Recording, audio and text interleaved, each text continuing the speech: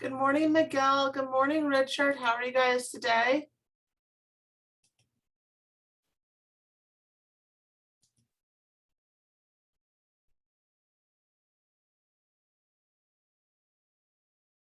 Glad to hear that. Good morning, Krillin.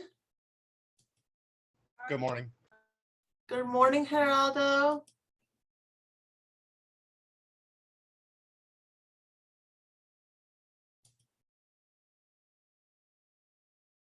Morning, Geraldo.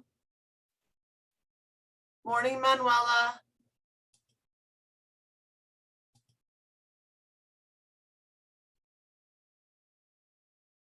Good morning, Lynn. Good morning, Trina.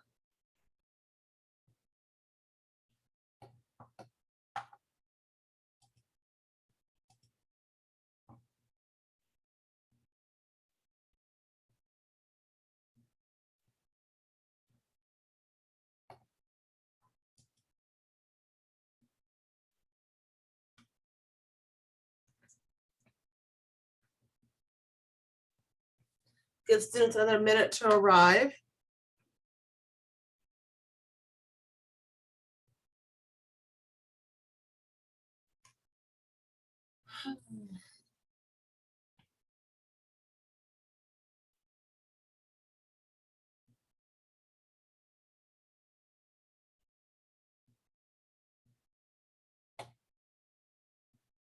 So I was asked to remind you guys, or to ask you, have you all sent in your artwork to your success coach? Krillin has. Good job, Krillin.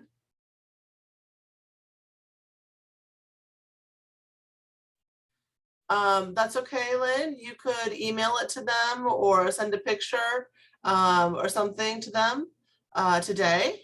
Richard, one of the things we did on last Thursday was we have a theme of our, or we did it on Wednesday actually. Our theme is, can anyone tell Richard our theme?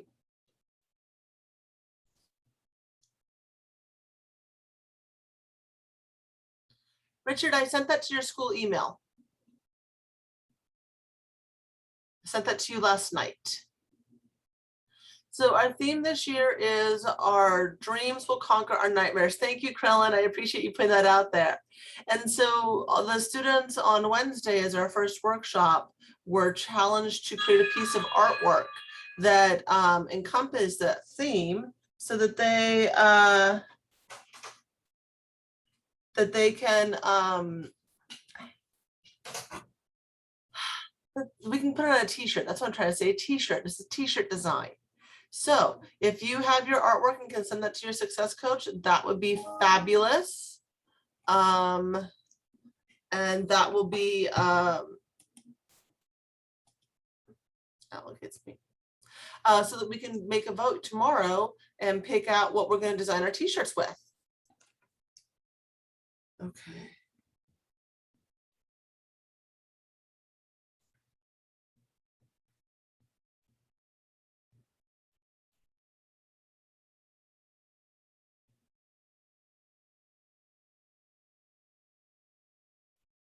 Is the teacher's name Miss Black or Miss Amber?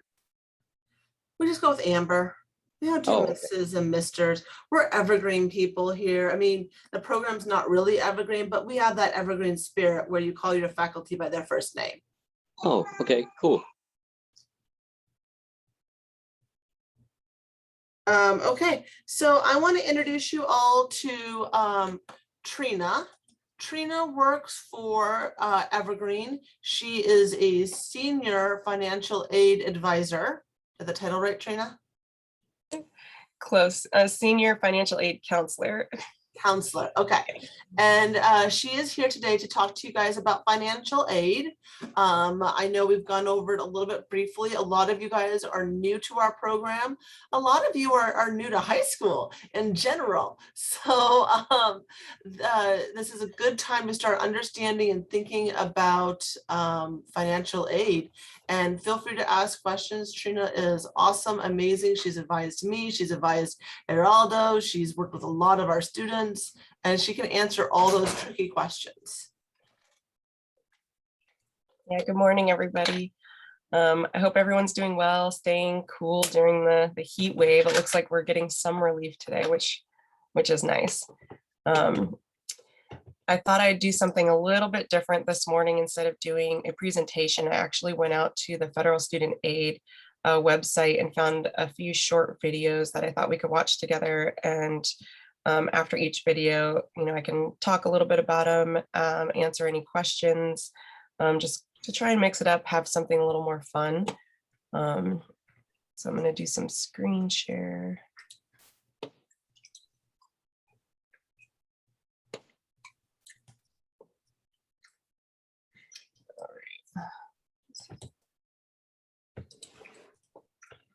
Is everybody able to see this okay? So. If you're interested in financial aid for college or career school, you're going to need to fill out the free application for Federal Student Aid, or FAFSA. It takes most people about 30 minutes to complete online, and the best part, it's 100% free, and it provides you with access to grants, loans, and work-study funds from the federal government. And many colleges and states use FAFSA information to provide their own college or state financial aid. Before you fill out the FAFSA, it's a good idea to create your FSA ID, a username and password that lets you electronically sign your FAFSA and gives you access to various websites related to federal student aid. And here's an important tip. If your parent is providing information on your FAFSA, he or she will need his or her own FSA ID. Visit studentaid.gov/FSA ID for more information. Your FAFSA can be completed online at fafsa.gov, and help is provided throughout the online application process. You will need to fill out the FAFSA each year you are in school because your financial situation may change. Plus, you may be able to automatically transfer your tax data from the IRS, making the application even quicker to fill out. Each state and college or career school sets its own deadline for the FAFSA, so it's best to get it done early. Since some of the funds are available on a first-come, first-served basis, you don't want to miss out. Now that you know about the FAFSA, you might be asking, well, how much money will I get? Your college or career school will do the math, and there's a simple formula that they use. First, the college takes your cost of attendance, which is the total amount it will cost you to go to that school. Your cost of attendance will vary from school to school. Then, the college subtracts your expected family contribution, or EFC. Your EFC is based on information provided in your FAFSA and will not change based on the school you attend. However, the EFC is not necessarily the amount of money you will have to pay. Basically, your cost of attendance minus your EFC equals your financial need. Your college uses your financial need and other information to determine how much financial aid you can receive. See? Pretty simple. If you have questions or need more information, please visit studentaid.gov. So a couple of things about this video too that I'd like to point out is at the beginning, when you create your FSA user ID and password, you create it just that one time, and you'll be able to use that to access not only filling out your FAFSA, but if you take out student loans, you'll need that to do loan entrance counseling, sign a master promissory note, later on repay loans using that. But your parent will also have to create their own separate FSA user ID and password as well. When FAFSA switched from, they used to do a PIN number where you would choose a 4-digit number to sign your FAFSA.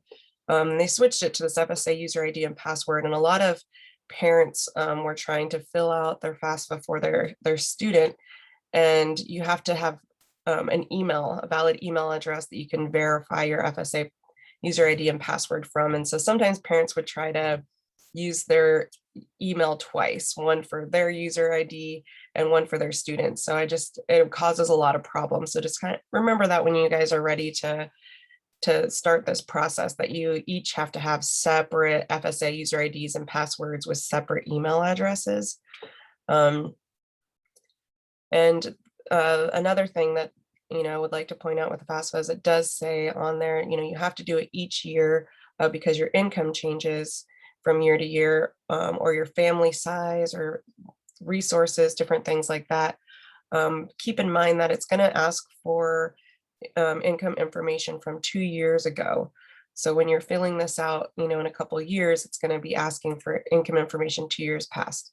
Now, if your family's income has changed, has decreased, I know a lot of people right now due to COVID, their income has decreased a lot. You'll still fill it out accurately, putting in the information that they are requesting, but then you can contact your financial aid office if your family's income has decreased to let them know. So that way we can plug in more accurate information into your FAFSA and hopefully be able to get you better financial aid. Because that EFC that they're talking about, even though that's a number that, it says expected family contribution, that doesn't mean that's the number that the amount you have to pay. That's just the number financial aid offices use to determine what kind of financial aid you're eligible for. So the lower your EFC, the bigger your grants will be. The higher your EFC, the lower your grants will be until they can taper off. So it's really important to let the financial aid office know, if you have kind of a higher EFC and your income has changed, so we can reduce it down as much as possible. The video talked a lot about cost of attendance. And so when you're filling out your FAFSA and you're applying to different colleges, it's always, you can add up to 10 schools on your FAFSA. And each financial aid office, if you're admitted to the college, should give you an estimated award. And so I encourage you all, if you're not sure where you want to go, or you're still thinking about it, or you have a few choices in mind, make sure that you're applying to each of those colleges and adding the school code to the FAFSA so that each of those schools have access to your financial aid information, offer you an award package, and maybe you can make your decision on where you want to go based on, the financial aid that you're going to get. Each school will have its own cost of attendance, and that's made up of not only tuition and fees, but we also estimate how much you'll pay for books and supplies, room and board, living expenses. Financial aid tries to award you enough financial aid to cover the cost of your living expenses while you're in school. So if you have, like a cell phone bill to pay, or maybe you're going to be driving a car and you have to pay for gas and oil changes and things like that, we try our best to get you money to help cover those expenses as well. And sometimes if you have more of an unusual circumstance, if you have some medical bills, for example, you can let the financial aid office know, and we'll see if we can increase that cost of attendance to get you more financial aid.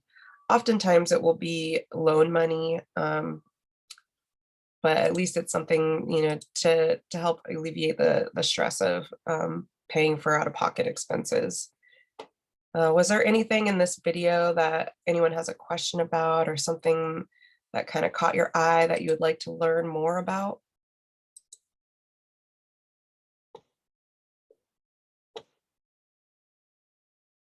All right, so I'm going to move on to the next video then. I sent something to you in the chat. So Oh, you want okay. to go to college Sorry, or when I have the screen share on, I don't see the chat option at all. Is someone able to read any chat questions that pop up? Well, it was a direct message, so not everybody else could see it. It was sent directly to you, but I could read it if maybe. Okay. All right, Richard, I see your question.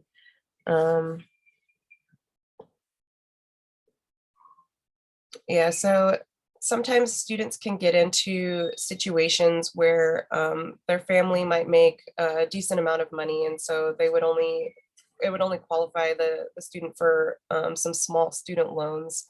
And if that's the case, then mostly what you'd be looking to do is applying for scholarships. And now's a really great time to be looking into different scholarships, especially if they're ones that are merit-based. So if you have like a specific interest, like say you're interested in computer science or something like that, looking to see if there's any scholarships that you can apply for, and kind of building up that resume as well. because when you apply for merit-based scholarships, there's usually scholarship readers. So people will actually be reading and scoring your scholarship applications. And if they see you super involved in computer science, and these are the things that you've done and the things that you've accomplished and the things you want to do, it kind of really tells a really great story for the reader, and increases your chances of getting the scholarship. And I've seen plenty of students come through Evergreen getting plenty of scholarships where they don't even need to take out financial aid. And sometimes if a student gets so many scholarships, I end up actually having to cancel out some of the financial aid because we can't go over that cost of attendance. So it's just a matter of scholarships. If there's a student that comes into a situation where maybe they don't have a good relationship with their parents, maybe, their parents are saying, you're 18, you're out on your own, I don't really want to have anything to do with you, that kind of thing, where you're in a situation where you could become homeless, then you would just fill out your FAFSA with just your information. You leave your parent information blank, and then follow up with your financial aid office to let them know, because we do have processes to deem students independent.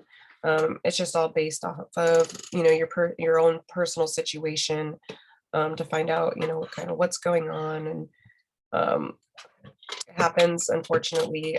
Now if there's an instance where your parents would take you in, you do have a relationship, but they're just not willing to help out financially. Unfortunately, the only thing we would be able to offer is a small unsubsidized loan. So there's different avenues, but it's always good to at least fill out that FAFSA, see what you might qualify for. And then if you're having questions or difficulty, follow up with the financial aid office. So does that kind of answer that question? Do you have a follow-up? Yeah, that helps. Thank you.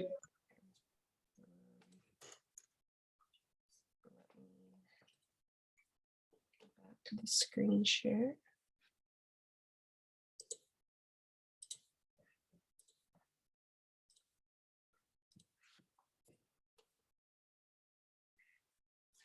School.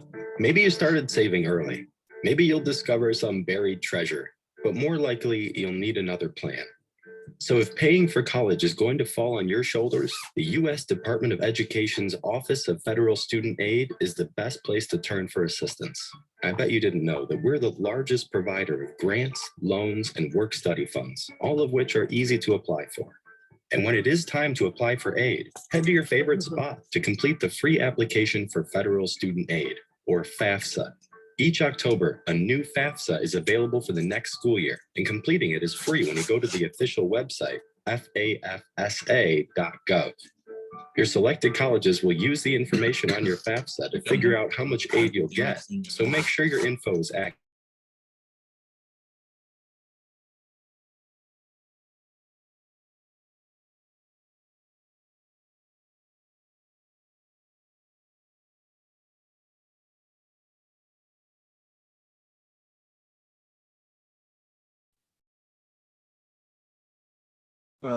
Trina, I can't hear anything. Oh, did it go quiet partway Yeah. through, or okay? Was it Partway quiet the through. whole time? Just partway through? Okay, I'm gonna back it up. Aid, or FAFSA. Each October, a new FAFSA is available for the next school year, and completing it is free when you go to the official website, fafsa.gov. Your selected colleges will use the information on your FAFSA to figure out how much aid you'll get, so make sure your info is accurate. But if you need to, you can go back and make some changes. If you get a grant or work-study job, congrats, you won't have to pay the money back. However, a federal loan is borrowed money, and you'll need to promise to repay it. Remember to borrow only what you need, because a federal student loan is a real loan. Just like with a car or home loan, it's important that you understand what you're agreeing to. Although college, financial aid, and the prospect of an instant noodle diet can be a little overwhelming, you'll be putting yourself on the path to success when you take the time to plan out your options and let the Office of Federal Student Aid help you along the way. If you have questions or need more information, please visit studentaid.gov. Yeah, so I just want to emphasize what they were saying there about student loans. What I always tell students whenever someone, students' parents, when they're meeting with me and they see that cost of attendance, they oftentimes think, oh my goodness, this is what I have to pay, this $20,000, $30,000 a year to go to school. And I always say, this is just an estimation. So first, what you want to do is come up with your own cost of attendance or budget. Figure out how much it's going to cost for tuition and fees, figure out how much it's going to cost for your books, for your living expenses, things like that. Because we do include things like transportation in there. And that's to own a vehicle, basically to pay for gas and oil changes, maintenance, that kind of stuff. But sometimes students, especially at Evergreen, choose not to have a car or bring a car with them because it's just an added expense that is not super necessary, especially if you're living on campus. We have 2 different buses that go from Evergreen to downtown. So oftentimes students will do that or ride their bike. And so you can subtract that out of that cost of attendance. So once you've come up with your own budget or cost of attendance, then you compare it to your financial aid award. And you'll pull out the grants first. And you subtract the grants from what your personal expenses and what you're going to be paying for colleges. And then oftentimes, there'll be a little bit of money left over from the grants. But if it's not quite enough, then I say then start looking into how much loan money you might want to take out. Sometimes students don't take any out. Sometimes they take out the maximum. Sometimes they take out just a little bit extra to get them through. Loans are very common, but I always do say, take them out with caution because you do have to pay them back. There are great repayment options though, as well. Some things to look into, like if you're going into teaching or if you're going to be working for the state or federal government or specific nonprofit organizations, you can go into loan forgiveness programs and different things like that. But it's always good to be cautious, but don't be super scared of borrowing. It's all about just borrowing responsibly, and talk to your financial aid office or, talk to your advisors, kind of ask around, get some questions answered before making any big decisions about loans. I'm going to stop screen sharing for a minute to see if there's anything in the chat just about, can't hear. Okay, did anyone have any questions about that video?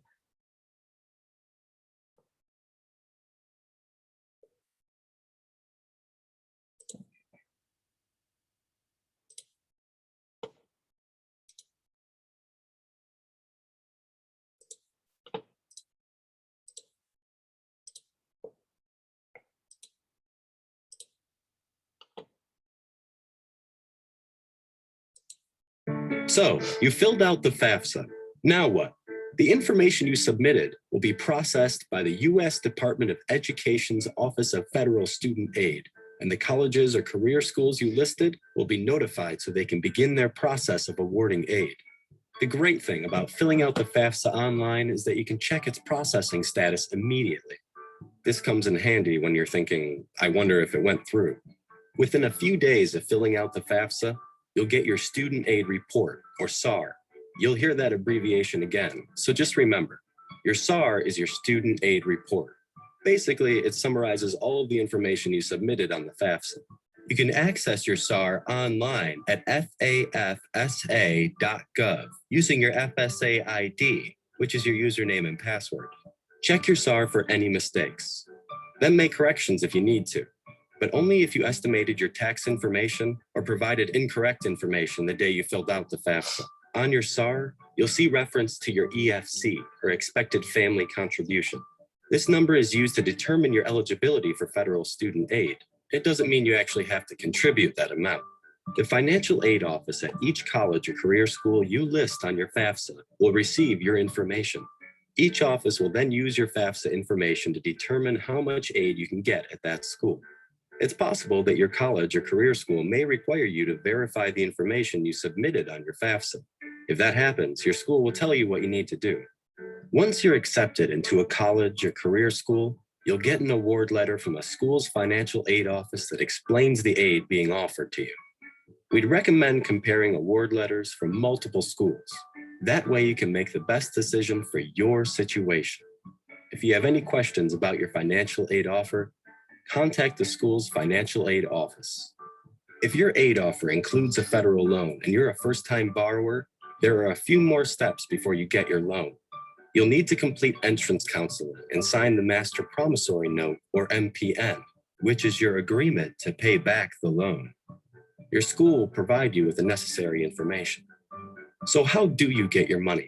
Well, usually your grants and loans will be applied to tuition, fees, and other charges on your student account first.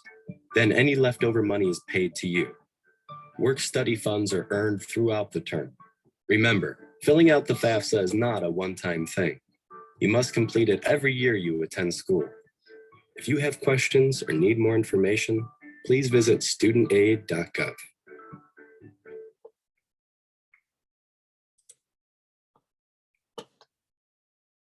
All right.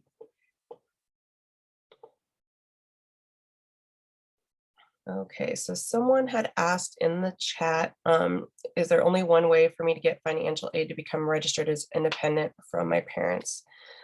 So when students are filling out the FAFSA, there is a whole section dedicated to determining whether or not you're going to be deemed independent or dependent. Independent meaning you just have to put your own information in, and dependent meaning you have to put your information plus your parents' information in. The primary indicator is age. So around age 24 is when the feds deem you independent just by default. Other than that, the only other ways that they deem you independent is if you are married, if you have children, if you have some sort of dependent that you claim on your taxes, that you provide 51% or more financial care for, if you're in active duty military, if you're a veteran.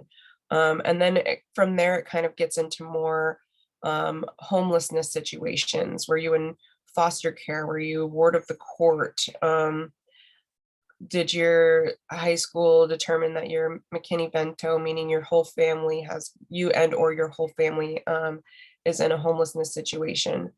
And so if none of the, once you get through those dependency questions on the FAFSA, if none of those necessarily apply to you, then it's a matter of contacting your financial aid office to explain your own situation, to see if there's anything, any kind of petition you can do to help deem you independent. And then it's up to that financial aid office whether or not they're going to approve it if you go into that route of petitioning for independent status. And that doesn't change from college to college. So if you, the dependency questions on the FAFSA do, all of the colleges will get that you have your school code on. But if they don't, if you don't meet those questions and you're petitioning, you'll have to petition to each financial aid office the reason why you want to be deemed independent. And most of the time they'll want some sort of reason.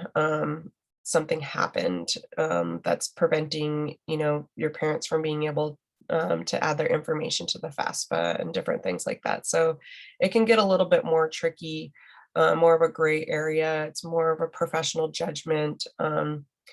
And you'll really just be working with the financial aid office directly at that point. And so, yeah, it's unfortunate. We're not sure why the feds have people become or stay dependent on their parents for so long, but it's just kind of what we have to work with. And we do our best. I mean, I think I know at Evergreen, we do a pretty good job of trying to really help students out because we understand it can be a real hardship on a student. Sometimes people will even, you know, wait until they're 24 to go to college or, you know, something like that. So it can get a little tough sometimes.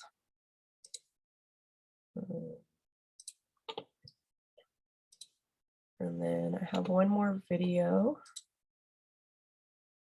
I wanted to share.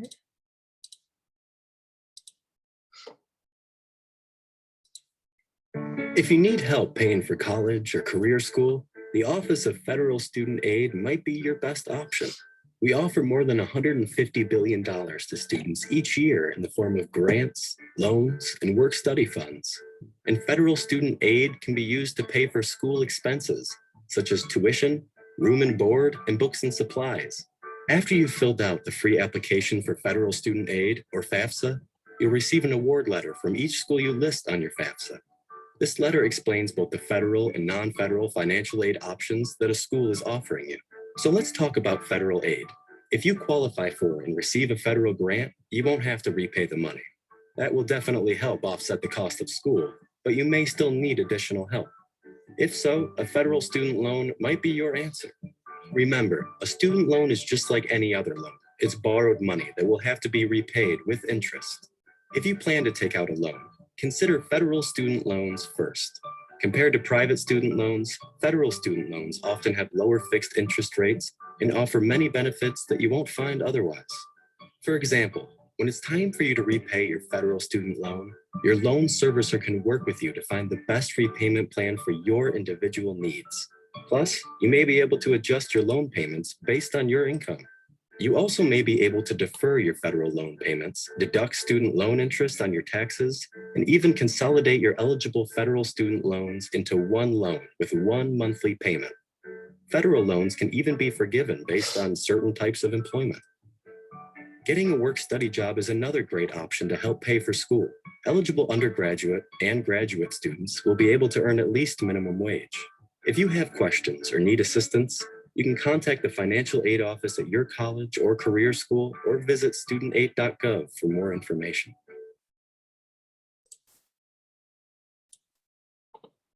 Okay, so there was another great question, which was something I wanted to go into after this slide as well, is work study. So work study is an award that is a part of your financial aid award package. Not everyone is offered it. You have to check you're interested in it on your FAFSA.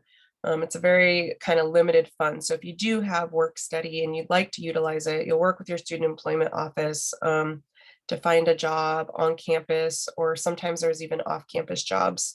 Like if you want to go into teaching, for example, Evergreen partners with different elementary schools in the area where you can use your work study funds to work at an elementary school, that kind of thing. So it's not money that you get up front. It's money that you would work and earn in the form of a paycheck. The benefit of work study is that usually the jobs that you find are on campus, and your employer knows you're here to be a student first and foremost. So oftentimes you're able to create your own work schedule that works around your school schedule, works around your homework time, your finals, that kind of thing. We're really very flexible with students setting their own hours and things like that. Another good benefit of it is maybe you're able to find a job on campus that aligns with what it is that you're interested in. So for example, in the science labs, there's work study students where people are interested in sciences. They can, work in the science lab as a work study student. And sometimes even work study can lead into a job after you graduate. When I was a student, I utilized my work study, and I actually ended up working in the financial aid office and ended up staying after I graduated. My boss, encouraged me to apply for an open position, and I ended up staying. And so that's kind of work study in a nutshell. Now, if you're not offered work study, there are other student worker jobs on campus as well. So sometimes people are like, oh, I really want this work study, but don't worry if you don't get it, because you can still find other jobs if you really would like to work, on campus that don't require work study.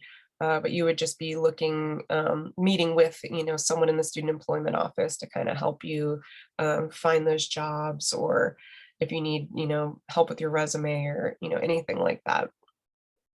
And so the other thing I wanted to mention as well as a lot of these videos and that are geared towards filling out the FAFSA, but I also wanted to let people know that if you don't have a US citizenship, if you weren't born here, or you don't have the the documentation, there is a separate financial aid application that you can apply for called WASFA.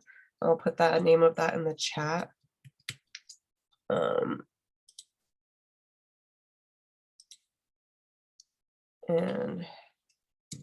And that's the Washington State application for financial aid.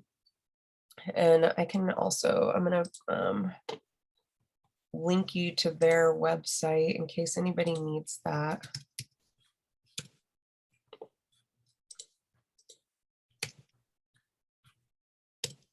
Because it's similar to filling out a FAFSA. It asks for all of the same information, but the only difference is that it only you're only applying for Washington State financial aid, so you wouldn't have access to any of the federal grants or loans. But some people, you know, are able to take advantage of the Washington grants, and that's really great.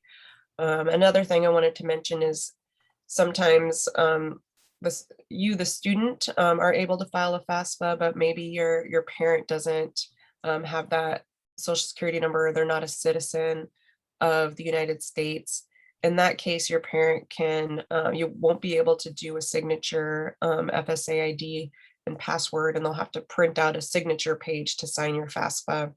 And if you're going to Evergreen, you can email that signature page to us and we'll sign it on your parent behalf. But if you go to a different school, you might have to mail it in to the actual FAFSA folks themselves. And is there any questions about any of this information?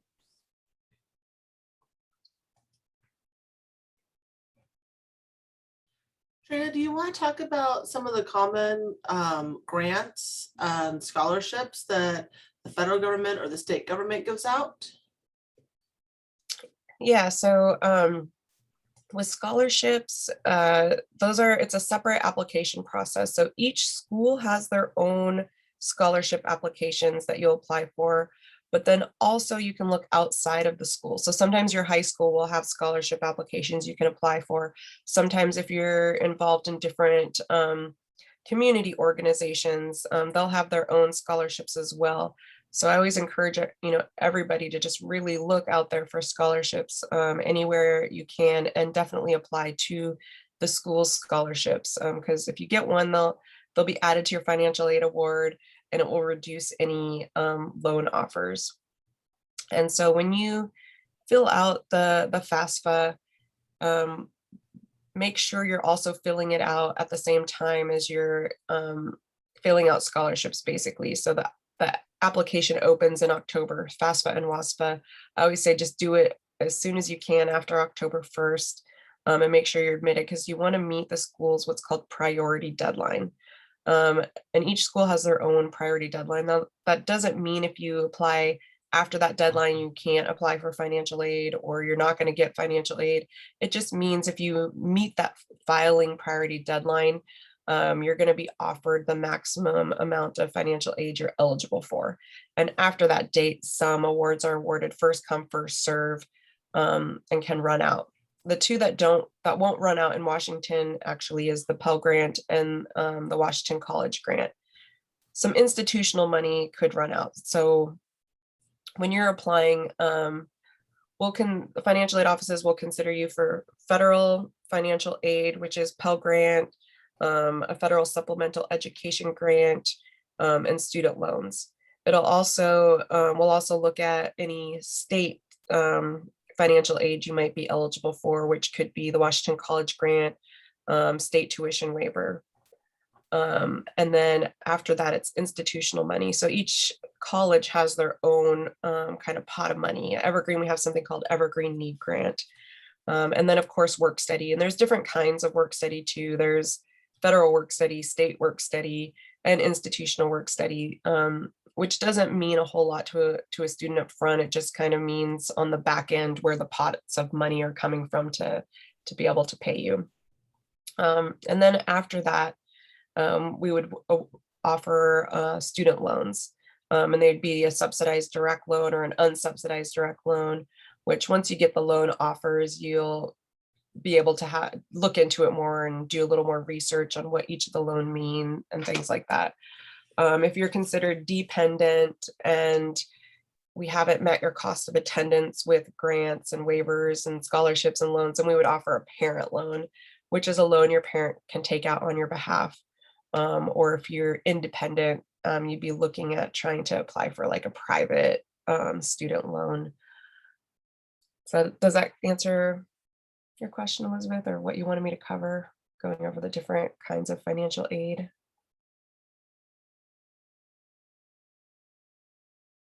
Okay, so what's a good interest rate for a student loan? So with the federal loans, the interest rates kind of fluctuate each year. They have a baseline of, I think it's like 3%, and then from there it will go up a little bit each year until it gets to like 6%. I haven't seen it at 6% in a very long time, but each year it's a little different. It can go up or down within that range. And then after that, if it's a subsidized loan, the interest doesn't accrue until after you begin repayment. The unsubsidized loan, the interest rates accrue from the time you take it out. Now, if you're looking at a private student loan, most of the time the interest rates are a lot higher. They can be more like 10, 16%. And their repayment terms can be different. And so, yeah, the interest rate isn't that a lot. Yeah, it can be a lot sometimes, especially if you are going into school during the time where the interest rate is a lot higher. 3%, it's a pretty decent rate as far as interest rates go. But yeah, when I was a student, unfortunately, it was up to the 6% mark. And so my student loans, have the higher interest rate. But I'm also in a repayment plan where my payments are affordable and I'm going for the public service loan forgiveness. So I'm hoping that all of my loans and interest rates will be forgiven after I've completed the requirements. And, paying attention to the interest rates is definitely a good thing. Every once in a while, credit cards or private loans can sometimes offer a lower interest rate than what the federal student aid interest rates are, but you really want to pay attention to the repayment terms. Federal loans typically are a little more safe, where you know what to expect. After I've graduated, stopped attending, or dropped below half-time, my grace period is going to start, which is 6 months. And then after that, I'm going to be, paying my loans back, and what happens if you miss a payment, or how to get out of default, or things like that. Whereas the private loans, sometimes if you miss a payment, it can just like automatically shoot your interest rate to like 23% or something astronomical. So it's really important to pay attention to those details. Yeah, and it's an unsecured loan is what it is. So if you guys want to get in the nitty gritty, and we can talk more about this kind of in our financial talks as well. But if we want to talk loans, an unsecured loan is a loan where you don't have to have any credit history, and you don't have to have any collateral, right? And so it can be really expensive. If I went at one point and tried to take a loan out from my credit union, and it was like a 12% loan rate. But now if I got a home equity loan, well, my house is on the line there, right? If I didn't pay it back, there'd be a lien on my house. They have some collateral, and I have a credit history. So I can borrow money for very cheap. So those are things to think about. If you are in a position where you have to take out some loans, maybe your parents could loan you the money through something that they can do, where they can borrow money for much cheaper than you can. There's definitely things we can talk about. And there's creative ways of looking at these things.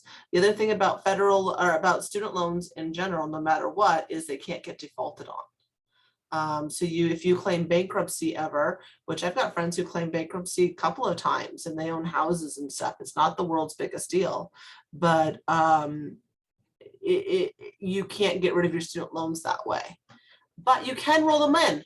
So say you're getting something else, some kind of like loan where you're putting all your stuff and getting your credit cards down and rolling everything together, consolidating, you can consolidate your student loans into there and get a lower interest rate. So there's definitely lots and lots of options for getting your interest rates down lower. Right, Trina? Yes, definitely. There's always so many tricks. Yeah, and it depends on how much money you end up taking out too. You know, if you're going to pay for tuition out of pocket, maybe you can live with a family member instead of having to live on campus. I mean, that'll save you a lot of money. In fact, for many schools, the cost of living is more than the cost of tuition. It's certainly true at Evergreen. It's true at Eastern. Heck, it's almost true at UW. So, there's definitely ways you can reduce a lot of the costs of attending college. Is that helpful? Yeah, and sometimes schools will also have their own payment plan as well. So if you don't have, $2,000-$3,000 to pay each quarter up front, you can look into seeing if there's a payment plan. Some of them are prepayment plans and some are post-payment plans. So at Evergreen, we have a prepayment plan where you'll be paying 3 months in advance, making 3 payments in advance to have your fall tuition paid by fall. And then when you're in fall quarter, you're making monthly payments to make sure you pay for winter quarter. So that's another option as well. And then, there's no interest in that.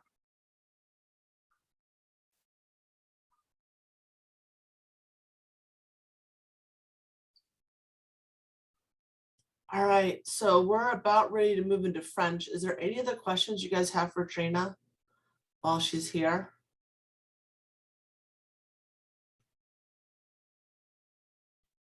Thank you, Trina, so much for showing up. We appreciate it. Thank you for answering all of our questions. Yeah, definitely. Hopefully this was good information for you guys. All right. Well, yep. Just make sure you file that application on time and check in with your financial aid office. Bye, everybody.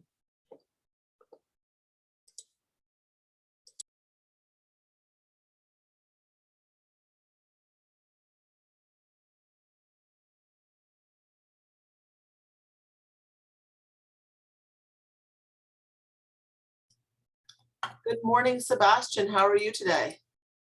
Good morning. I'm great. I'm doing great. Thank you so much. I'm not as warm as I was a couple of days previous to this one, but yeah. Hope you guys It is sweltering in the office here. There's no air at all. They're working on the cooling system. And so I am super duper uncomfortable here. I'd rather be outside. Yeah, totally. I get you. I live in an apartment at fourth floor, and yeah, the heat is insane. And I mean, we don't have any air conditioning either. It's just these wood walls are very warm, even though when it's cooler out there, it's still like the building is super hot. But yeah, I'm happy to see you guys here. See you all here again is one of my favorite things to enjoy. And then today we're gonna be working on our last class before we go relax and enjoy our celebration for July. For those of you guys who celebrated, I hope that you guys can gather with your families and spend a good time at home or at your grandpa's, grandma's, or anybody that you're gonna spend the weekend in. Please fire a lot of fireworks, and just be careful. Make sure that you're careful. All right, let's start, my friends. Like I said previously, I would love to be with you guys before you guys jump into those days that you're gonna be off of French. So since we're gonna have a really pretty good amount of days without practicing, or I mean, without seeing each other, you guys are definitely gonna be practicing on your own. All right. Remember, our goal is to practice, practice, and practice. So we exercise those brain muscles, and then we ended up speaking French, or at least singing these 2 songs by the end of the quarter, or at the end of our summer program. All right. Aujourd'hui, nous allons apprendre la prononciation. Mais I have a question. I'm gonna do first. This is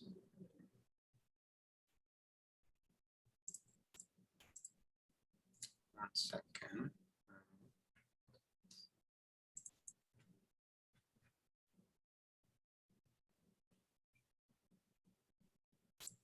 Okay, so first, before we continue,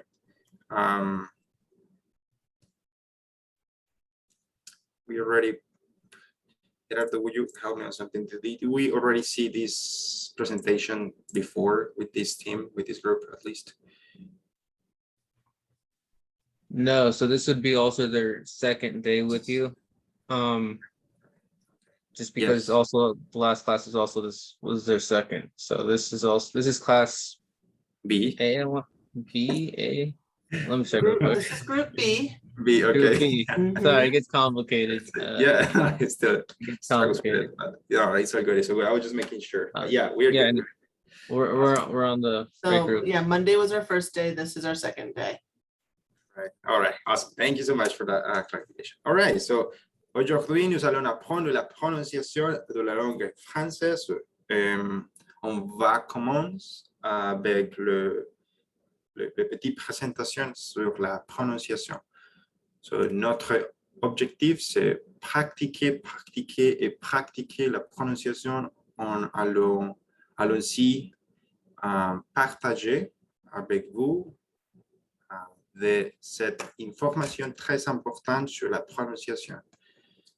So pretty much we are going to be discussing this couple of slides in the next 10-15 minutes. So please pull out your notebooks, or if you are, sorry, I'm gonna check my tab. Okay, yeah, chat box. Just if you have any questions, please run in the chat box or open up your mic and you can screen paste a question, have a question.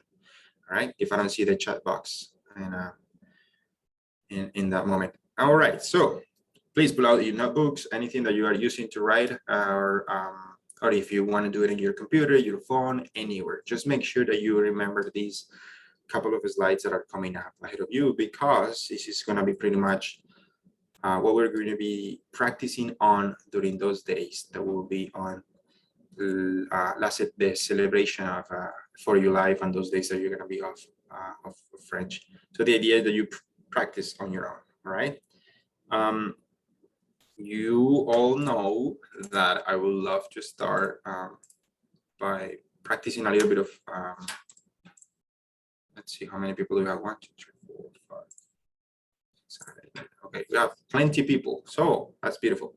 So yeah, so take notes. All right, take notes is my best advice for now. Vowels and pretty much in any other language except German or Nordic or European languages, but the European east side of Europe, they will have more than 5 vowels. We are blessed and very privileged that we only have 5 vowels in English, Spanish, and French, and these other languages that we have in common with the Romance languages. So in that sense, I will let you know, guys, know that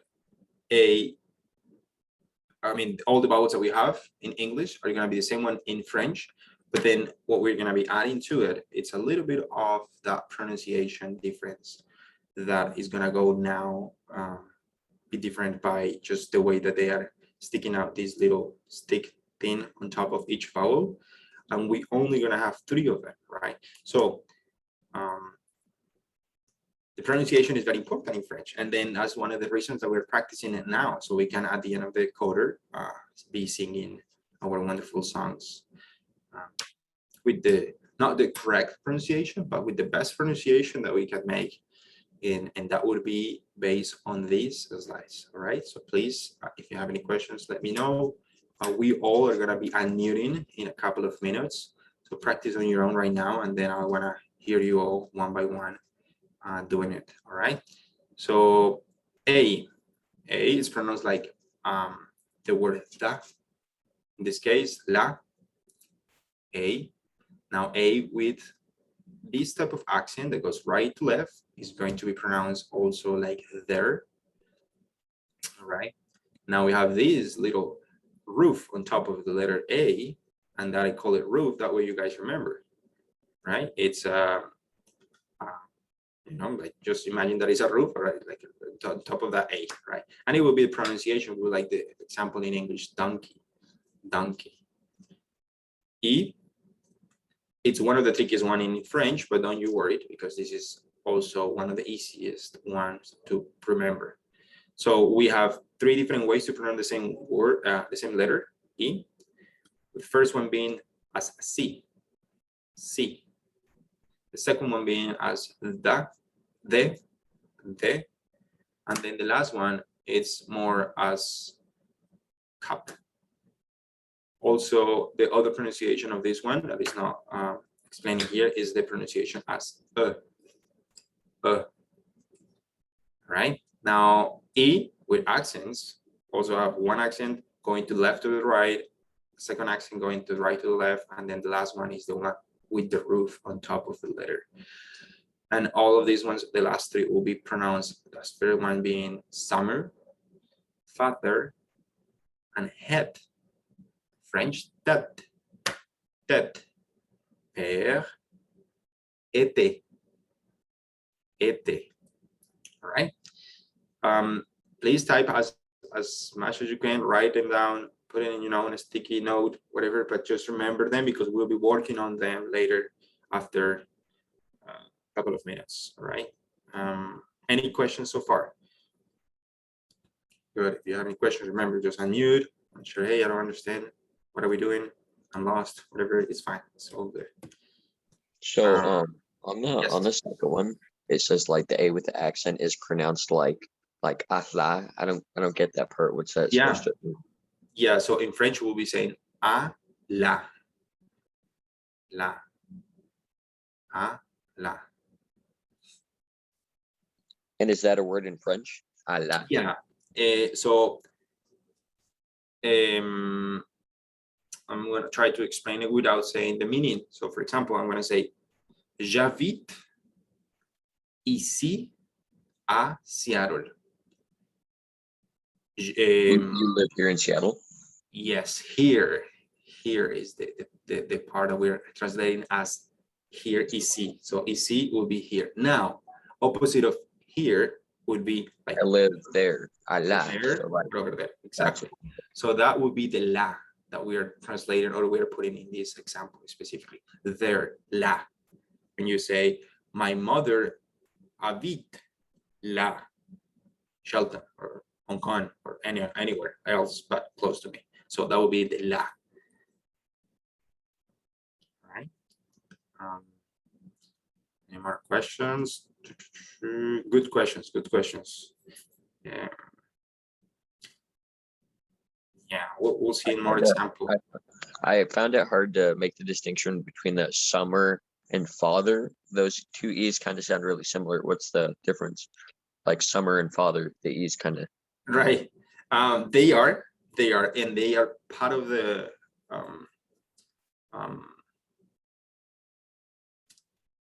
well, that in English is definitely like pretty much almost even the same one, right? Now the French, the difference is between how strong or how, let's put another example. I'm trying to think in an example that is not here, but let's do it for now. So for example, in the summer, using the summer E, then in that case will be été, like summer, été. And then the second one goes père. So it is very close to each other. The meaning is, I mean, the pronunciation is pretty much the same. It's just that the difference is this one is more dry, if I can say. Été. This one is a little bit more deeper. When you use the word, or when you say the word père, father, you are taking longer on the sound of the E. This E, you're using more seconds to share or to say the sound. So père. So I noticed it's like été, like you did pronounce the last syllable in the word, but with like père, the E was silent at the end. So if there's an accent, does that work with most cases? Or if there's an accent on the word, you pronounce it? Beautiful question. I love that. Yes. In our last class, I remember that we start scratching the very last letters from each word. Right. And now we are learning the second most important part in French, which is every single time that we see those accents, those little things on top of letters, we must pronounce them. And then in that case, I say yes, été, et. In the case that that last E doesn't have any accent on top of it, I will be ignoring completely that sound. So I'll be saying something like et. But then accent is telling me, hey, name me, hey, call me out. So, all right, I'll say et. In the case of père, I'm ignoring the last letter. Yes, excellent question. All right. Thank you so much, Richard, for those questions. Excellent questions. Those are the exact question, or the format that Richard was putting those questions is exactly what we'll be working for our songs. That's all you guys need, actually, in order to pronounce correctly French. You don't need to know grammar in depth, but you definitely will need to know, or at least practice as much as you can, the pronunciation. And one way to pronounce it better or correctly, or the best way possible, is by analyzing those questions by saying, well, he's not pronouncing this, but he's pronouncing the other one. Why is that for? And all the stuff. Beautiful, beautiful. Now, French-wise. Is the last E like is it pronounced like date? Because like AI in fair is like fay. So Yes. date. Okay. Correct. Yes. Yeah. And that reminds me, the roof on top of that letter is going to be called accent circumflexe. So again, the second vowel right here that we have A has the accent going from right to left. That is going to be called accent aigu. Accent aigu. Second one, the roof, is going to be called accent circumflexe. Accent circumflexe. And then the third one, the third accent is going to be called, that's going from left to right, it's going to be called accent grave. Accent grave. Accent aigu, accent circumflexe, accent grave. Those are the three main accents in French. They do have more than three, but these are the ones that you're going to see and hear mostly. Do other vowels have accents? Good questions. Yes. The U, for instance, have the two dots on top of the vowel, but that sound is unique and it's like very spotty. You will really not see it that much. And we also have one that Gerardo pointed out. I'm gonna write here with my pen. So yeah, so we have this one, the U with two dots on top. Okay, that was a dot. That's supposed to be a dot. Thank you. You guys get it. And this one, the C. One second. Sorry, guys. The C with the squiggly line under it. The C with another S on this downside. Let's see if I can find it later. Let's see if it's another slide here. I think that is another. Yes, right here. Like in Garcon, like this one right here. See this one, C with a S. That is an S down there. So there is the C letter, and then down there is like a 5 number. Well, that's an S. All right, and that is called the C cédille. And that means that the pronunciation of that C word, I mean the CA word, is gonna be sa, sa. So that S down the C is making us remember that, okay, you guys have to pronounce it by saying sa. Right? And those are the unique, like very unique. Like for example, here, for instance, there is an U with accent grave, and that accent is same obeys the same rules than the ones that we are practicing in here. Right? And 90% of the cases, we're not going to be seeing these vowels using these only 3 common accents. All right, great. Let's move on. I hope you guys are taking notes on this, really, because we're going to do an activity, and then you guys are going to be pronouncing it by on your own. Quickly, I and Y, same. They are pronounced as skin, skin, skin. O is pronounced mostly as the post office. So it takes longer, the sounds on that O to be pronounced, post. And in French, the example is post. That is a word that is pretty close to English one. Yes, it's probably one of those words that French borrowed from England, English. The second O has that roof, accent circumflex. It's pronounced like hotel, hotel. The meaning of the way that you say hotel in French is by ignoring the sound of H and just going straight to the word O. And the O, it's deep sound. It's one of those, like in a previous example, those deep tet, for instance. You don't say tet, you say tet, tet, hotel, hotel, hotel. Gerardo, do you accept Corban? Yeah, I'm sure that he's part of it. Can you repeat that again? Would I accept Corban? I'm pretty sure that he's part of the class. No, I don't know. Yeah, I think his Zoom has been crashing back and forth a little bit. So I've been trying to keep an eye on that. Thank you for doing that as well. No, no, it's so good. It's so good. Yeah, I don't. The internet does that, especially these hot days. My computer didn't want to start, and I felt so frustrated because I was like, No, yeah, my Wi-Fi's been lagging a lot too. So it's like, oh, I know Washington was never prepared for this. All right. The U sound, it's a very unique sound. And that means that every single time that we see the letter U, or anything involved in this, the pronunciation is going to be as seen.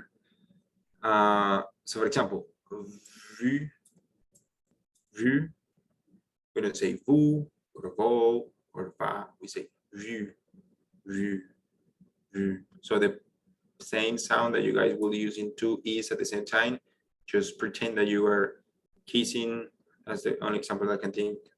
Just when you guys are gonna, kiss your father, your mother, well, whoever, you guys put your mouth in this position, the position of bu, bu. Oh, one second, I'm gonna erase this one. O-I, it's literally pronounced very different language. It shows there, which is wa, wa. An example of that, it would be hua, hua.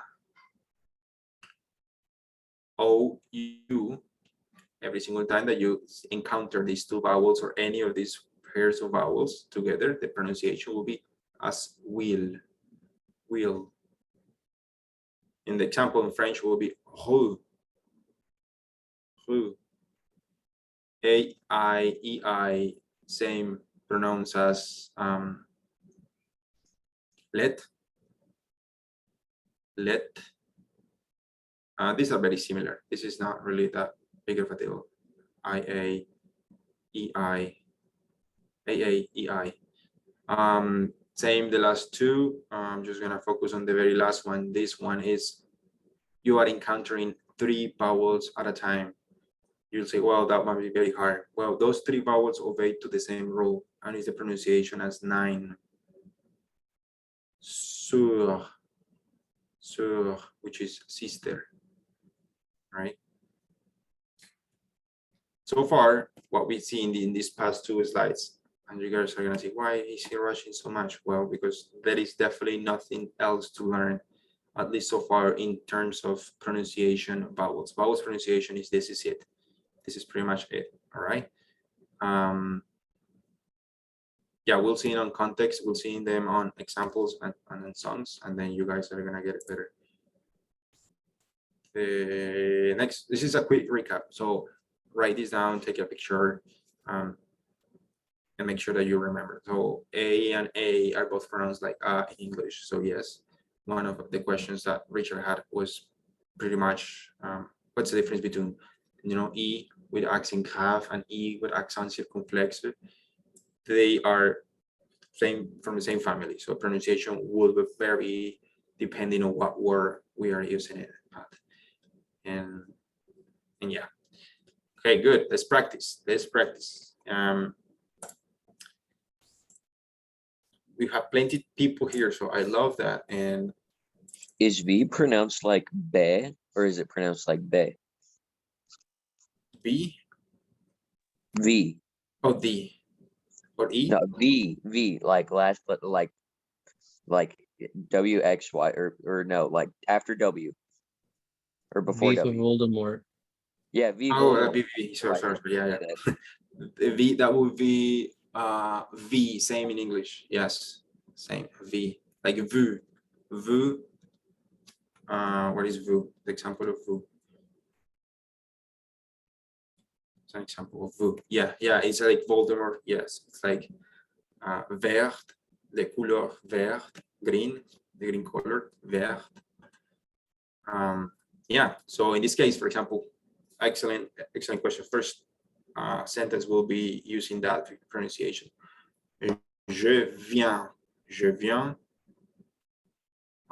de la France où on danse la chenille. So we're going to practice. The way that we're going to be doing this is every single of these sentences is going to be pronounced by one of you guys, right? You guys are going to read it, and most importantly, we're going to be telling me okay, my mouse started this. What does the roof over the U mean? In row 4. Number 4. Oh yeah, this is the U and then the accent circumflex.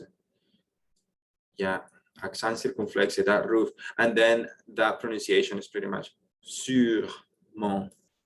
Sûrement. Cool. So with those rules of pronunciation or how to pronounce them is that we are going to be working on, right? So those past 2 slides that I show you guys, and I beg you to please type to remember them. We are going to be doing the next activity. So in the next 10 minutes, well, 5 minutes, yeah, 5 to 7 minutes. As an example, I'm just going to pick the first sentence saying, I'm going to say, okay, my first sentence, for example, Richard is going to probably pick the second one. Krillin is going to pick the third one, Manuela, the fourth, Isaac, the fifth one, and so on and so forth. One of you is going to pick any of you. So you type in the chat box what sentence you guys want to work on, and you will be working in 1 sentence at a time. So for now, just pick what sentence would you like to work on, and I'll explain you in a second what exactly you need to do. So I'll take the first one. I'll take the first sentence. So 1, Sebastian.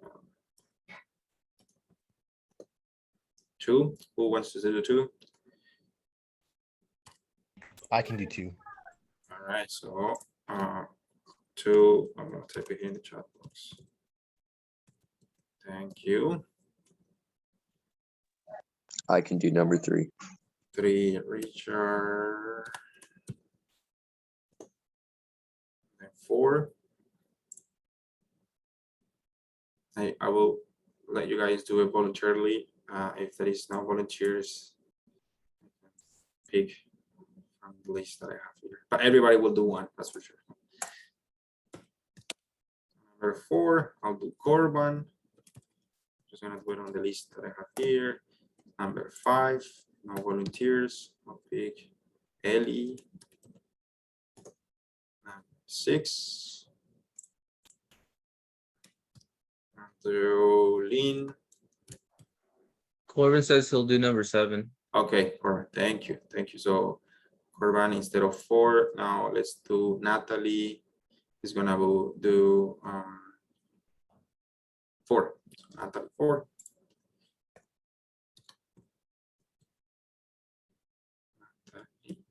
Okay. Who's missing here? Manuel and Manuel, no, I mean Miguel. Manuel, sorry. Miguel. Number 7. Oh, 7 now. I mean 8. Yeah, just be Miguel y Manuela. Miguel. Manuel. Yeah. Either Miguel or Manuela or both of you guys can help each other on number 8.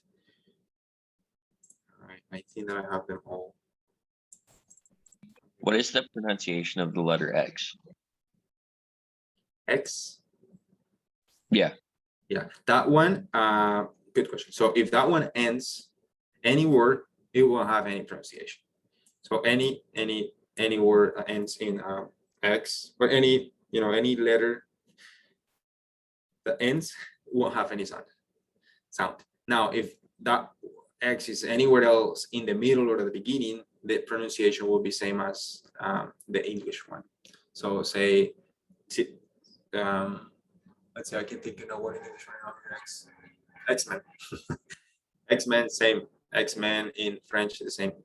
So anywhere else between the beginning and the end, that pronunciation will be just same as in English. Right. I think that I have you guys all here. If Isaac, I think that I pick him. No, or no. Isaac is missing here. Is it said during the slideshow O is pronounced like not, O and not? So would that be a kind of a ah sound? Kind of like nah. No, yes. Yes. Excellent. All right. Now, new rule before I continue, and before the rules that we guys already are nicely pointing out. It's called the nasal sounds. So nasal sounds, very, very simple. Every single time that you guys encounter any vowel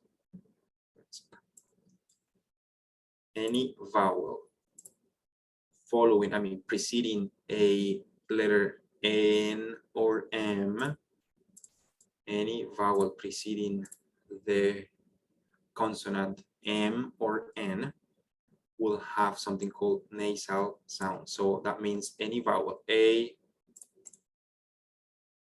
or E or whatever, any vowel. I'm just gonna put it here as V, standing for vowels, plus any M or M. It will have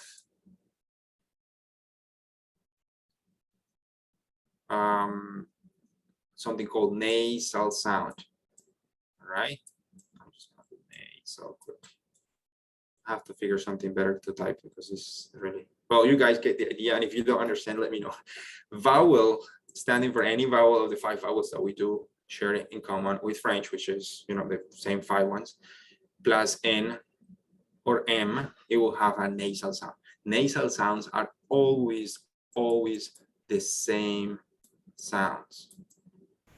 What is the sound of the nasal sound, right? That's the biggest question. The biggest question here is that they, every single time that they are together like this, the pronunciation will be on.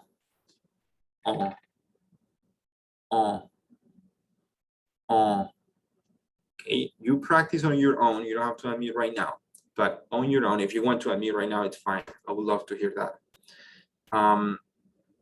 Miguel asked me, sorry, how do you say the first 2 words in number 8? Okay, the first 2 words in number 8 is USA. USA. And I'll help you guys with the pronunciation of every single sentence in a second. But thank you for that. Now, nasal sounds. Why are they so important? Well, because pretty much French, it's all about nasal sounds. There's like Japanese language or any other language that use 90% of the nose trills to pull out or to breathe out the words instead of our guttural sounds, the sounds coming from our throat and our the back of our tongue, and those sounds tend to now in English tend to be easier to pronounce because we don't do a lot of nasal sounds in English. But French people are obsessed with pulling out the sounds or bringing them out through their nasal, to their nostrils. So meaning that you guys are going to be practicing that a lot. One way that I did practice when I was learning them, it was just by literally just putting my index finger on my the thumb finger to close my nose and just talking like that. And that will sound like weird, strange, funny, whatever. But then you start feeling that vibration, that thing that is making you like a tingling sensation on the back of your throat. That's exactly what is telling you that you're doing the correct sound. So if you don't feel anything tingling there, then try to pull out more and more air through your nose when you talk. So let's say again, let's do a little practice here. So je viens. See you guys, this is a vowel and it's preceding, or an N or an M is following that vowel, right? So that will be considered a nasal sound. Viens, viens, viens, viens. There is another one. A-N. France, en, France, en. There is a third one. See, in the same sentence, we already found 3 nasal sounds. Danse, en, danse, en. That's for the first sentence. Now the second sentence, nasal sounds. Prends, en, What about the last word in the first sentence? Chenille or Chenille. So there is no nasal sound there because the vowel needs to be. Oh, right. So this is an exception. Yeah, you're good. So syllables. So in French and in English and other languages, we have syllables. So syllable number 1 is to contain consonant, vowel, consonant, or consonant, consonant, vowel. So if that's the case, then we make it a sound, and that sound or that unit of sound is called syllable. That syllable needs to be in these words, they need to be together to make the nasal sound. So don is a first syllable. If our rule is being destroyed by 2 syllables, like this one is being literally split out by che, nil, then the nasal sound will be ignored, right? So because we have to speak in terms of syllables, we have to separate it. We just don't know, but every single time we speak, we talk, we write, we do it in syllables. So those units of sounds are going to be splitted, and that therefore the nasal sound rule is not going to any longer have any part of it. So yes, great question. Che, nil. In the case that vient it's only 1 syllable. This whole thing, this whole word is at 1 syllable, 1 unit of sound. We don't split it. We just say it like it is. Viens, je, viens. France, France, danse, danse. Cool. Let's look for more. Who can tell me where other nasal sounds are located? Where are the other ones that are located? Who can say, okay, what sentence have more nasal sounds?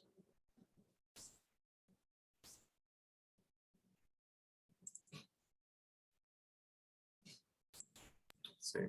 so in sentence 7 is like champagne, is that split up into multiple vowels so it's not a nasal or oh wait, never mind. There Yeah, it would be if it is champagne, then yes, it would be separated. Oh, I misread it. It's not champagne. It's all good. It's all good. Yeah, no, but good. Yeah, in this case, it's campaign, which is similar to the English one, campaign. Good. Would for the second sentence, it's Yes. on. Would that have a nasal sound? Would that be right? A nasal sound would be on because since it's a vowel, then N. So what is the word again? Sorry. The second sentence, Yes. on. It's like, I think there would be a nasal sound there. And like this one, the last word. The second word in the second sentence. Oh, sorry. Yeah. Yeah, that's another nasal sound. So the pronunciation of that one would be the same as any nasal sound, which is yes, good. Ou, prend. That's another one. Yeah, I missed that one. Great eye right there.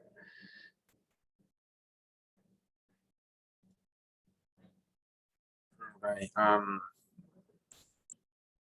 Okay. Any more questions regarding this part of the nasal sounds, right? Nasal sounds first, and then we'll jump with the pronunciation of every single word so you guys can repeat it on your own, because you are going to be pronouncing that sentence that you guys were assigned or you guys voluntarily picked.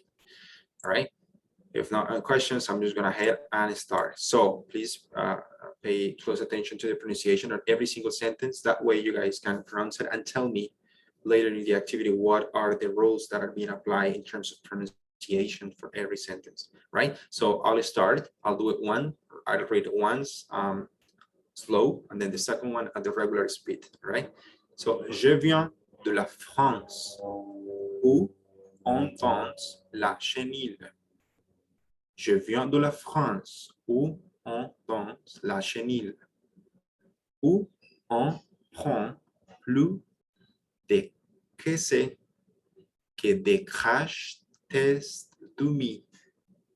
Où on prend plus de cassés que des crash tests dummies.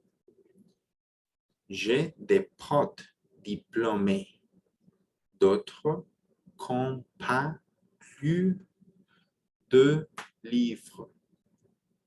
J'ai des potes diplômés, d'autres n'ont pas lu de livres, qui sont sûrement sur un mur dans les rues du centre-ville. Qui sont sûrement sur un mur dans les rues du centre-ville. Mon père a gravi l'échelle pour devenir ce qu'il voulait être. Mon père a gravi l'échelle pour devenir ce qu'il voulait être.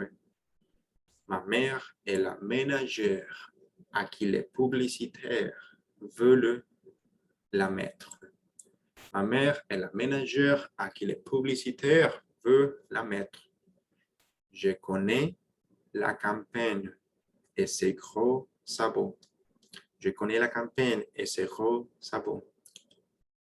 Où ça vole passe haut. Les ragots et les oiseaux. Où ça vole passe haut. Les ragots et les oiseaux. Right? And that is for the pronunciation part. Oh, good. Okay, now you guys' job for the next 5 minutes on your own, and I will call it like 3 minutes, 3 to 5 minutes, is going to be telling me, just pointing out, hey, Sebastian, I think my sentence number, whatever, obeys to the rule of pronunciation that when, let's say number 4, when an O or a vowel is right next to a N or an M, it will be a nasal sound. And I believe the nasal sound is this, and you guys will be saying it, right? After you finish pointing out those pronunciation rules, you're going to pronounce completely the whole sentence at the speed that you would like the most to be read. But just relax, all right? We're practicing, and this is our first time practicing these rules.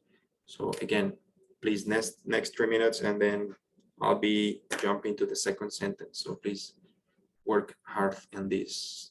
Right? Any questions, please drop it up in the chat box or just tell me, hey, Sebastian, I don't get what you're saying. Or, hey, Sebastian, I do get, but I don't know. Whatever. All right. Awesome. Great. 10:32, we'll be back.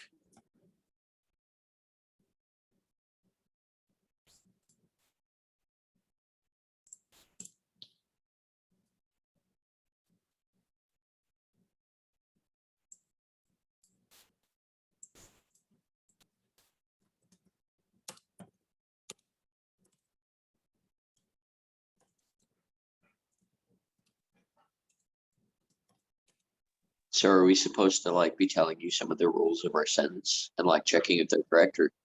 Okay. Correct.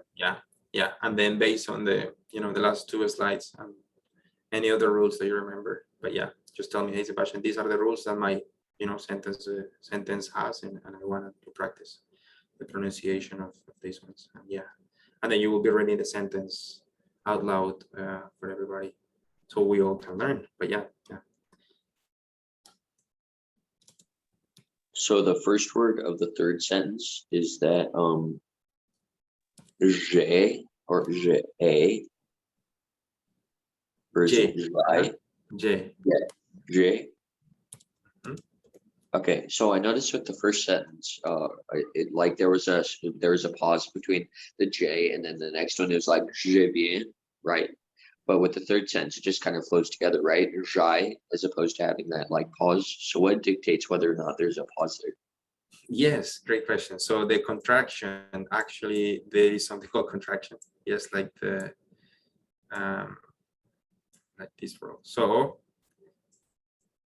you guys, it's all good. You guys keep working on it, and I'll explain this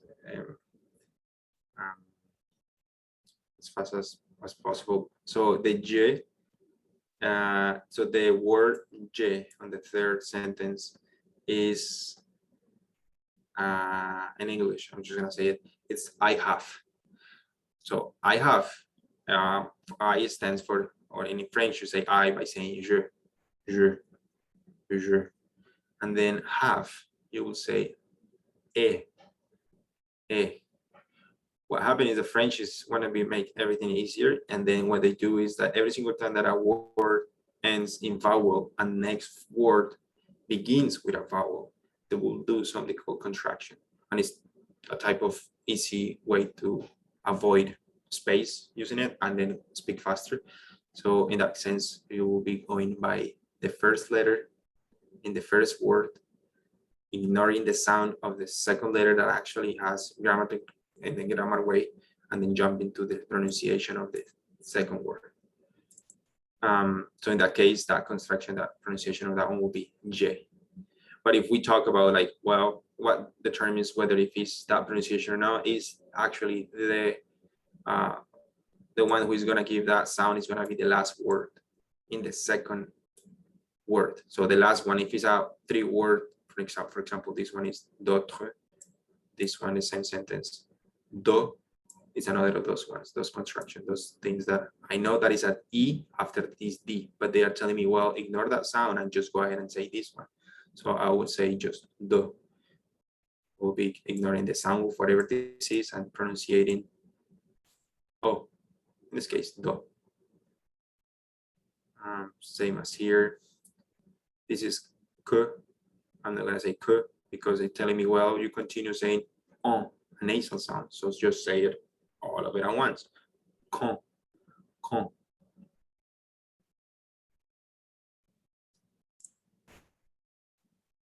So what is it exactly that like the apostrophes mean? Apostrophes will be telling me that there is a vowel there, and that vowel is gonna be in terms of sound, is gonna be ignored. So I don't really care what vowel is there. I know that it's a vowel. I just don't mind about the sound part because I'm gonna be caring more in the sound that is gonna making the second word right after the apostrophe. But when you are writing down, you must remember that there is a vowel there. Is that clear? And that in terms of apostrophe and sound, right? So like with con, then instead of like you kind of it'd be like saying ignore the U and go right to the O and T. Exactly. Okay. Yeah. We All right. made the time, Sebastian. Yes. All right. Thank you so much. So we're gonna start by doing the second sentence. So let me check my chat box. It's the place that I wrote for. I'm pretty sure I'm second. Yes. Yes. Please go ahead. Thank you.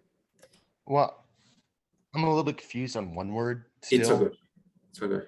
Okay, so I just go ahead anyway. Okay. Yes. Yeah. No worries at all.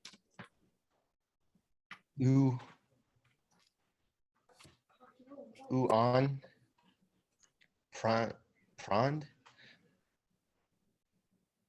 Flus. D. This is the word I'm like I don't know how to pronounce really. It's so good.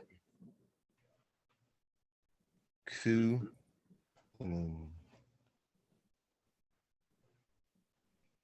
Eyes. Crash test dummies. Yes, thank you so much. Merci beaucoup. That was great. Now, it's so good. you didn't have an easy sentence, all right? Last three words on that second sentence are actually those words that French borrow from English. So crash, test, and do me. Now, those are the same exactly things in English, and the pronunciation would just be as, just pretend that you are speaking them or telling them in French. So the pronunciation of the last three words would be crash, test, do me, Do me. crash. Okay. Okay, so the first one, excellent. I'm just gonna point out pronunciation of U itself without that accent circumflex, without that roof on the top, like this one in this case, it would be U. So the pronunciation will be plus, plus. Good, good. The sound of the last letter doesn't make any sounds. De. This one is, since it doesn't have any accent, then this E is gonna be pronounced as right? This one, fine, it was amazing. It's just not an easy one. A and E together, sorry, A and I together are gonna make sounding as E, que, se. Again, E by itself is gonna be que, Cool. de, excellent. And then the last three words, which is like, same, crash, test, do me, crash, test, do me. Great. Merci beaucoup, Cléline, merci. That was amazing. Now, number 3. I have. That's me. Yes, thank you. Dre, de, pote, diplôme, d'autre, prend pas le du livre. Yeah, très, très joli. C'est magnifique, votre prononciation. Yeah, the rules that we can just probably type or, start seeing here. Yeah, no mistakes at all. It's called good. It's excellent. You guys are doing excellent. J'ai des potes, diplôme, d'autres. Just remember, no sounds at the end. You definitely look after those ones. Lu, exactly. Lu, de. E and U together is more than O sound. De, livre. Beautiful. Number 4. Corban.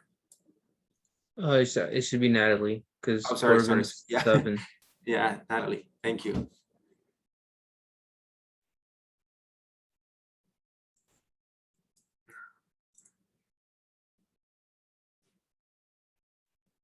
So good, you guys. Like, it's all good. Whatever you have ready, it's fine. Okay, we all are learning from these sentences. Definitely, we all are.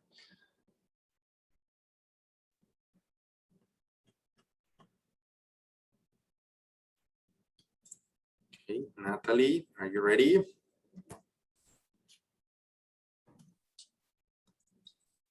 Yeah, I'm ready, I think. Yay. All right, number 4. Croissant, sermenter, and mert, diles, rode, centerville. Merci beaucoup, Natalie. Great job. I love that you guys are definitely taking care of your roles. You definitely are remembering what I've been rushly trying to teach you guys. Excellent. That's all that you need. See, that's all that you need to speak French.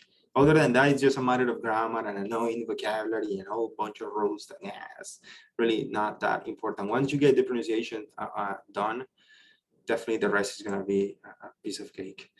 Great. So yeah, qui sont sur the difference between the pronunciation of this U with accent circumflex and the one that doesn't have accent circumflex is gonna be, this one's gonna sound more like ou. So sûrement, nasal sound, great nasal sound there.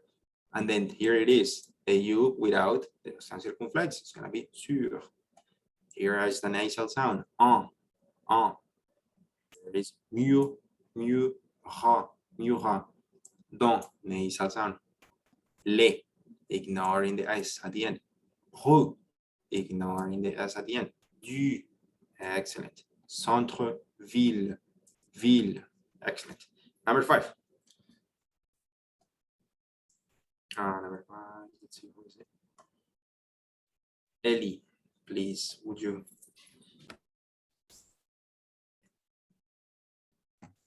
Is it me? I think it's Ellie. Let's see, but you can. Let's see. Ellie, are you ready?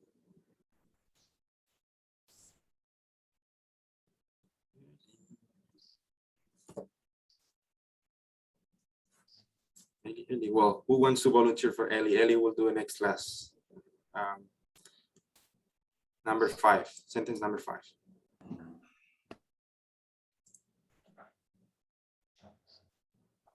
So their mic on mute. Okay, yeah. Are you talking about me? Eli, it's Eli. Eli, oh, sorry, Eli. I was like Kelly. Oh, okay, yeah, yes. Please go ahead and undo a number 5, if you don't mind. Thank you so much. Okay, I'll try. Mon Pierre et Gravi Leche pour devenir ce qu'il voulait être. Merci beaucoup. Merci, merci. Très, très bien. Merci, Eli. Great. Yes, excellent. Again, I'll do it really quick. This is the review, the feedback for every of you guys out there. Okay, this is not only for Eli, this is for everybody. So père, ignoring the last one. L'échelle, perfect pronunciation, great pronunciation. The ni. No, R at the end. C'est qu'il voulait être. All right, number 6. What do we have on number 6? You have Lynn.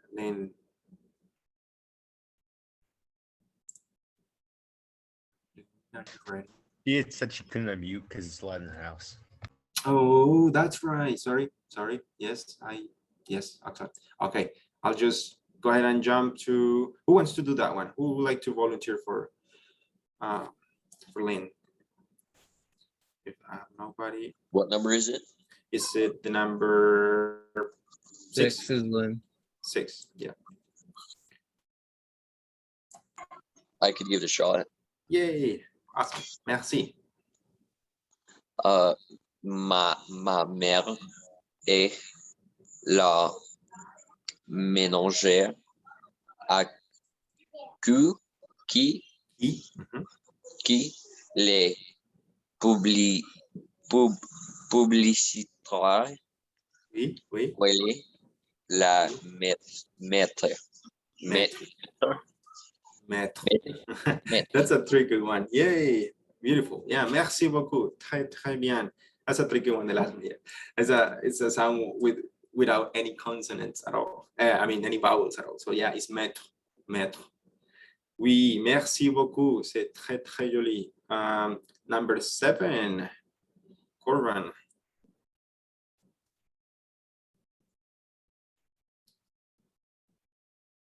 Are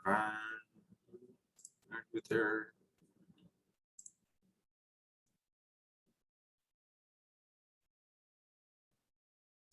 Corban. Number 7, please, s'il vous plaît.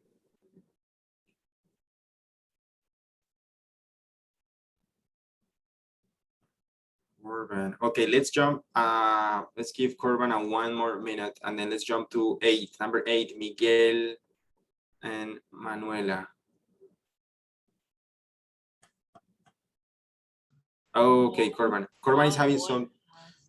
How les ragots et les oisiau?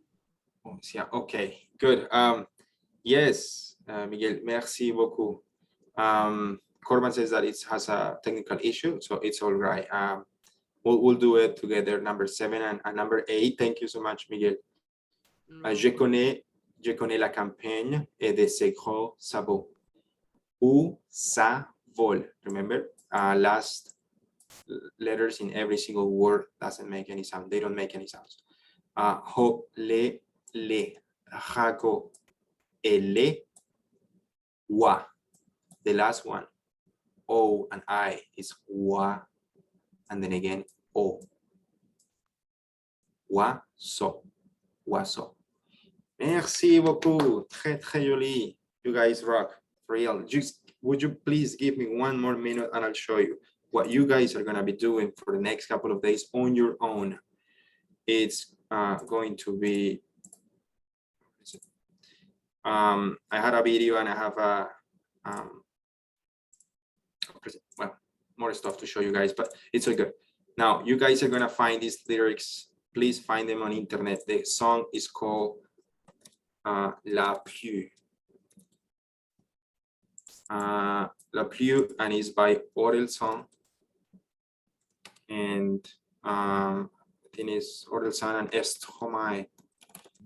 Okay, please listen to that song, and not only that song, please, you guys, listen to more and more songs, any of the songs, find the lyrics, put, YouTube now has that, well, back in my days, YouTube didn't have it, but YouTube now has the opportunity to slow down the speed of each music video that you guys hear, all right? So please do so in order to listen the pronunciation for every single word. I'll be, if you guys have any suggestions of what songs are we releasing, are we gonna be singing at the end of the quarter, it's fine. If you guys don't have them, it's fine as well. I'll be picking them then.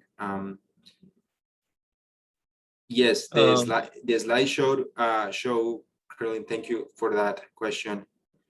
I'm pretty sure that you guys can ask either Elizabeth or right? Is that the man? I think that you guys can ask for either Elizabeth or Gerardo for the copy of this video, because actually you guys can have this video. Is that true, Gerardo? Am I making this up? Can they watch this video or this class later in their own? I believe it should be recorded, and they could just look up the recording on Canvas. Because I think Elizabeth uploads it every day after work. I believe.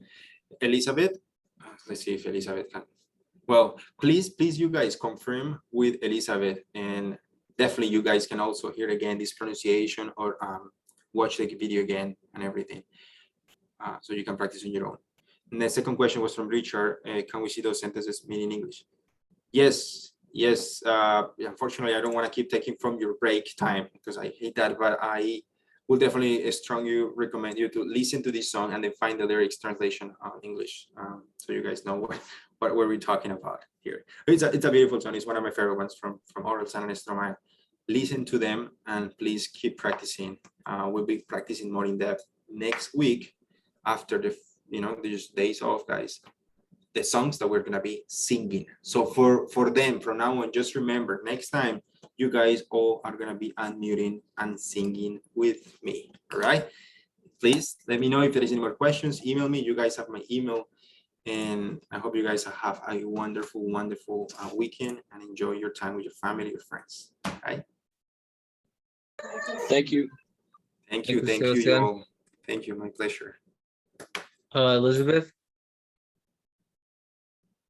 Can she, Elizabeth? Elizabeth. Elizabeth, that's that. I don't even think she's listening. No. Hello. Elizabeth. I'm gonna message her. Yeah, maybe call her. All right, take care, you all.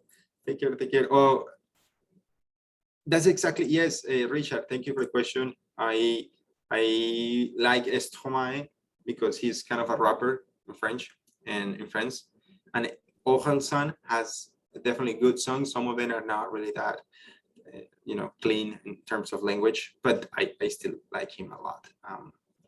Yeah, find them and keep practicing. All right. Thank you all again. Merci. Au revoir.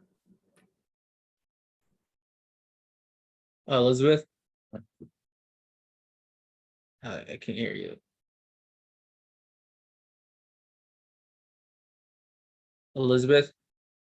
All right, so we'll meet back up. I want to say 11, maybe 11:05. Y'all can take a 15-minute break because we did go over 5 minutes. So we'll be right back. at 11:05. Elizabeth is busy, so I don't think she's hearing us. But yeah, we'll come back at 11:05 at the latest. All right, thank you.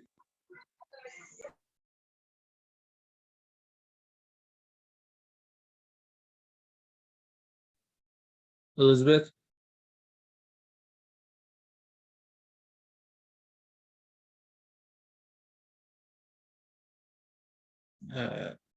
Let them go on break.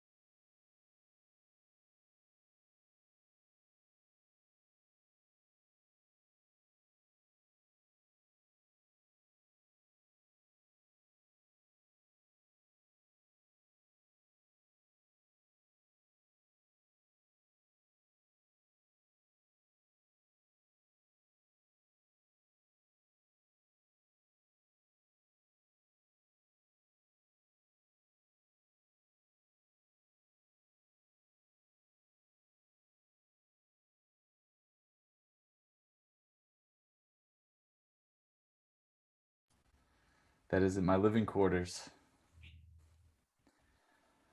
Okay. So it seems like we've got 1, 2, So I 3, got 4, 5, 6. for eight students. We have 4 out of the 8. If the so we have so Krillin, Len, Natalie, and Madison responded. Can the rest of the group also respond with a hi or yes, knowing that so we can know that you guys are I present? ate one, and now the whole team is upset. So I was wondering, would you Isaac and Corbin are here. the Yeah. rest of the donuts? Yeah, take 'em. So Let's go for it. Miguel, Manuela, yep, they're all here. Or Miguel should be the last You one. guys should have came on my adventure, and you would have had But they weren't. Elizabeth, They're your, actually your mic is on. and I was like, well, maybe if nobody ate. Elizabeth, your mic is on. I brought them out to the Hi, rest of the- Caroline. She always forgets. Although I like eavesdropping on the donut conversation. Yeah, we were trying to talk Hi, to her a guys. bit ago. My office is very busy. There's people everywhere. Yeah, it sounds like What? 6 feet. it. Okay, so everyone's here. Check, accounted for. I think we just need Miguel. Miguel, are you there? Because Manuela said here. I think just Miguel. If anything, yeah, they should all be present after. Miguel, come in. Miguel, are you reading? Oh, I don't even see Miguel on the list anymore. Oh, no, I don't see him either. So if Miguel's not here, they should all be here. Okay. Madison's here. Natalie, yeah, they're all here. All right, cool. Great. So I'm glad you're in the chat, but today we need your voices. And apart from encouraging you to express your opinions and thoughts on the play we'll read today, I need volunteers to read characters in a piece of theater from 1959 called A Raisin in the Sun. If you remember that poem that we read by Langston Hughes the first day of class when we were all together, that poem talks about what does it mean for a dream to be deferred. And so this play gives a very realistic example of a Black family from Chicago in the 1950s who are striving for a better life. And the play focuses very heavily on the strength of the family. I can't read, I'm in the car. Yeah, several people yesterday couldn't read as well. So this won't be the last time we're reading. So if you can't read this time, you will have other opportunities. As I would like to finish the play. I think it's really important to finish this play. So it may take precedence over the other one, but we'll see how far we get. Yesterday we finished the first act, and we'll strive for that again today. Yeah, for the next reading, it won't be tomorrow, but the next time we have class together, I believe that will be next Wednesday. Today, Wednesday, it'll be next Wednesday. I'm trying to keep these dates straight. I'm getting there.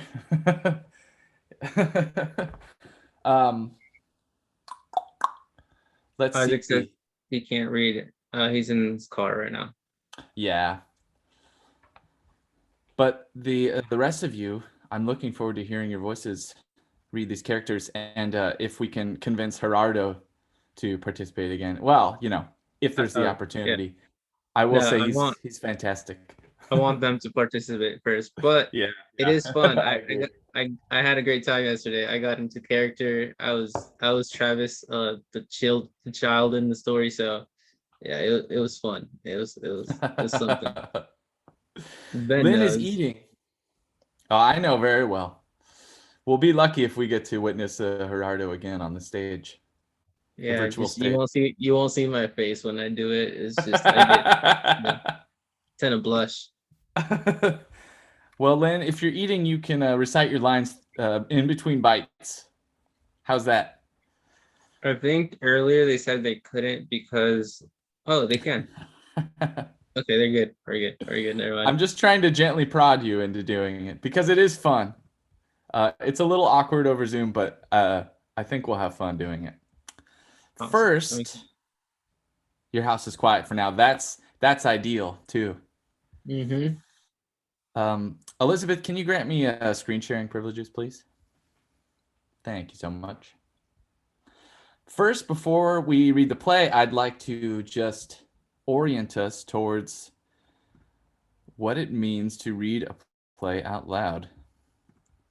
And the difference in between theater, literature, and you could say movies too.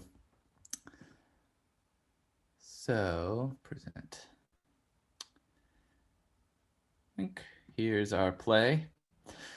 Have you ever seen a play? Who here has seen a play? We got Hans, Elizabeth, Gerardo, Krillin. What have you seen? I've seen this play, Raisin in the Sun, in person in Seattle. So coincidence. Yeah. I've seen Les Mis. I think I've seen Miss Saigon. I've seen Phantom. And then I've seen some high school productions like Beauty and the Beast, Clue, quite a few different high school presentations. And I've been in high school plays. Yeah. Krillin says that they have they don't remember, but it was presented by a high school. Presented by a high school. Mm-hmm. What did you like about the plays, those that have seen them?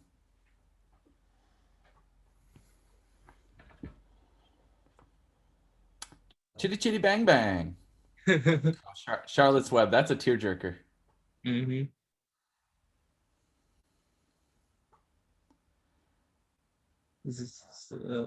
Natalie's never been to a play.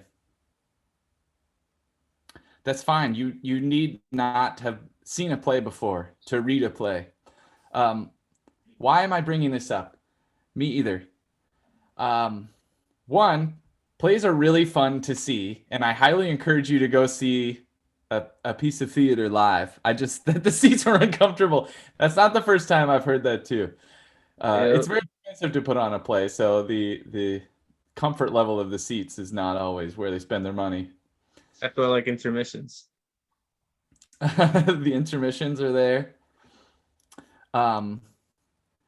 In reading a play, I don't know if this counts, but I saw can. So at least that's some kind of live performance. So they can't, like a dance? Is that a dance? Yeah, okay. I want to speak to setting.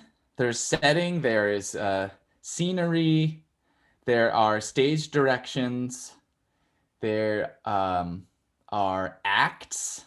So all of these are elements of live performance and live theater that you don't see when you watch a movie or you read a novel, but they are very important in reading a play and in understanding where these characters are, what they're doing, who they are. And these things are described in words. And it's on the reader, us, of the play, to imagine these things in our mind.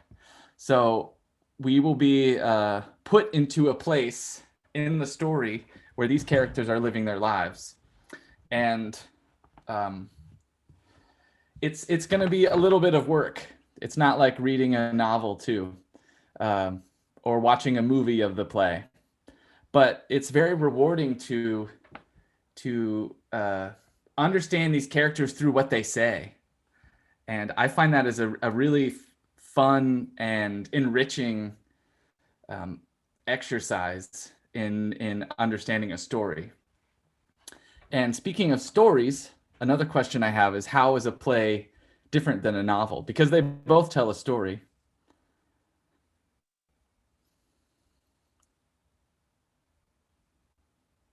It's a very obvious thing that might not even occur to you. But I kind of hinted at it already.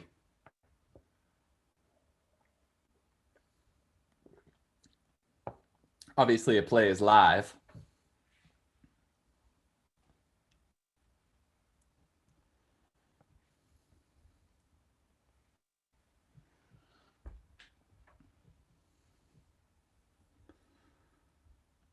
Let's see, Krillin, do you know you've seen a play?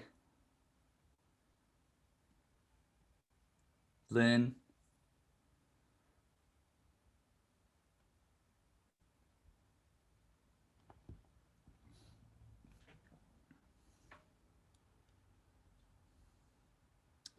Well, sorry, what was the question? How is a play different than a novel?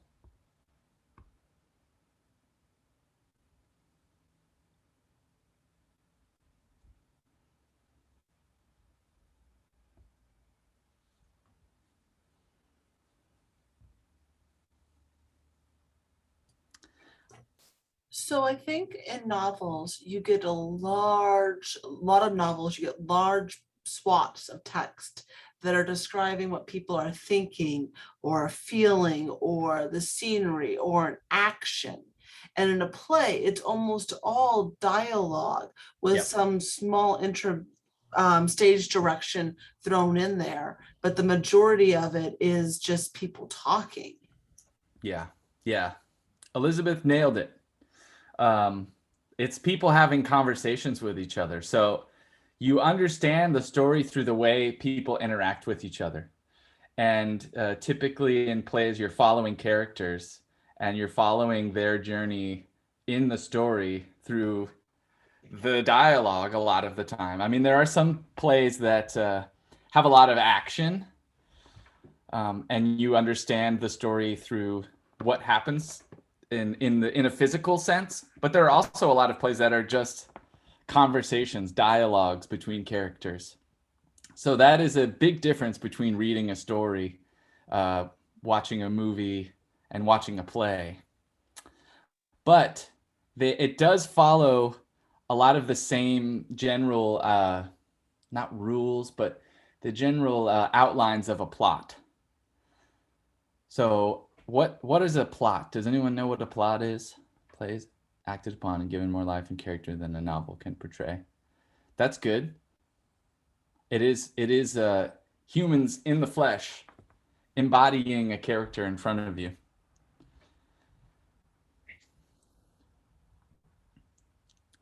What happens in a plot?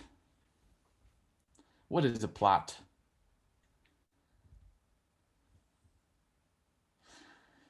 A plot is the setting and the conflict. Yeah, pretty much. It's sort of the central thing that is going on for the people involved in the play, or the animals involved in the play in the case of Charlotte's Web. And there are typically descriptions of the arc of a plot. And it's typically put into an arc because it's a convenient way to think about the dramatic aspect of plot. A lot of theater is based in drama, unless it's explicitly, a comedy. But even in a comedy, a plot is kind of what makes everything funny. Gosh, of course, when I need to think of a comedic play, I can't. So a plot is typically described in sections which tell you what the level of drama or the action that is building up to a climactic moment and then releasing. Does this sound familiar to anyone that's studied anything with stories? You have Clue is a comedy and lots of action. That's true. So you have what's called like the inciting incident or the exposition. You have in the middle, well, no, I won't skip to the middle. We'll just keep it simple. You have what's called the exposition. The example I could think of is Back to the Future. Marty McFly finds out there's his crazy scientist friend has invented a time machine, and he gets sent back in time. So there's the exposition. The rising action. He has disrupted his parents getting together, so now he has to bring them back together, or else he won't exist. So there's the conflict. There's the rising action. The climactic moment when it seems like they won't get back together. He starts to disappear, but then they get back together. Oh, what a dramatic moment.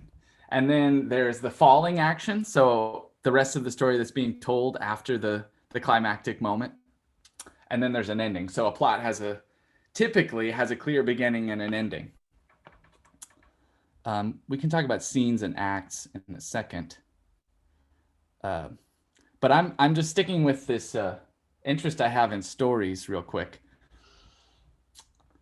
Because I think in the creative arts, I'm really interested in the the curve of a narrative, and I like thinking about the overall story, the overall narrative, the arc of what's being told from beginning to end, and the way that that moves. You know, apart from any details and characters and things like that, I find it very interesting to study stories in this sort of abstract way. And I think about that a lot when I'm also working in sound art or working on a composition. I think about the arc of drama, the arc of the events, and how they unfold, sort of apart from the details of everything. That's typically a place where I start.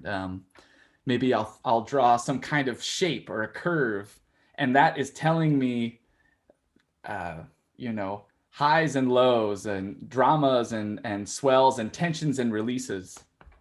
And I find that sort of thinking a really interesting way to come up with new ways of telling stories and art too. And I think this play offers something interesting in terms of this arc of a story reaching a climax and then ending, because it does have a kind of resolution, but it's not exactly a happy ending. And a lot of stories in real life don't have happy endings.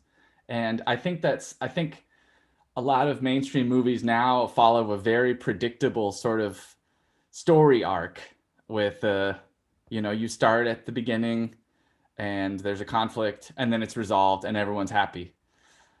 So I'm interested in that. And I like this clip of. And then they do a post-credit scene where everything's destroyed. Wait, what's that again?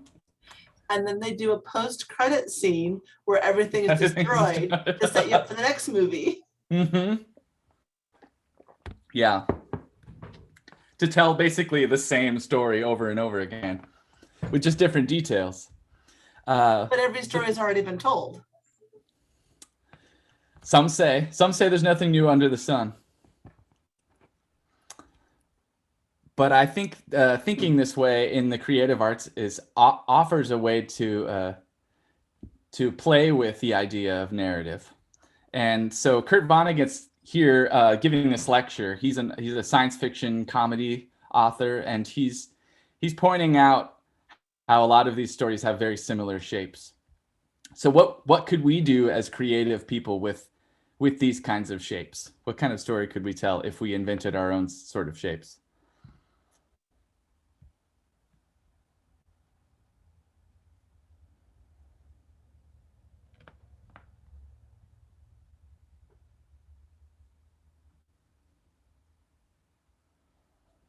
Oh, by the way, Ben, Miguel is back and present.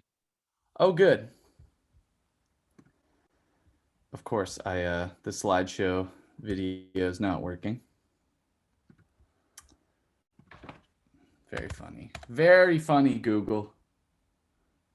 1 second. Sorry, everyone.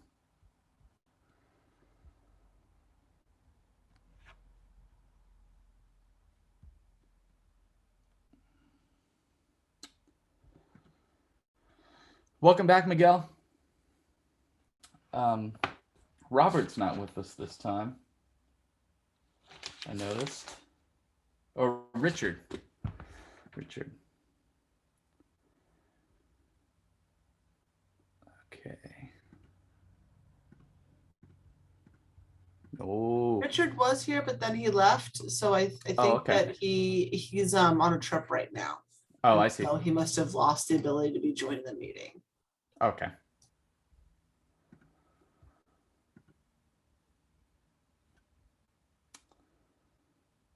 Yeah, I've had internet troubles ever since the heat wave too. It's been flashing all sorts of lights at me. Let's see. Can you see that now?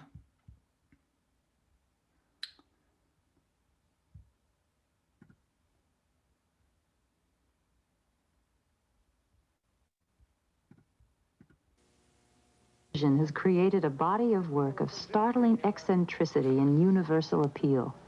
His singular view of the world applies not just to his stories and characters, but to some of his theories as well. Well, there's no reason why the simple shapes of stories can't be fed into computers. They are beautiful shapes. This is the GI axis, good fortune, ill fortune. Sickness and poverty down here, wealth and boisterous good health up there. Here's the very middle. Now, this is the BE axis. B stands for beginning.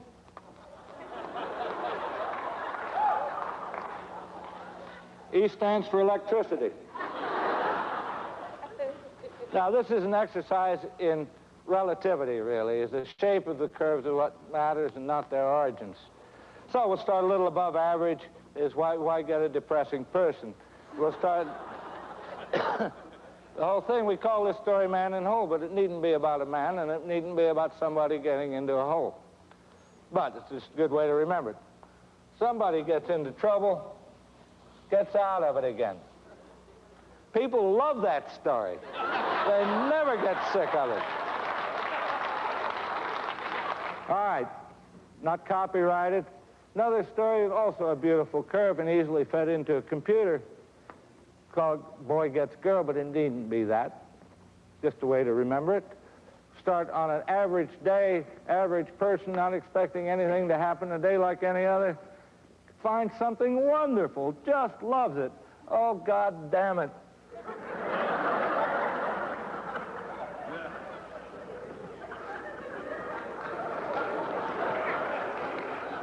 Got it back again. People like that. Now, these are beautiful curves, and this gets a little complicated. Computers can now play chess, so I don't know why they can't digest this very difficult curve I'm going to draw for you now. And it so happens that this is the most popular story in our civilization, Western civilization. As we love to hear this story, every time it's retold, somebody makes another $1 million. You're welcome to do it. Now, surprisingly enough, I've said it's depressing. You know, people don't like stories about below average days and people. But we're going to start way down here. Worse than that, who is so low? It's a little girl. What's happened? Her mother has died. Her father has remarried a vile-tempered, ugly woman with two nasty daughters, big daughters. You've heard it. See? Anyway, there's a party at the palace that night. She can't go. She has to help everybody else get ready. She has to stay home. Now, does she sink lower? No. She's a staunch little girl, and she has had the maximum whack from fate, which is the loss of her mother. She can't go any lower than that. Okay, so the fairy godmother comes. Gives her shoes, gives her stocking, gives her mascara.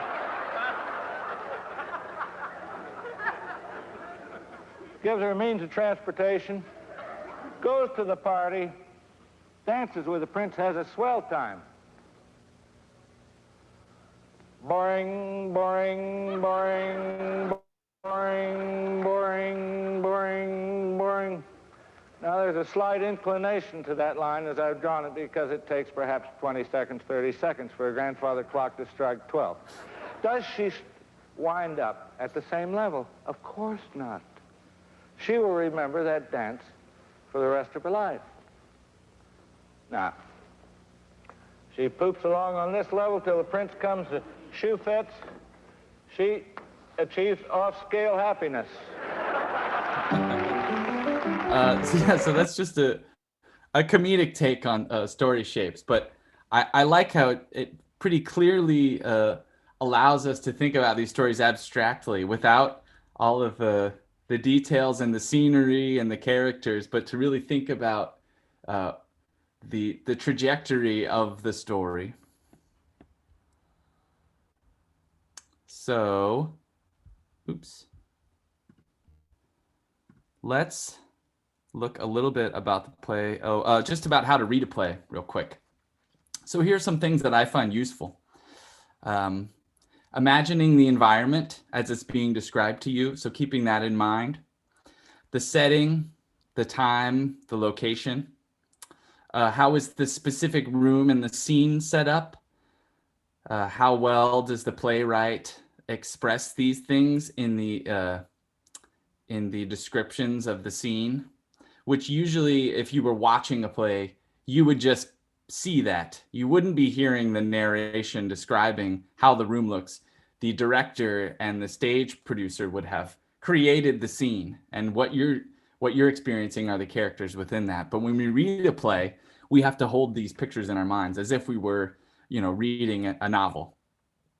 Oh, I left that. I hate that's so annoying when I leave a little bullet point there. What characters are on stage?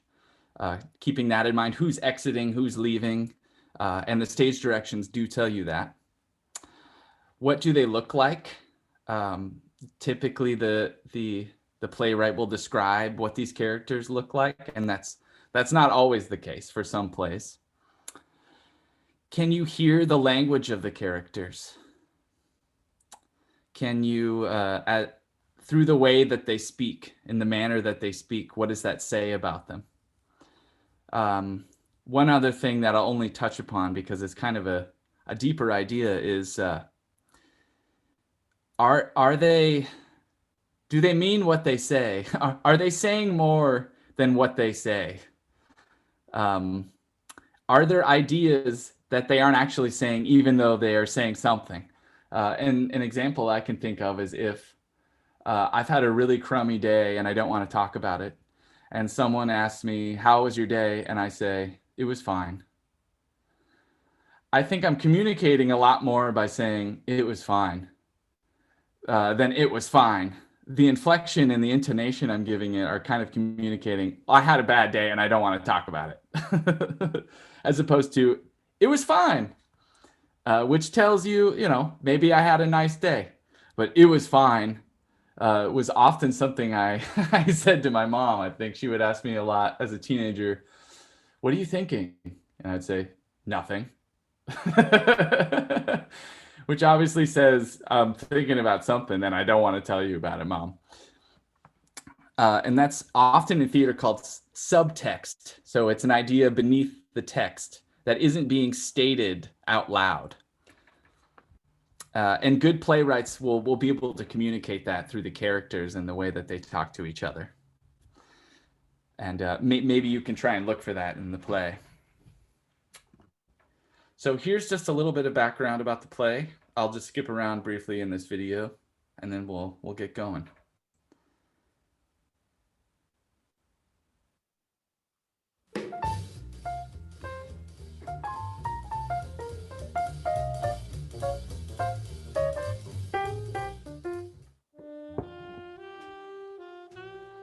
Mama, there's a play that tells the truth about people, Negroes, and life. And I think it will help a lot of people to understand how we are just as complicated as they are and just as mixed up. But above all, that we have among our miserable and downtrodden ranks people who are the very essence of human dignity. That is what, after all the laughter and tears, the play is supposed to say. I hope it will make you very proud. Today, A Raisin in the Sun is universally recognized as a 20th century American classic. But in the 1950s, its success was hardly inevitable. The commercial theater of the time had never before seen such a sensitive and realistic depiction of African American life, and few thought that such a play could succeed on Broadway. She had taken these people whom you could pass on the street and not give a nod to, and she had put this life, she had elevated this life to theater. She had put it on the stage. When Phil Rose, the Broadway producer, approached Lorraine Hansberry about producing the play, they initially had a lot of difficulties. She has to introduce funders and theater directors and the institution itself of American drama to the notion that you can tell an African American story, 1, that you can do it in the mainstream, 2, and that 3, people will come. I think there's several reasons that Raisin is really important. First, it's the moment in time when it comes and bursts on the stage. It's 1959. America is starting to understand that things have to change in the country in terms of civil rights, in terms of rights for African Americans, in terms of housing, issues like that. So Raisin comes at a moment where we're ready for the change and we need ways to understand what the change is going to be. Precisely because she could stage these political conflicts concretely as they were lived by an African American family in the south side of Chicago. A Raisin in the Sun tells the story of an African American family. Lena Younger, her son Walter Lee, her daughter Benitha, Walter's wife Ruth, and their son Travis, who live in a cramped apartment on the south side of Chicago in the 1950s, when Chicago was a segregated city and opportunity for African Americans was limited by entrenched and systemic racism. Expecting the imminent arrival of a $10,000 life insurance check after the recent death of Lena's husband, Walter Lee Sr., each member of the Younger family imagines how the money could afford them a better lot in life.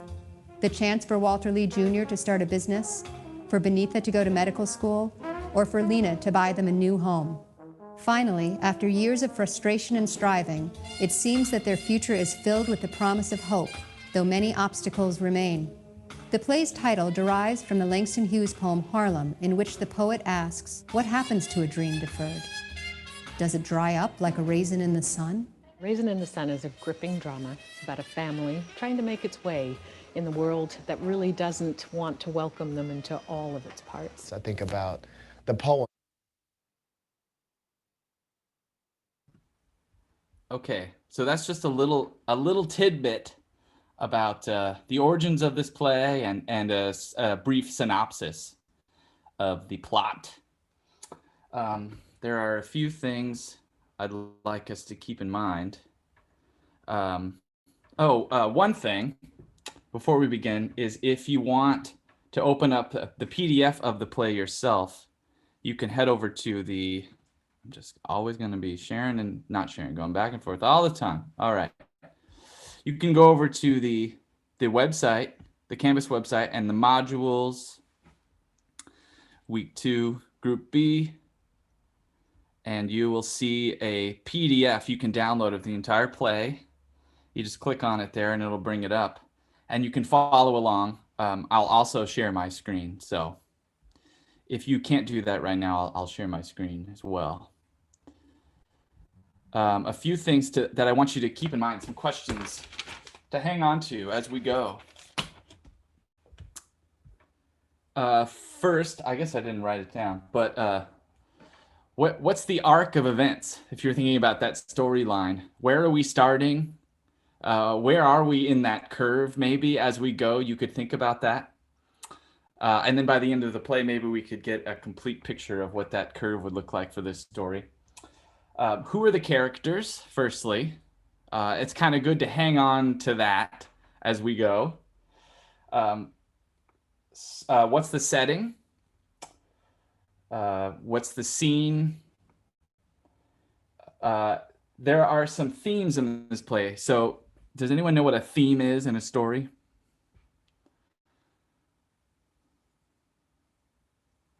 When I wrote down the question, I had to think about it. Like, what exactly is a theme? What is a theme? I think I know what a theme is. The overall message. Yep, exactly.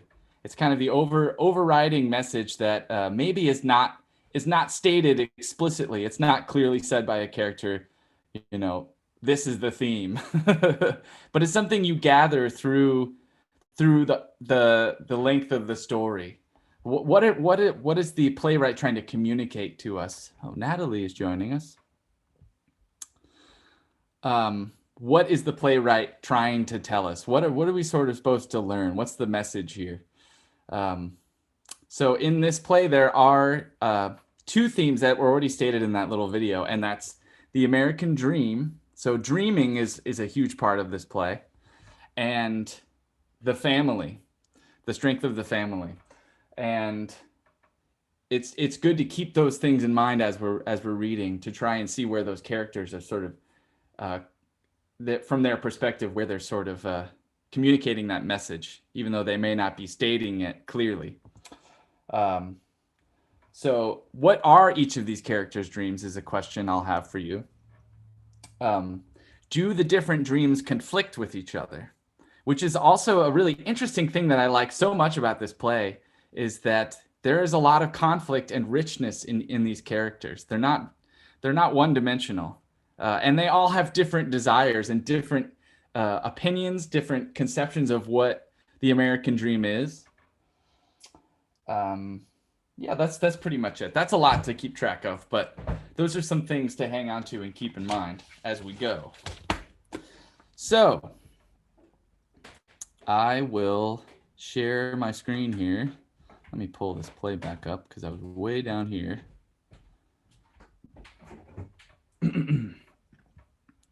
All right. I don't need to share sound. So get your speaking voices ready. And you know, if you need to warm up as an actor, you need to get into the zone to embody a character. Take a breath. Do that now. We're going to need, let's see. So for the first two scenes, there's only 6 characters introduced. Great. So that'd be Ruth, Travis, Walter, Benita, Lena, and then Joseph at the end. Excellent. Thank you for keeping track of that. So the characters, we have Ruth Younger, Travis Younger. It's strange that they put them in this order, because I like to think about the age of each character and the way they're related. So Mama is the oldest in the family. Her name is also Lena Younger. She has a son and a daughter, Walter Lee Younger and Benitha Younger, and they are related. And Walter Lee and Ruth are married. And Ruth and Walter have a younger son, Travis. He's the youngest character. He's maybe 7 or 8 years old. So Walter Lee and Ruth are in their 30s. Benitha is a college-age student. She's in her 20s. And Mama is much older. There are these other characters that show up. And for time today, we may cut the scene with a say guy, but we'll see. So who would like to be Mama?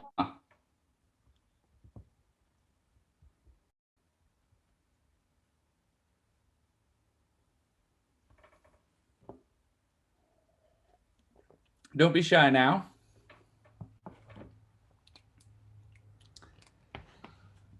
You can always change characters. You're not stuck with this character the whole time. What's happening? I had to do something with my dog. He was having a problem. Oh no. Okay. Well, we're reading a play together out loud. Would you like to be a character since you've entered the vocal space? Sure. All right, great. Why don't you? Which one do you want? Who do you want to be? The gender part doesn't matter to me. You can play any character. Travis. Sure, Travis. All right, Eli is Travis. Who else do we have?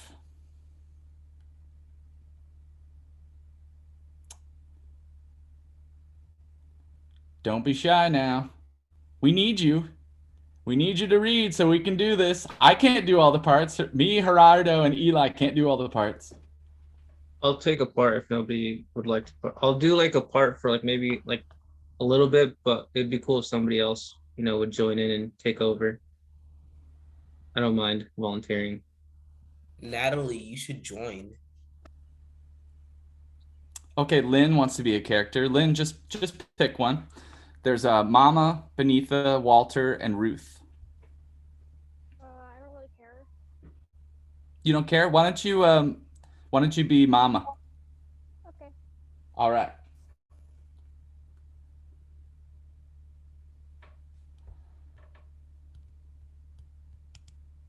All right, we still have Benitha, Walter, and Ruth.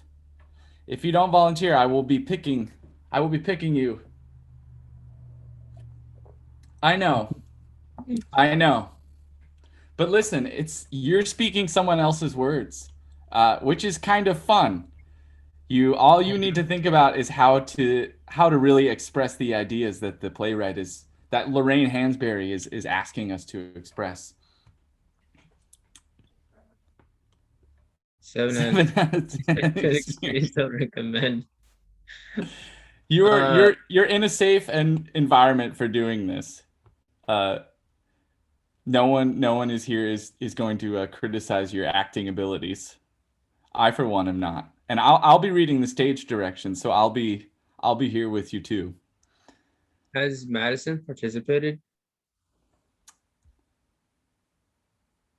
Yeah, acting is fun. Madison. I don't think I've heard today, or at all in the chat or anything. No, I think she has been on the chat. I don't think. Oh, Maybe. okay. Krillin, would you want to do a character role or play one of these characters? That sounds like a yes to me. It's really loud. Really... Is there a quiet place you could go? Not really. Miguel, Manuela.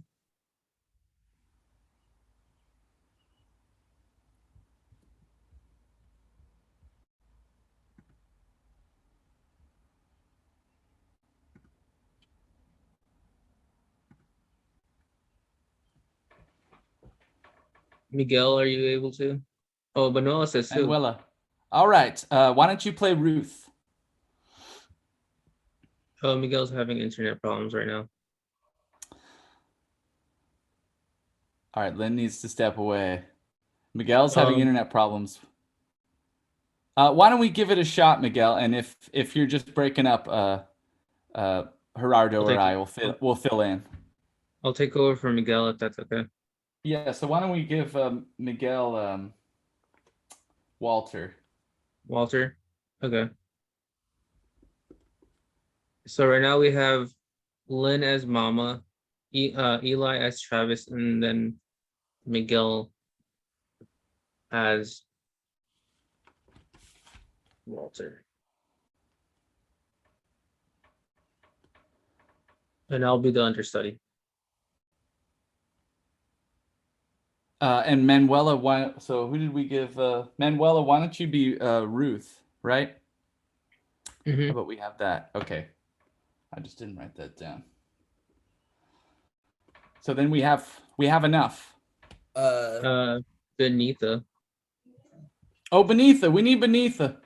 We need Benita. Natalie says she can't see your screen. She can't see my screen? Yeah, it's blank for her.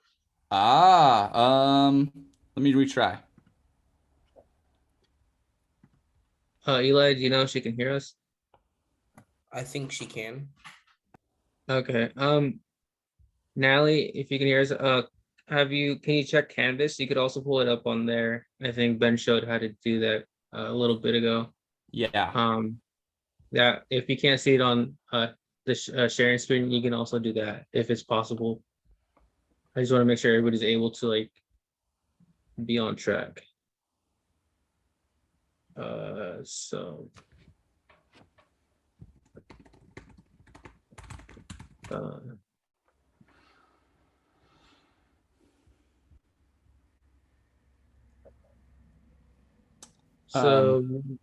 We need a Benita. Okay, so yeah, Natalie, why don't you go to Canvas and pull up the play? And the first page I'll be reading is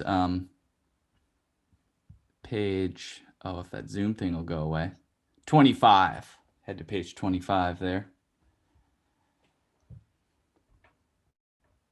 So we still need a Benita. Do we read from the Zoom screen? Yeah, you can, or you can pull up the PDF. Because I'll just be reading it here. Yeah, I think Natalie doesn't have an assigned character, so she can do Benita. Great, Natalie. Would you do Benita? Yeah, I think right now she's trying to pull up the script. So I'm in Canvas. Would I go to courses, right? So Or- you'd go to modules. So on the left column there with all the blue text. Oh yeah, courses. You go to courses. Sorry, I see where you are. Courses. You want to go to Upward Bound Shelton Summer Learning Institute 2021. That should be the course you're enrolled in. I don't see any courses on mine. So can you see my screen? Yes. So your published courses, like if you go to your dashboard here on Canvas, it'll look like one of these squares. I'm on my dashboard's blank. So it looks like you probably haven't accepted your course. So you should check your email to see the course being offered to you, or there should be a little banner up at the top when you sign into Canvas. Yeah, if you go to your main dashboard, I believe, you should have a little thing that says accept course to Upward Bound.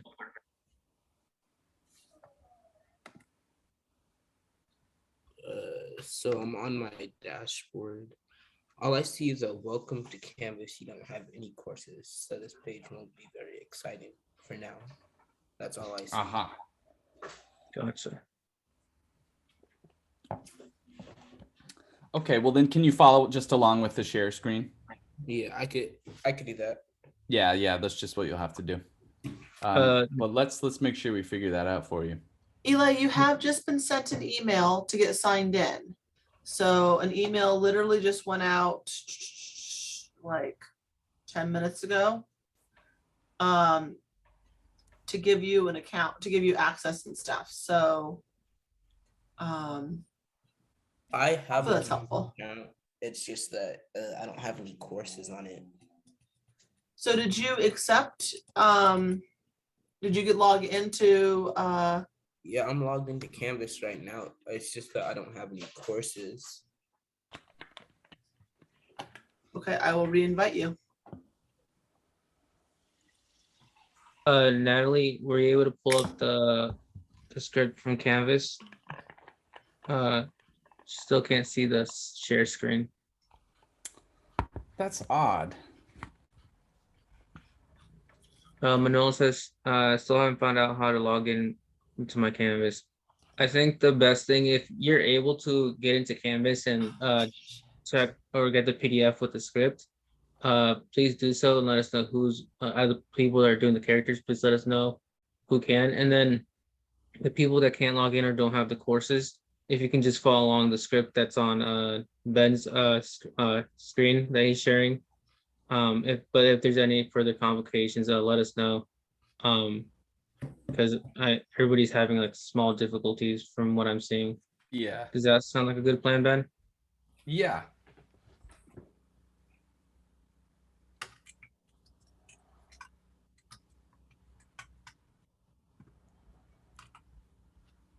But Natalie, can you, let's see. Oh, Natalie can't see the share screen. So, and can you go onto the Canvas and get the script from the modules?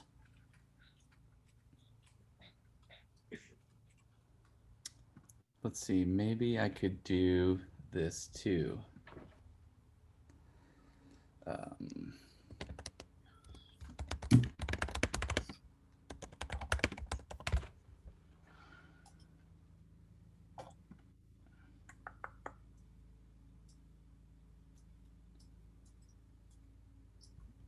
Okay, so this should be the same version that we have. And so here's the link, and you can open it up on a browser too.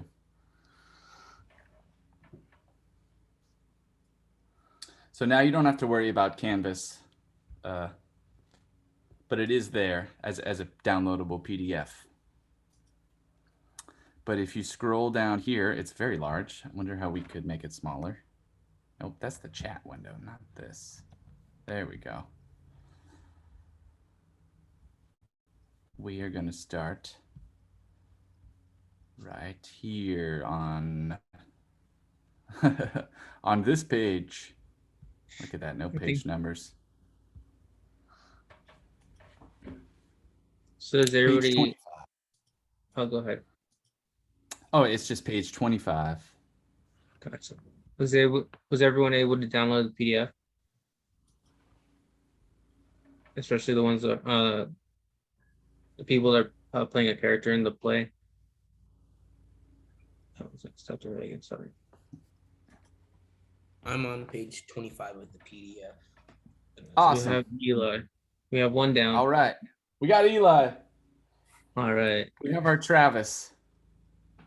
I think Miguel was able to. I think, correct, Miguel? Lynn, done. I'll be right back. I'm gonna get some headphones. Oh, great. Good thinking.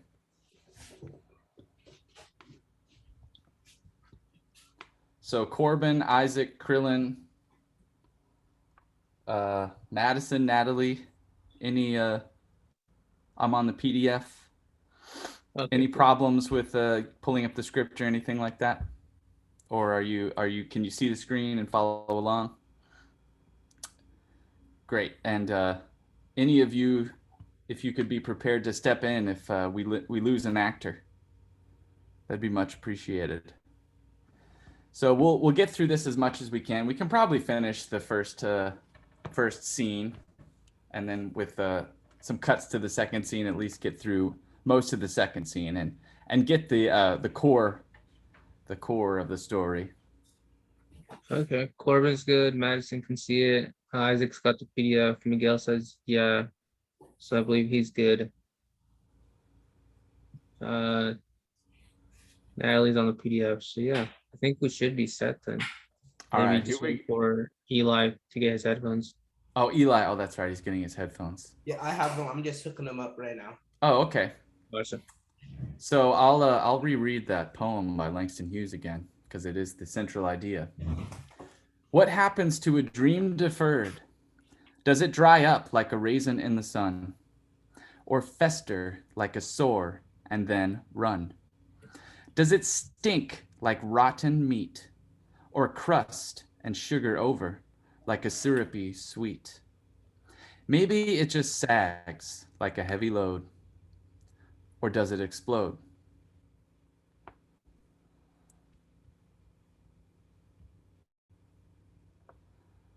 Okay, so this is just telling us the productions, the first productions, who played them.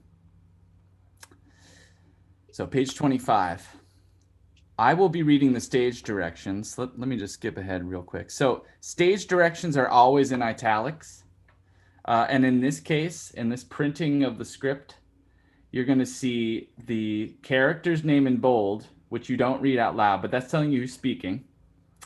And here, if you see here with the parentheses and the italics, that's a stage direction where the playwright is telling us physically what's happening.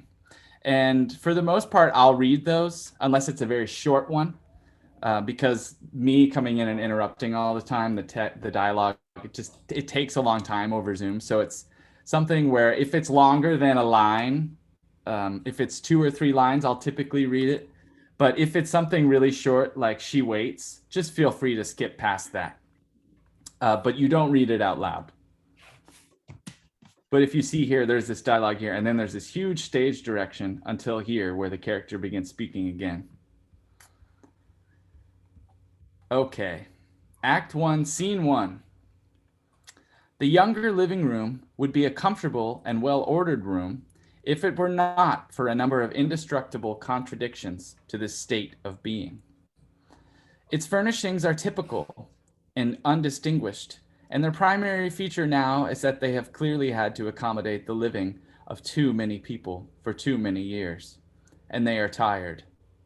Still, we can see that at some time, a time probably no longer remembered by the family.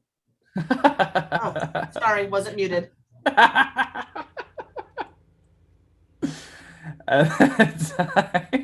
Still, man. Still like special sound effects. I just imagine a character in the room blowing their nose suddenly. This play's not a comedy, Elizabeth. All right, still, We can see that at some time, a time probably no longer remembered by the family, except perhaps for Mama, the furnishings of this room were actually selected with care and love and even hope, and brought to this apartment and arranged with taste and pride. That was a long time ago. Now the once loved pattern of the couch upholstery has to fight to show itself from under the acres of crotcheted doilies and couch covers, which have themselves finally come to be more important than the upholstery. And here, a table or a chair has been moved to disguise the worn places in the carpet. But the carpet is fought back by showing its weariness with depressing uniformity elsewhere on its surface. Weariness has, in fact, won in this room. Everything has been polished, washed, sat on, used, scrubbed too often. All pretenses but living itself have long since vanished from the very atmosphere of this room. Moreover, a section of this room, for it is not really a room unto itself, though the landlord's lease would make it seem so, slopes backward to provide a small kitchen area where the family prepares the meals that are eaten in the living room proper, which must also serve as dining room.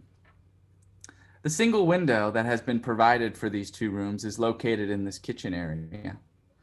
The sole natural light the family may enjoy in the course of a day is only that which fights its way through this little window. At left, a door leads to a bedroom which is shared by Mama and her daughter, Bethina. At right, opposite, is a second room, which in the beginning of the life of this apartment was probably a breakfast room, which serves as a bedroom for Walter and his wife, Ruth.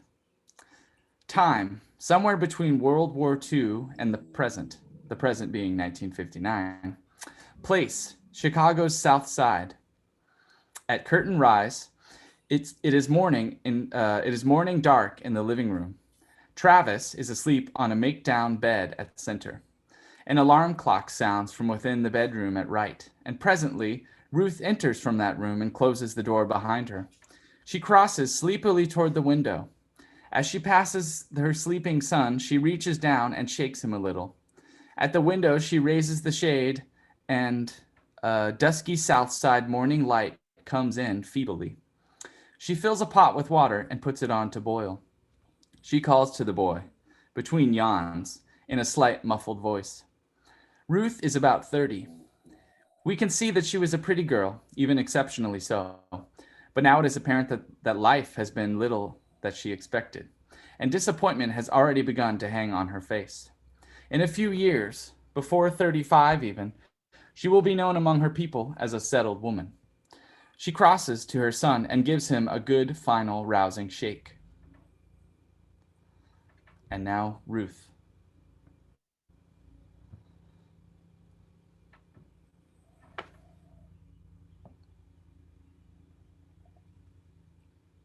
Who's playing Ruth? I believe it was Manuela.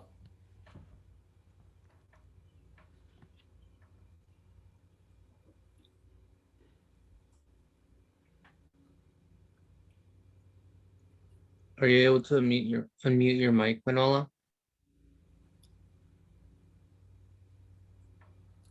Don't be shy.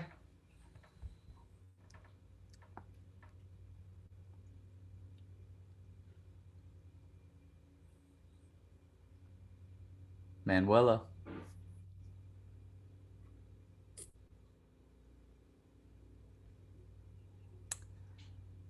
So we're on page 28. The sentence is at the bottom of page 27. Yes, correct. You're right. It starts at the bottom of 27.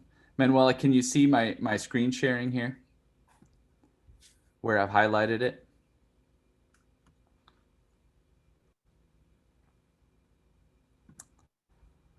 So that's your character you're reading. And go for it. Let's hear you. Come on now, boy, it's 7:30. Her son sits up at last in a stupor of sleepiness. I say, hurry up, Travis. You ain't the only person in the world got to use a bathroom. The child is So Manuela, 30. those are the Yeah. stage directions. Do you see how those words are italicized and they're also in parentheses? Yeah. So you don't read that out loud. Those are stage directions. And for this reading, I'm Oh, just okay. reading those out loud. Oh, okay. So when you Sorry. encounter no, it's fine. It's fine. So when you encounter this, like down here, you can just skip the she waits, because that's the director telling us what physically is happening in the room, and you're just reading the dialogue. Is that clear? Okay. Yeah. Yeah. So I'll read this stage direction here, which is pretty long, and then you can come back in at Walter Lee. You see that? All right. Okay, great. The child, a sturdy, handsome little boy of 10 or 11, drags himself out of bed and almost blindly takes his towels and today's clothes from the drawers and a closet and goes out to the bathroom, which is in an outside hall and which is shared by another family or families on the same floor. Ruth crosses to the bedroom door at right and opens it and calls in to her husband. Walter Lee, it's after 7:30. Let me see you do some waking up in there now. You better get up from there, man. It's after 7:30, I tell you. All right. You just have go ahead and lay there, and the next thing you know, Travis be finished and Mr. Johnson will be in there, and you'll be fusing and cussing around here like a man-made and be late too. Walter Lee, it's time for you to get up. She waits another second and then starts to go into the bedroom, but is apparently satisfied that her husband has begun to get up. She stops, pulls the door to, and returns to the kitchen area. She wipes her face with a moist cloth and runs her fingers through her sleep-disheveled hair in a vain effort, and ties an apron around her housecoat. The bedroom door at right opens, and her husband stands in the doorway in his pajamas, which are rumpled and mated. He is lean. He is a lean and tense young man in his middle 30s, inclined to quick, nervous movements and erratic speech habits, and always in his voice there is a quality of indictment. Miguel, or Walter. Is he out yet? What you mean out? He ain't hardly got in there good yet. Walter, wandering in, still more oriented to sleep than to a new day. Well, what was you doing all that yelling for if I can't even get in there yet? Stopping and thinking. Check coming today.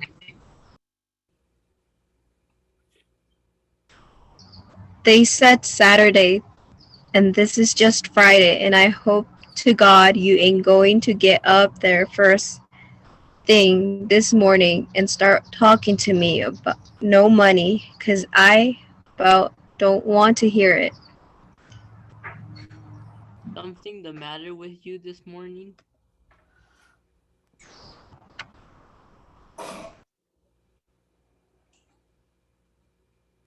No, I'm just sleepy as a devil. What kind of eggs do you want? Not scrambled. Ruth starts to scramble the eggs. Paper come. Ruth points impatiently to the rolled up Tribune on the table, and he gets it and spreads it out and vaguely reads the front page.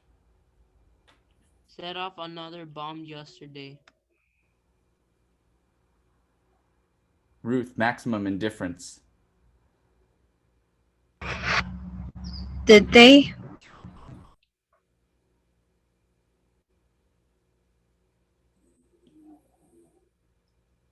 What's the matter with you?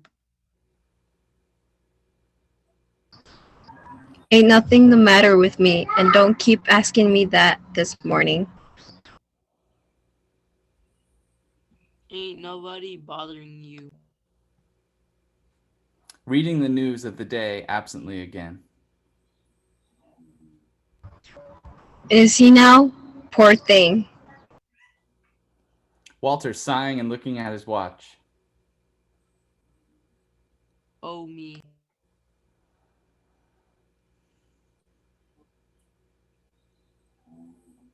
Keep going.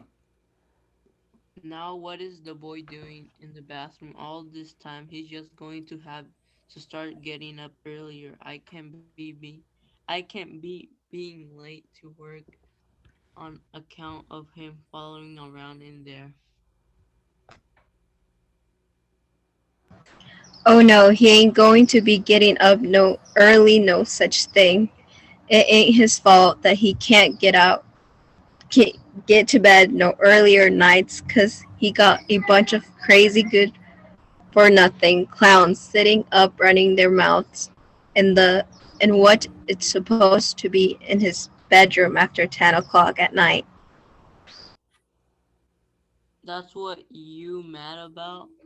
Ain't it good being getting up earlier? Not such thing. It ain't his fault that. Oh, never mind. That's the wrong one. That's what you mad about, ain't it? The things I want to talk about with my friends just couldn't be important in your line, could they? He rises and finds a cigarette in her handbag on the table and crosses to the little window and looks out, smoking and deeply enjoying his first one. Ruth, almost matter-of-factly, a complaint too automatic to deserve emphasis. Why you always got to smoke before you eat in the morning? Just Walter at look the at window. Yep, keep going, sorry. just look at them. They're running and racing to work. He turns and faces his wife and watches her a moment at the stove, and then suddenly, Yeah?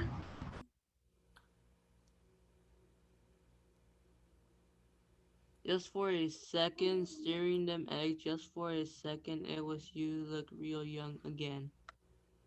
he reaches for her, she crosses away, then dryly, It's gone now, you look like yourself again.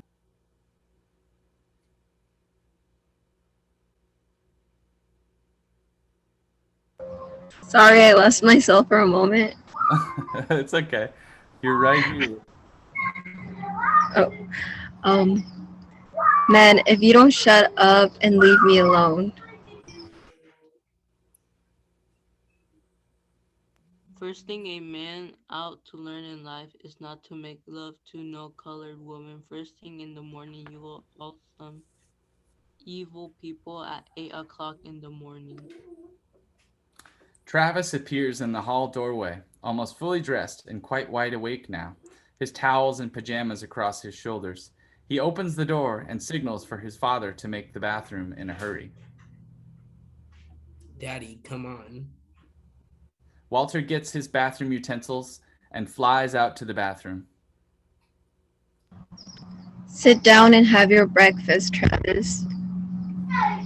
Mama, this is Friday. Check coming tomorrow, huh? You get your mind off money and eat your breakfast. This is the morning. We supposed to bring the 50 cents to school. Well, I ain't got no 50 cents this morning. Teacher says we have to. I don't care what teacher says. I ain't got it. Eat your breakfast, Travis. I'm eating.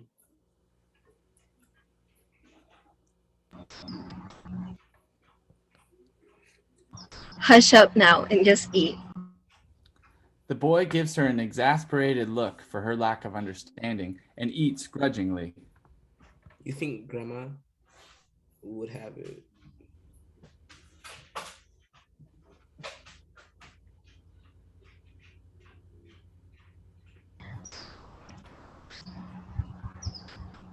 Is it me? Yes, it is. It's right here. Oh. No, and I want you to stop asking your grandmother.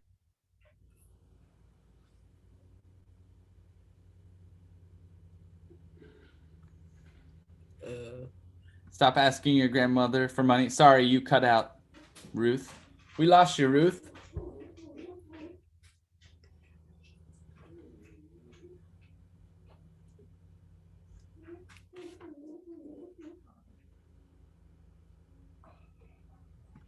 Hello, Ruth.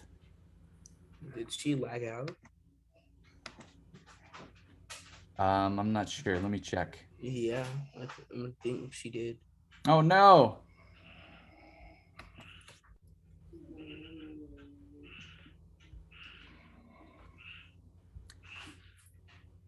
No, she's still here. She's just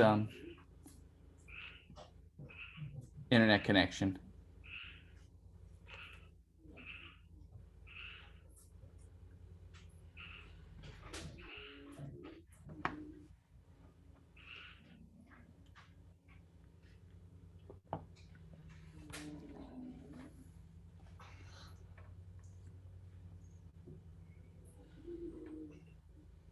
Are you back, Manuela? So we are just right here. If you can see my share screen there, the highlighted.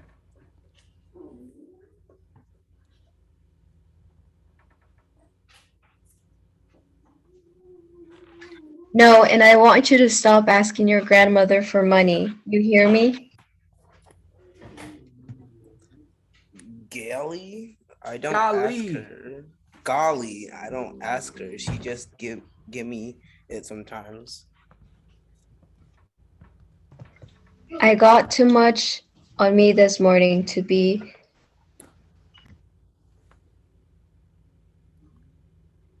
Maybe daddy. Travis. The boy hushes abruptly. They are both quiet and tense for several seconds. Could I maybe go carry some groceries in front of the supermarket for a little while after school then? Just hush, I said. Travis jabs his spoon into his cereal bowl viciously and rests his head in anger upon his fists. If you through eating, you can get over there and make up your bed. The boy obeys stiffly and crosses the room, almost mechanically to the bed, and more or less folds the bedding into a heap, then angrily gets his book and cap. Travis, sulking and standing apart from her unnaturally. I'm gone. Ruth, looking up from the stove to inspect him automatically. Come here. He crosses to her and she studies his head. If you don't take this comb and fix this here, head your better. Travis puts down his books with a great sigh of oppression and crosses to the mirror. His mother mutters under her breath about his slubberness. About to march out of here with that head looking just like chickens slept in it. I just don't know where you get your slubborns bombs away. And get your jacket too. Looked chilly out this morning. Travis with conspicuously brushed hair and jacket. I'm gone. Get carfare and milk, honey. Carfare. Carfare.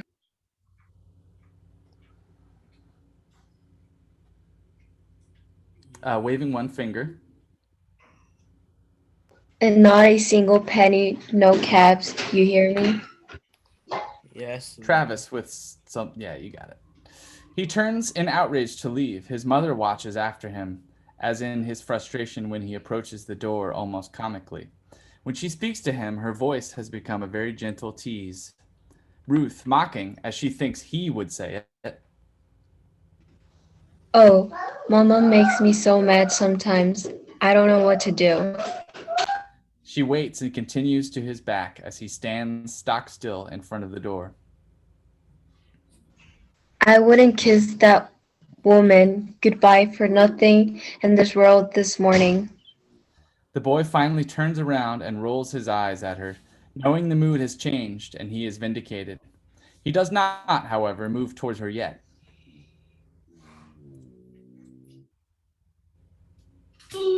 No for nothing in this world. She finally laughs aloud at him and holds out her arms to him. And we see that it is a way between them, very old and practiced. He crosses to her and allows her to embrace him warmly, but keeps his face fixed with masculine rigidity. She holds him back from her presently and looks at him and runs her fingers over the features of his face with utter gentleness. Whose little old angry man are you? Travis, the masculinity and gruffness start to fade at last. Golly, mama. Ruth, mimicking him. Oh, golly, mama. She pushes him with rough playfulness and finality toward the door.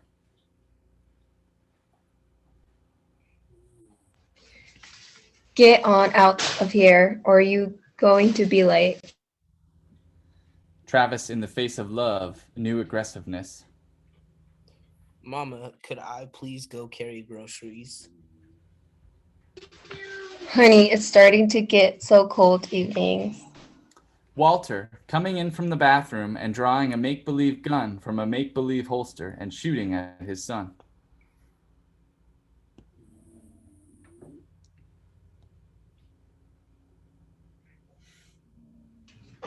Go carry groceries after school at the supermarket. We're just missing our Walter. Where'd our Walter go? Miguel. Walter's got this line right here. Miguel, are you with us? I mean, Walter.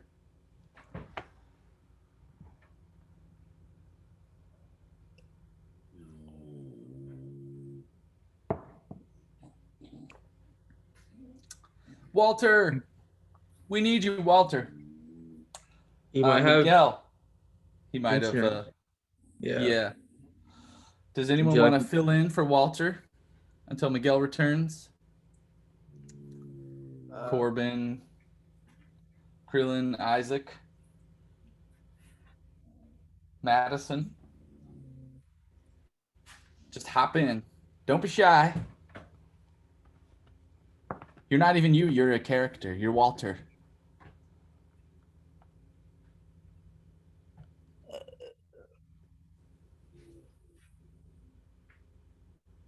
I can go and do it for Miguel until he gets back. Okay. Gerardo's our temporary Walter. What is it he wants to do? Go carry groceries after school at the supermarket. Well, let him go. I have to. She won't give me the 50 cents. Why not? 'Cause we don't have it. What'd you tell the boy things like that for? Reaching down Here, into his son. pants with a rather important gesture. Here, son. He hands the boy the coin, but his eyes are directed to his wife's. Travis takes the money happily. Thanks, Daddy. He starts out. Ruth watches both of them with murder in her eyes. Walter stands and stares back at her with defiance, and suddenly reaches into his pocket again on an afterthought. Walter, without even looking at his son, still staring hard at his wife. In fact, here's another 50 cents. Buy yourself some fruit today, or take a taxi cab to school or something. Whoopee. He leaps and clasps his father around the middle with his legs, and they face each other in mutual appreciation. Slowly, Walter Lee peeks around the boy to catch the violent rays from his wife's eyes and draws his head back as if shot. You better get down now and get to school, man. Okay, goodbye. Travis exits. Walter after him, pointing with pride. That's my boy. She looks at him in disgust and turns back to her work. You know what I was thinking about in the bathroom this morning? No. How come you always try to be so pleasant? What is there to be pleasant about? You want to know what I was thinking about in that bathroom or not? I know what you're thinking about. About what me and Willie Harris was talking about last night. Willie Harris is good for nothing. Loudmouth. Anybody who talks to me has got to be a good for nothing loudmouth, ain't he? And what you know about who is just a good for nothing loudmouth? Charlie Atkins was just a good for nothing loudmouth too, wasn't he? When he wanted me to go into the dry cleaning business with him, and now he's grossing $100,000 a year, $100,000 a year. You still call him a loudmouth? Oh, Walter Lee. She folds her head on her arms over the table. Walter rising and coming to her and standing over her. You tired, ain't you? Tired of everything. Me, the boy, the way we live, this beat up whole everything, ain't you? She doesn't So look tired. up and doesn't answer. So tired. Moaning and groaning all the time. But you wouldn't do nothing to help, would you? You couldn't be on my side that long for nothing, could you? Walter, please leave me alone. A man needs for a woman to back him up.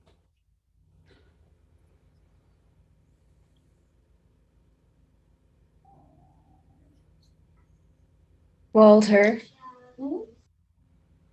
Mama, would you listen to you? Mama would listen to you. You know she listens to you more than she do me and Benny. She thinks more of you. All you have to do is just sit down with her when you're drinking your coffee one morning and talking about things like you do, and he sits down beside her and demonstrates graphically what he thinks her method and tone should be. You just sip your coffee, see and say easy like that. You've been thinking about that deal Walter Lee is so interested in, about that store and all, and sip some more coffee. Like what you saying ain't really that important to you. And the next thing you know, she'd be listening good and asking you questions. And when I come home, I can tell her the details. This ain't no fly-by-night proposition, baby. I mean, we figured it out, me and Willie and Bobo. Bobo? Yeah, you see, this little liquor store we got in mind cost 75,000, and we figured the initial investment on the place be about 30,000. Say, see that be 10,000 each. Of course, there's a couple of hundred you got to pay, so you don't spend your life just waiting for them clowns to let your license get approved. You mean graft? Don't call it that. See there, that just goes to show you what women understand about the world. Baby, don't nothing happen for you in this world unless you pay somebody off. Walter, leave me alone. She raises her head and stares at him vigorously, then says more quietly,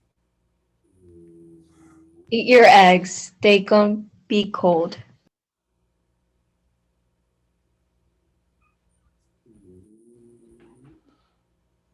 That's it. There you are. Man say to his woman, I got me a dream. His woman say, eat your eggs. Man say, I gotta take hold of this here world, baby. And woman will say, eat your eggs and go to work. Man say, I gotta change my life. I'm choking to death, baby. And his woman would say, in utter anguish as he brings his fist down on his thighs, your eggs is getting cold. Walter, that ain't none of your money. Walter's not listening or even looking at her. I was looking in the mirror and thinking about it, and I'm 35 years old. I've been married 11 years and I got a boy who sleeps in the living room. And all I got to give him is stories about how rich white people live. Eat your eggs, Walter. Walter slams the table and jumps up. Damn my eggs. Damn all the eggs that ever was. Then go to work.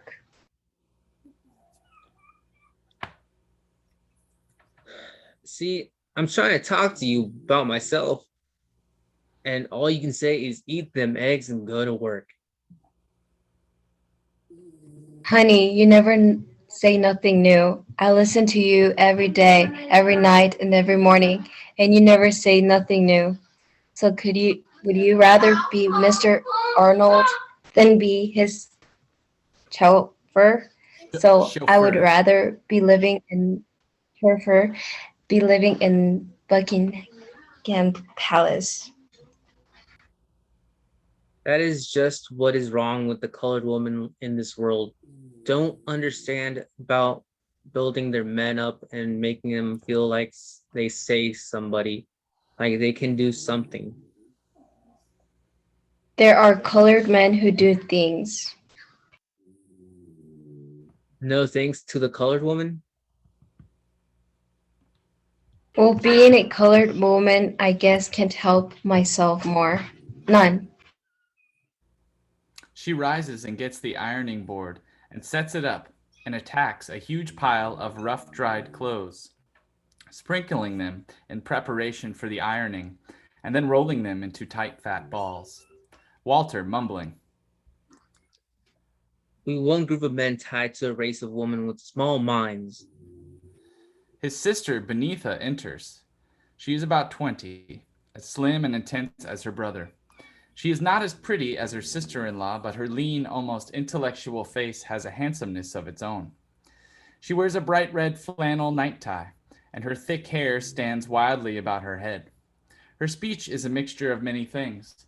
It is different from the rest of the families insofar as education has permeated her sense of English, and perhaps the Midwest rather than the South has finally, at last, won out in her inflection. But not altogether. Because over all of it is a soft slurring and transformed use of vowels, which is the decided influence of the South Side. She passes through the room without looking at either Ruth or Walter and goes to the outside door and looks, a little blindly, out to the bathroom. She sees that it has been lost to the Johnsons. She closes the door with a sleepy vengeance and crosses to the table and sits down, a little defeated. Our Beneatha.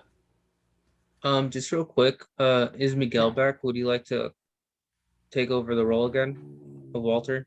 Miguel, have you returned?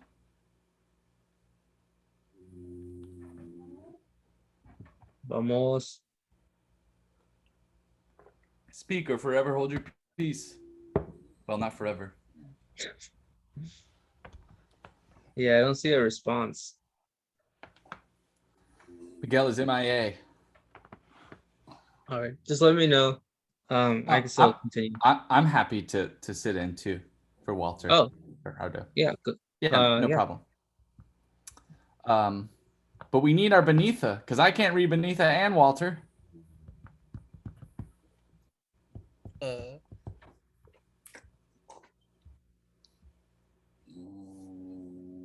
Beneatha should be Natalie, I believe.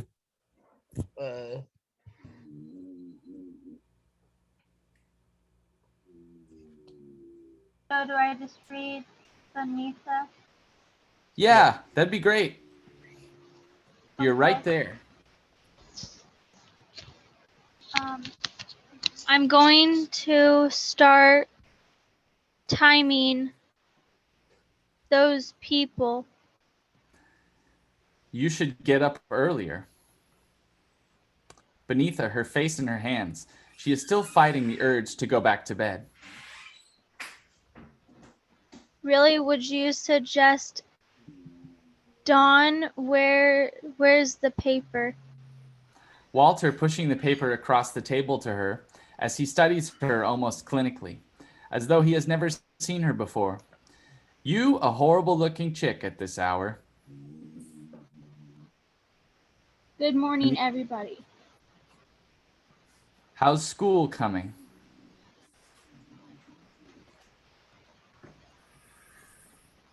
Lovely, lovely, and you know, biologically is the greatest.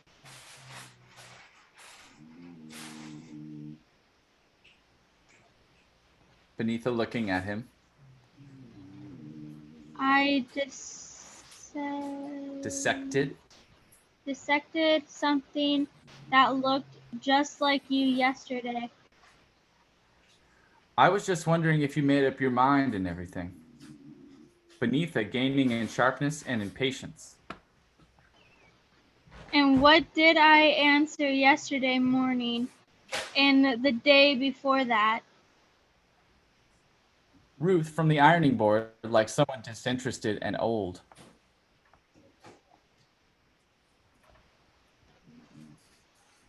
Don't be so nasty, Benny.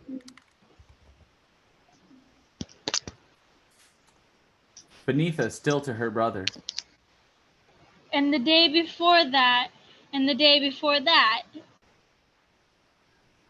I'm interested in you. Something wrong with that? Ain't many girls who decide. Walter and Benita in unison. To be a doctor. Silence. Have we figured out yet just exactly how much medical school is going to cost?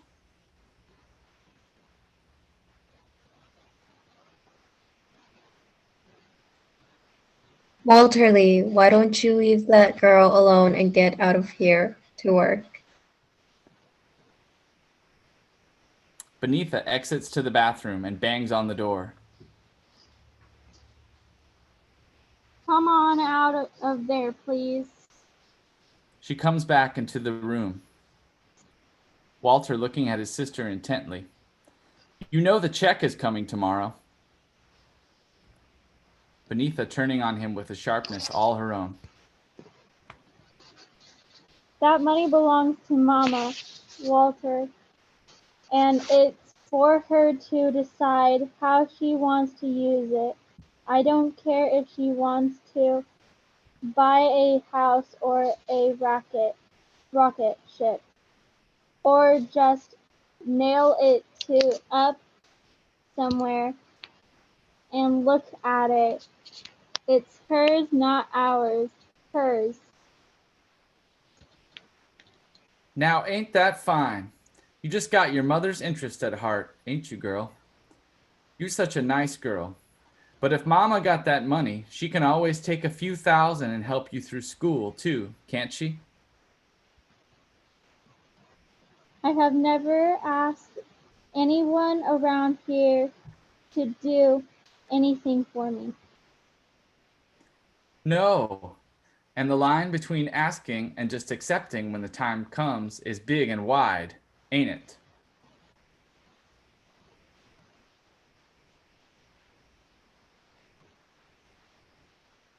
What do you want from me, brother?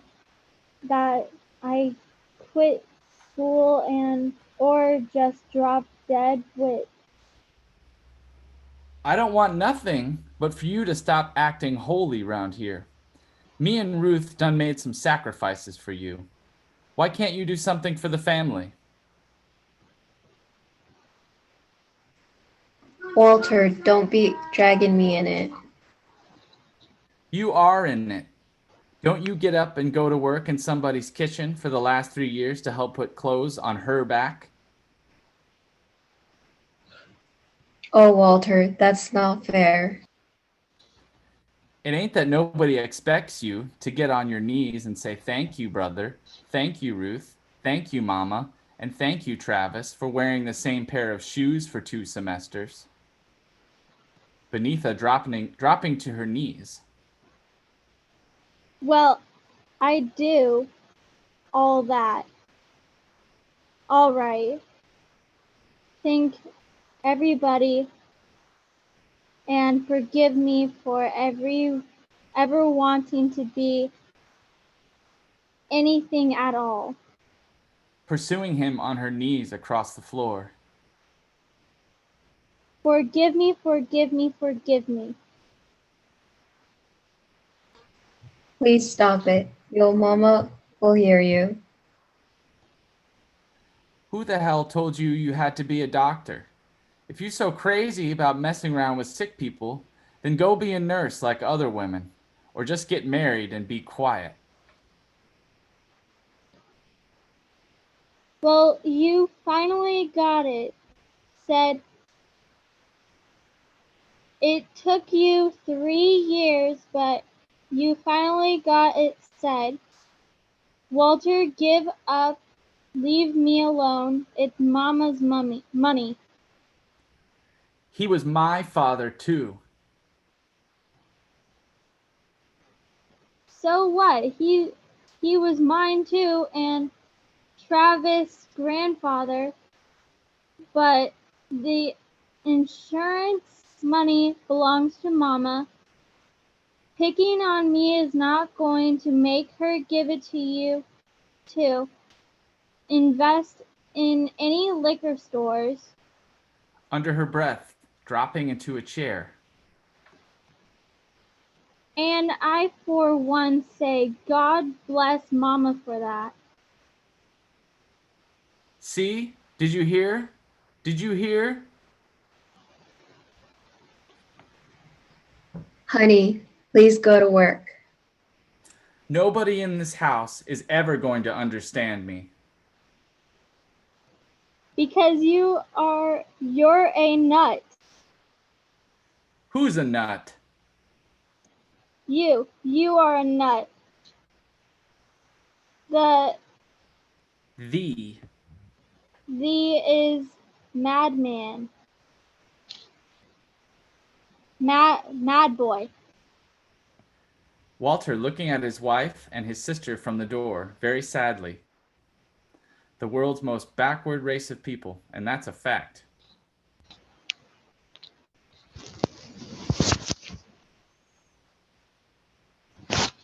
Real quick, Ben. Yeah. Would you like to continue till 1, or would you like to have the lunch break right now? I was thinking we would stop just right before Mama enters, and then we'll break at 12:50. How's that? Okay. Yeah, we'll come back like at 1:50. Since we started 5 minutes late. Gotcha. Yeah. Sorry, I just want to make sure. No. Yeah, I'm glad you asked. I know. I'm sorry, Lynn. Sorry, Lynn. I know you've been waiting this whole time. I promise you will. Mama will be speaking quite a bit after we come back from break. You will get a lot of chance. So let's see. Oh yeah, Beneatha turning slowly in her chair. And then there are all those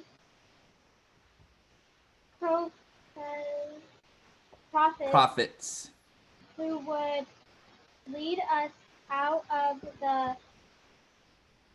wilderness. Walter slams out of the house. Into the swamp. Benny, why you always gotta be picking on your brother? Can't you be a little sweeter sometimes? The door opens. Walter walks in. He fumbles with his cap, starts to speak, clears throat, looks everywhere but at Ruth. Finally, Walter to Ruth. I need some money for car fare. Ruth looks at him, then warms, teasing but tenderly.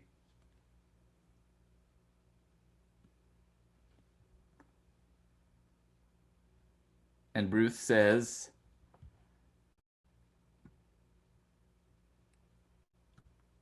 do we have you, Ruth? 50 cents. She goes to her bag and gets money. Here, take a taxi. Okay, so let's pause here for now, and when we come back from the break, we will finish this scene and then just talk a little bit about what we've noticed just so far in this very first scene. a lot. The relationships between the characters are pretty clear. I know. I'm so sorry, Lynn. I know. We'll I give you the big promise. entrance on the way back. You're gonna have a big entrance. It's gonna be awesome. You get some good monologues and everything. So don't worry. So I hope you were even able to notice just from the little bit so far, the the desires of some of these characters. Walter obviously has this plan. He really wants to use this money to start a business. He's trying to convince the others that it's something that they should use the money for. He's pretty cruel to Benitha about her dreams to be a doctor. And their relationship's also kind of strained. Everyone doesn't seem to be really getting along. Maybe if we were on that story curve, we're starting somewhere more close to the Cinderella level, though not quite that bad. But let's break for lunch and we'll come back and finish this scene. Thank you to all of you who have read. It's so nice to hear your voices. It's so wonderful to be doing this together out loud. I hope you're finding it somewhat fun to go through this together. But it is 12:50. Let's return at 1:50. How's that sound? I wouldn't know.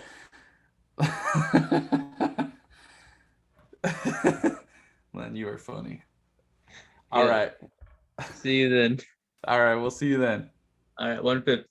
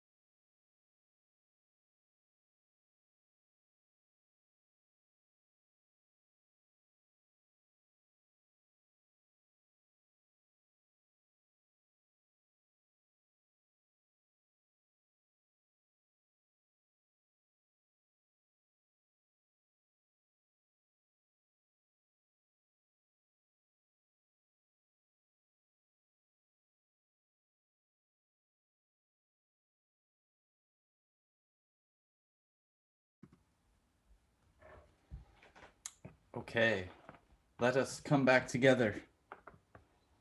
Zoom school.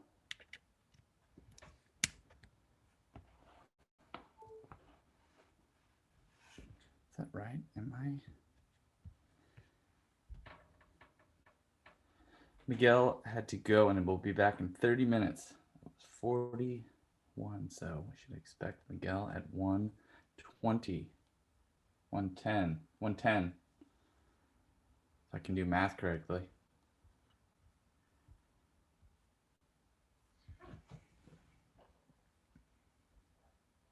All right, is everybody back?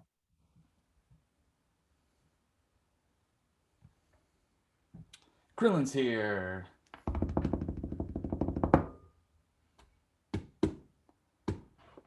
Are we ready for the exciting entrance of Mama? Who's I'm? Sorry, I missed who was talking. I believe it's Eli. Oh, Eli. Sometimes it doesn't light up quick enough, and I miss who's talking. So forgive me. Madison's here. Madison also volunteered to read, and I was thinking since Ruth Manuela has been reading for so long, why don't we have Madison do Ruth's part in the next portion here. Corbin's here. Does anyone want to step up and do Walter? Corbin, Krillin, Isaac. Corbin's like, nah. Corbin's nah. Why not?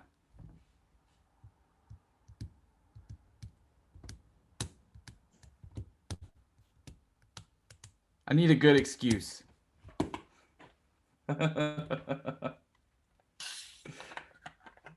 Your dog ate it.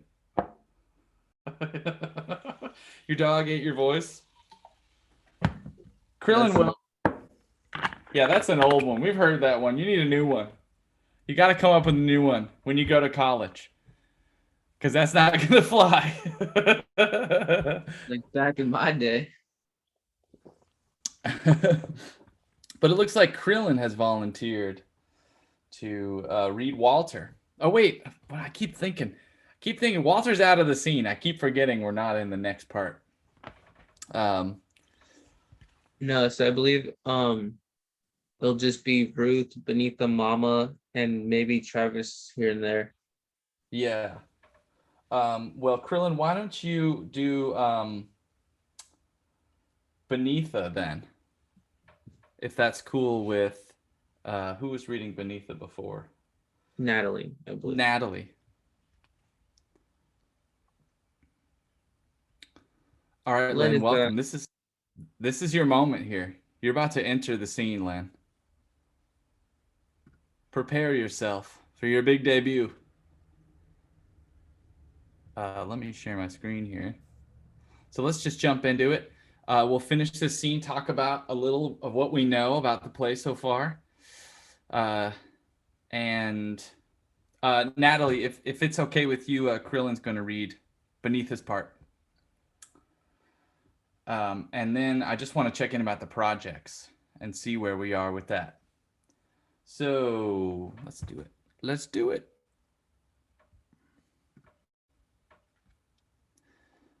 All right, so I am starting here, page 42, if you're following along. The chat up here. I wonder if it's better if I zoom in one. That might help as far as readability here. Okay, here we go. Walter exits. Mama enters. She is a woman in her early 60s, full-bodied and strong. She is one of those women of a certain grace and beauty who wear it so unobtrusively that it takes a while to notice. Her dark brown face is surrounded by the total whiteness of her hair. We're going to have Madison do Ruth Manuela. She is one of the, sorry, I lost my place. So she's a woman in her early 60s, full-bodied and strong. She is one of those women of a certain grace and beauty who wear it so unobtrusively that it takes a while to notice. Her dark brown face is surrounded by the total whiteness of her hair. And being a woman who has adjusted to many things in life and overcome many more, her face is full of strength. She has, we can see, wit and faith of a kind that keep her eyes lit and full of interest and expectancy. She is, in a word, a beautiful woman. Her bearing is perhaps most like the noble bearing of the women of the Hereros of Southwest Africa. Rather, as if she imagines that, as she walks, still she bears a basket or a vessel upon her head. Her speech, on the other hand, is as careless as her carriage is precise. She is inclined to slur everything, but her voice is perhaps not so much quiet as simply soft.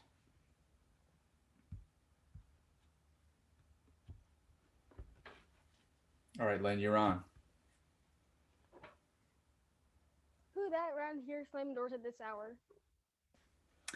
She crosses through the room, goes to the window, opens it, and brings in a feeble little plant growing doggedly in a small pot on the windowsill. She feels the dirt and puts it back out. That was Walter Lee. He and Benny was at it again. My children and they tempers. Lord, this little old plant don't get more sun than it's been getting and ain't never gonna go to see spring again. She turns from the window. What's the matter with you this morning, Ruth? You look fat peaked. You aiming to iron all them things. Leave some for me. I'll get to them this afternoon. Benny, honey, it's too drafty for you to be sitting around here half dressed. Where's your robe? It's in the cleaners. Well, go get mine and put it on.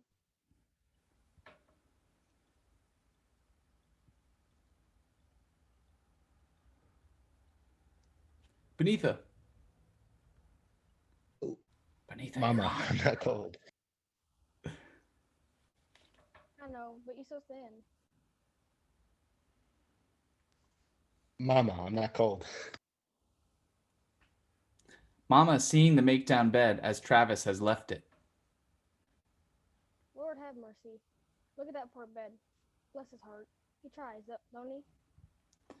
She moves to the bed Travis has sloppily made up. No, he don't have to try it at all, 'cause he knows you going to come along behind him and fix everything. That's just how come he don't want. Whoa. That's just how come he don't know how to do nothing right now. You done spoiled that boy so. Mama folding the bedding. Well, he's a little boy. Ain't supposed to know about housekeeping. My baby. That's what he is. What are you for fixing his breakfast this morning? What you fixing for his breakfast this morning? My bad. I feed my son, Lena. I ain't meddling. I just noticed all last week. He has a cold cereal. And when it starts getting this chilly in the fall, a child ought to have some hot grits or something when he goes out in the cold. I gave him hot oats. Is that all right?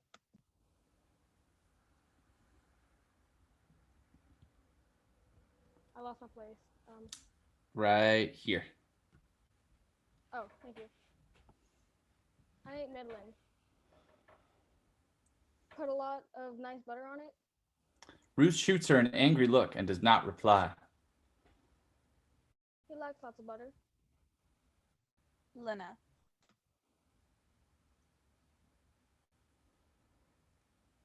What was you and your brother fussing about this morning? It's not important, Mama.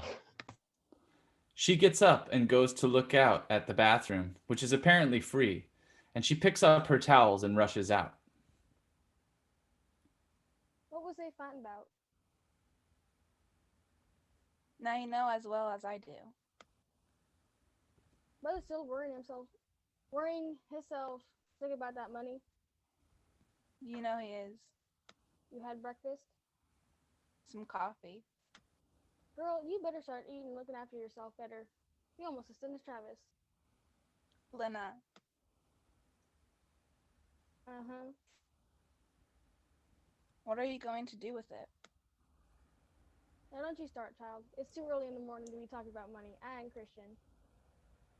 It's just that he got his heart set on that store.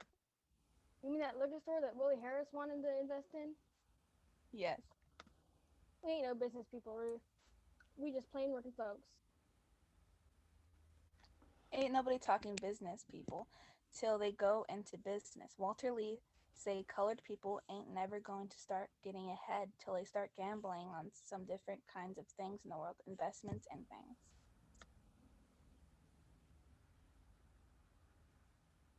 What done got into you, girl? Walter Lee done finally sold you on investing. No, Mama, something is happening between Walter and me. I don't know what it is, but he needs something. Something I can't give him anymore. He needs this chance, Lena. But liquor, honey. Well, like Walter say, I expect people going to always be drinking themselves some liquor. Well, whether they drinks it or not, ain't none of my business. But whether I go into the business selling it to him is. And I don't want that on my ledger this late in life.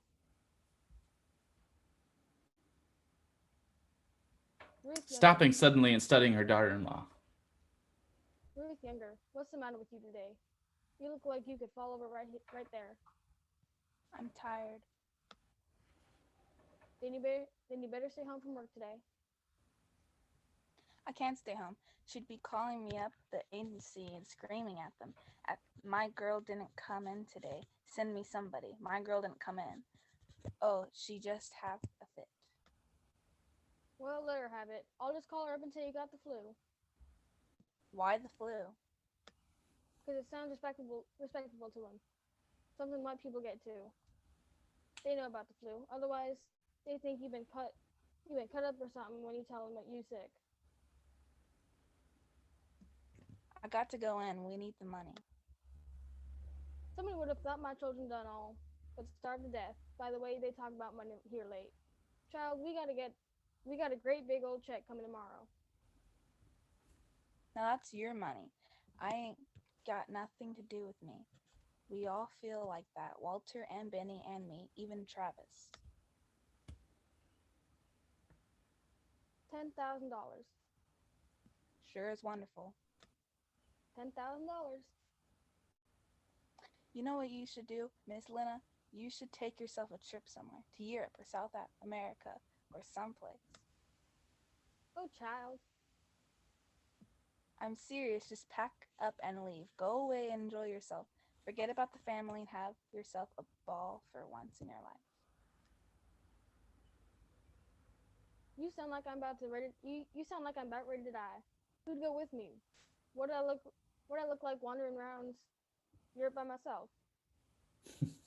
Dude, these here rich white people do it all the time. They don't think nothing of packing up their suitcases and piling onto one of them big steamships and whoosh, they're gone, child.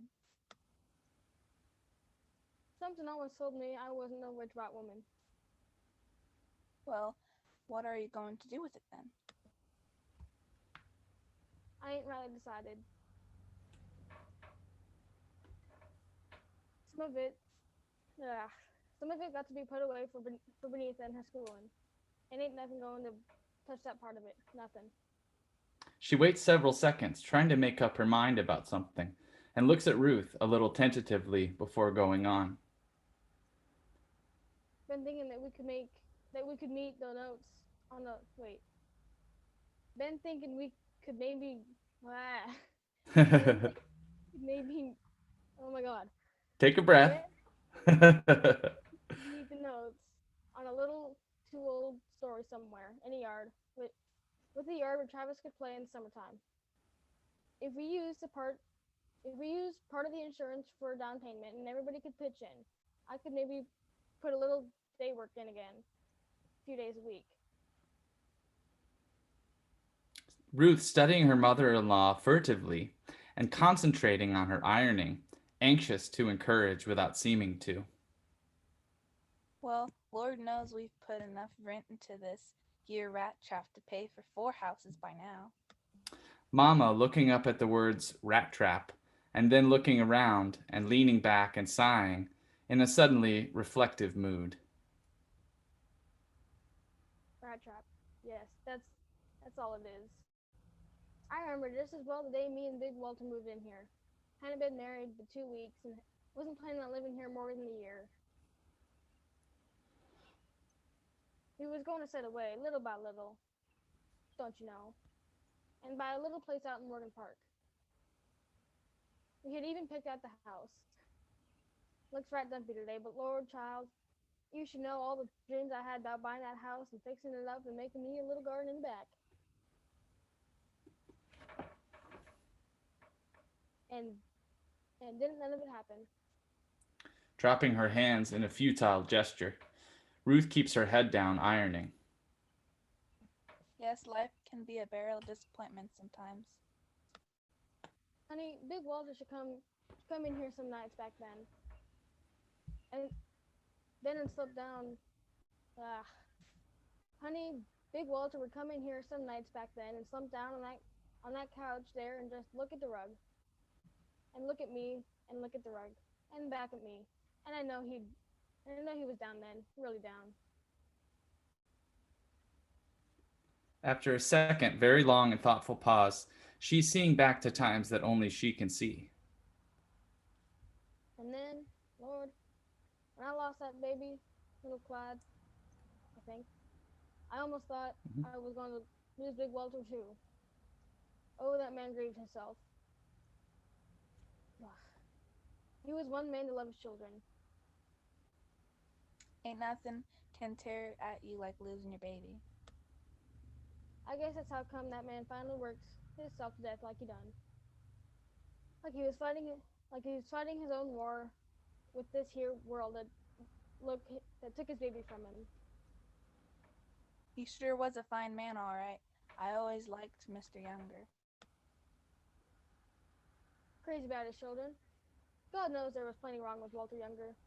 Hard-headed, mean, kind of wild with women. Plenty wrong with him. But he sure loved his children. Always wanted them to have something, be something. That's where brother gets all these notions, I reckon.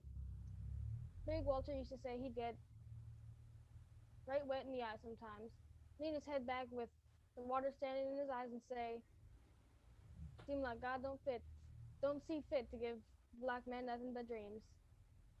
But he did give us children to make them dreams seem worthwhile. He could talk like that, don't you know? Yes, he sure could. He was a good man, Mr. Younger. Beneath the... Oh, sorry. Jumped on you, Mama. Yes, a fine man. Just couldn't never catch up with his dreams, that's all. Beneatha comes in, brushing her hair and looking up to the ceiling, where the sound of a vacuum cleaner has started up. What could be so dirty on that woman's rug that she has to vacuum them every single day? I was certain young women around here who I could name would take inspiration in certain rugs in a certain apartment I could also mention. How much cleaning can a house need for Christ's sake? Benny. Just listen to her. Just listen. Oh God. You use the Lord's name. Oh, I'm sorry. My bad. Oh, Mom. Fresh, just fresh as salt, this girl. If the salt loses its savor. Now that will do. I just ain't going to have you around here reciting all the scriptures in vain. You hear me? How did I manage to get everybody's wrong side just by walking into a room? If you weren't so fresh. Ruth, I'm 20 years old. What time you be home from school today? Kind of late. Madeline is going to start my guitar lessons soon. Mama and Ruth look up with the same expression. Your what kind of lessons? Guitar. Oh, Father. How come you didn't take it in your mind to learn to play the guitar? I just wanted to, that's all. Lord, child, don't you know? Don't you know what to do with yourself? How long ago going to be before you get tired of this now? Like you got tired of that little play acting group you joined last year. And what was it the year before that? The horseback riding club, for which she bought that $55 riding habit that's been hanging in her closet ever since. Why you got to fit so? Why you got to flip from? Why You got got to it. flip from one thing to another, baby? I just want to learn to play guitar. Is there anything wrong with that? Ain't nobody trying to stop you. I just wonder sometimes why you has to fit. Why you has to. Flit. Yeah, it's tricky. Oh, you have to flit. So from one thing to another all the time. You ain't never done nothing with all that camera and equipment you brought home. I don't flit. I experiment with different forms of expression. Like riding a horse. People have to express People have to express themselves one way or another. What is it you want to express? Me. Mama and Ruth look at each other and burst into raucous laughter. Don't worry. I don't expect you to understand. Mama trying to change the subject. Who you going out with tomorrow night? George Murchison again. Oh, you getting a little sweet on him? You can ask me, this child ain't sweet on nobody but herself. Express herself. They laugh. Oh, I like George, all right. Mama. I mean, I like him enough to go out with him and stuff, but What does and stuff mean? mind your own business. Stop picking at her now, Ruth. She chuckles, then a suspicious sudden look at her daughter as she turns in her chair for emphasis.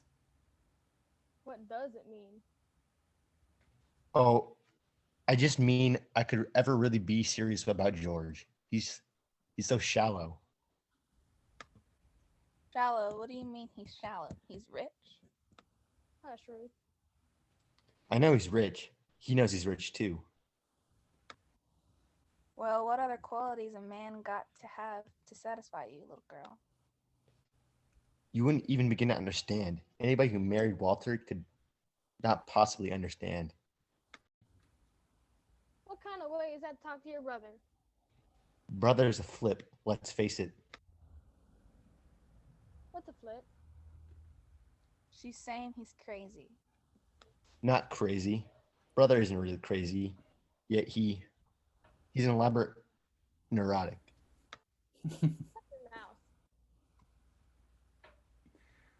As for George, well, George looks good. He's got a beautiful car and he takes me to nice places. And as my sister-in-law says, he's probably the richest boy I will ever get to know. And I like him sometimes. But if the youngers are sitting around waiting to see if their little Benny is going to tie up with the family, with the Murchisons, they're wasting their time. You mean you wouldn't marry George Murchison if he asked you someday? That pretty rich thing? Honey, I knew you was odd. No, I would not marry him if I would not marry him if all I felt for him was what I feel now. Besides, George family wouldn't really like it. Why not? Oh, Mama, the Murchisons are honest to God, real, faux rich, colored people. And the only people in the world who are more snobbish than rich white people are the rich colored people. I thought everybody knew that. I've met Mrs. Murchison. She's a scene. You must not dislike people because they well off, honey. Why not? It makes just as much sense as disliking people because they're poor, and lots of people do that. Ruth, a wisdom of the ages manner, says to Mama. Well, she'll get over some of this. Get over it. What are you talking about, Ruth? Listen, I'm going to be a doctor. I'm not worried about who I'm going to marry yet, if I even get married. Mama and Ruth together. Wait, where are we? You're just right here. It's kind of hard to see because it's just one word, but they say it together in shock. Oh. If. Now, Benny.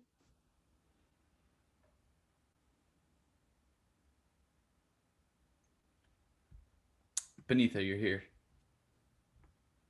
Okay. Oh, I will, probably will. But first, I'm going to be a doctor. And George, for one, still thinks that's pretty funny. I couldn't be bothered with that. I'm going to be a doctor, and everybody around here better understand that. Of course you're gonna be a doctor, honey. God willing. God hasn't got to do a thing with it. Tina, that just wasn't necessary. Well, neither is God. I'm getting sick about hearing about God.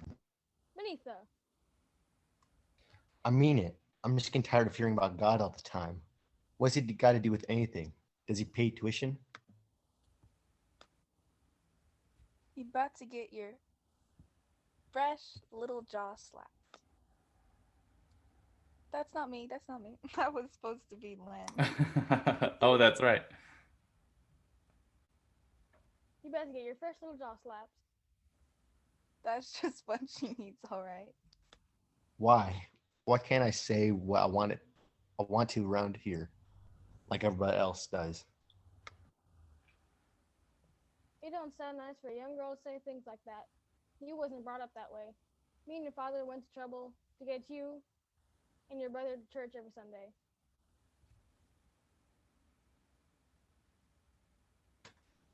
Mama, you don't understand. All matter of ideas, and God's just one idea I don't accept. It's not important. I'm not going to be immoral or commit crimes because I don't believe in God. I don't even think about it. It's just I get tired of him giving credit for all the things human race achieves throughout its stubborn effort. There's simply no blessed God. There's only man and who he thinks makes miracle. Mama absorbs this speech, studies her daughter, and rises slowly and crosses to Benita and slaps her powerfully across the face. After, there is only silence, and the daughter drops her eyes from her mother's face, and Mama is very tall before her. I wonder what it's like to be tall. Can't relate. Now, you say after me. In my mother's house, there was still God. There is a long pause, and Benita stares at the floor, wordlessly. Mama repeats the phrase with precision and cool emotion. In my mother's house, there is still God. In my mother's house, there's still God. A long pause. Mama walking away from Benita, too disturbed for triumphant posture, stopping and turning back to her daughter. There are some ideas we ain't going to have in this house. Not long as I am at the head of this family. Yes, ma'am. Mama walks out of the room. Ruth, almost gently with profound understanding. You think you a woman, Benny? You still a little girl. What you did was childish, so you got treated like a child. I see. I also see that everybody thinks it's all right for Mama to be tyrant. But all the tyranny in the world will never put God in the heavens. She picks up her books and goes out. Paused. Ruth goes to Mama's door. She said she was sorry. Mama coming out and going to her plant. They frightens me, Ruth, my children. You got good children, Lana. They're just a little off sometimes, but they're good. No, there's something come down between me and them. They don't let us understand each other, and I don't think that's what it is. No, there's something come down between me and them that don't let us understand each other, and I don't know what it is. One done almost lost his mind thinking about money all the time. The other done commenced to talk about things I can't seem to understand in no form or fashion. What is it that's changing, Ruth? Ruth, soothingly, older than her years. No, you taking it all too seriously. You just got strong, wild children, and it takes a strong woman like you to keep them in hand. Mama looking at her plant and sprinkling a little water on it. They spirited all right, my children. Got to admit they got spirit, Benny and Walter. Like this little old plant that ain't never had enough sunshine or nothing. And look at it. She has her back to Ruth, who has had to stop ironing and lean against something and put the back of her hand to her forehead. Ruth, trying to keep Mama from noticing this. You sure love that little old thing, don't you? Well, I always wanted me a garden like I used to see sometimes in the back of houses down home. This plant is so close. This plant is as close as I ever got to having one. She looks out of the window as she replaces the plant. Lord, ain't nothing as dreary as a view from the window on a dreary day, huh? Is there? Why ain't you singing this morning, Ruth?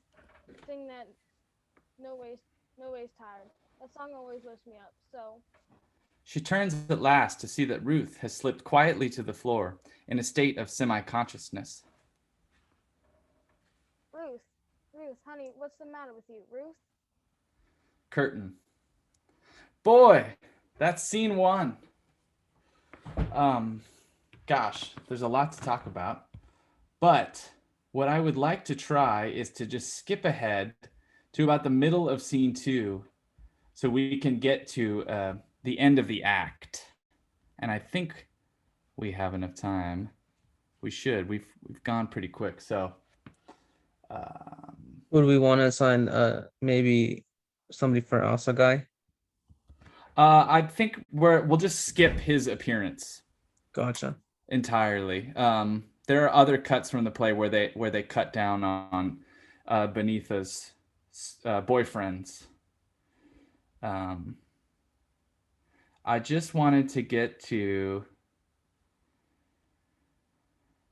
the scene. Oh, where was it? I know I just had it. Okay, yes, so 68, 69, 68. Okay, so there was an African guy who is in love with Benitha who came to visit, and he brought her a traditional Nigerian robes and like a record of music. And he said, "When are you going to decide that you want to marry me?" And she says, "Well, I'm not really sure. I have a lot of things I want to do with my life, and I don't know." So he just kind of mocks her and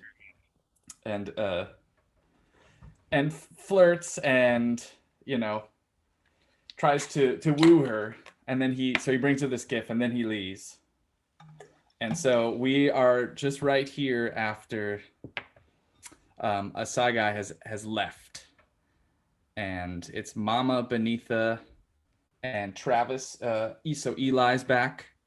If Eli still wants to read Travis, and then we will just go from here. So Mama. Lord, that's a pretty thing. Just went out here. Yes, I guess I see why we done commenced. To get the interested in Africa around here. Missionaries, my aunt Jenny. Mama exits.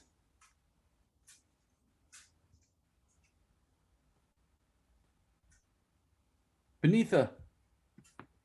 I guess it's just one line. Oh, Mama. Benitha picks up the Nigerian dress and holds it up to her in front of the mirror again. She sets the headdress on haphazardly and then notices her hair again and clutches at it and then replaces the headdress and frowns at herself. Then she starts to wriggle in front of the mirror as she thinks a Nigerian woman might. Travis enters and stands regarding her. What's the matter, girl? You're cracking up.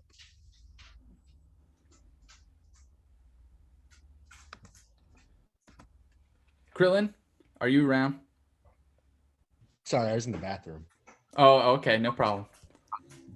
You need to tell Travis to shut up. I get it. Shut up. She pulls the headdress off and looks at herself in the mirror and clutches at her hair again and squinches her eyes as if trying to imagine something. Then suddenly she gets her raincoat and kerchief and hurriedly prepares for going out. Mama coming back into the room. He's resting now, Travis. Travis, baby, run next door and ask Miss Johnson to please let me have a little kitchen cleanser. This here can is empty as Jacob's kettle. I just came in. Do as you told. He exits and she looks at her daughter.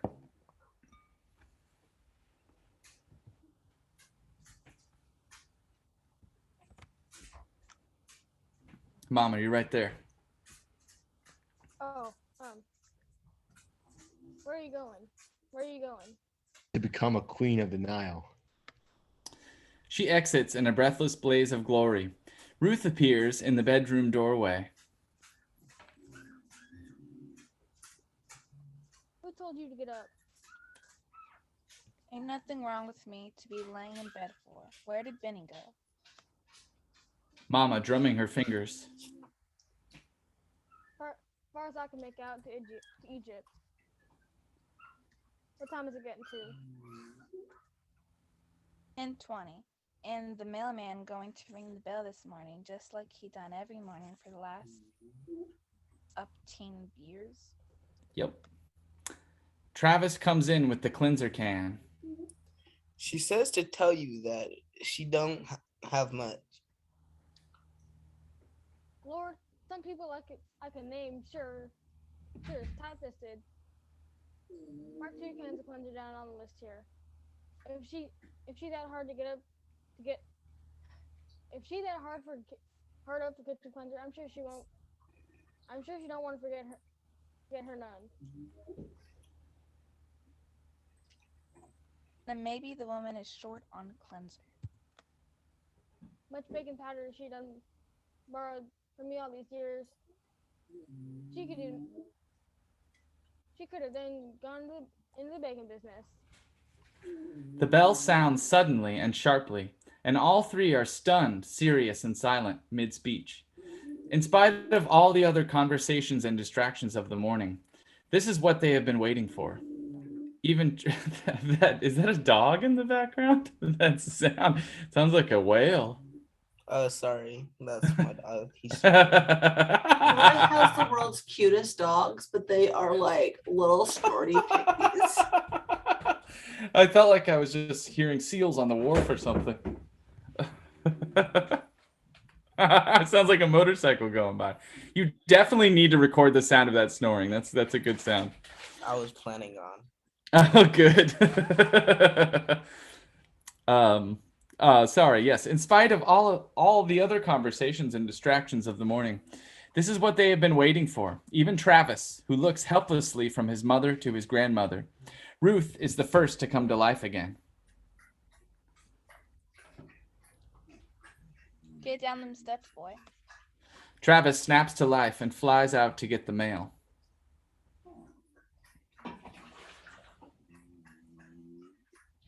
Mama, her eyes wide, her hand to her breast. You mean it doesn't really come? Oh, Miss Lena. Well, I don't know what we all so excited about around here for. We know it was coming for months. A whole lot of different from having it come and being able to hold it in your hands. A piece of paper worth $10,000. Travis bursts back into the room.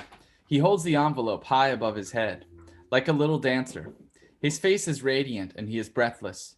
He moves to his grandmother with sudden, slow ceremony and puts the envelope into her hands.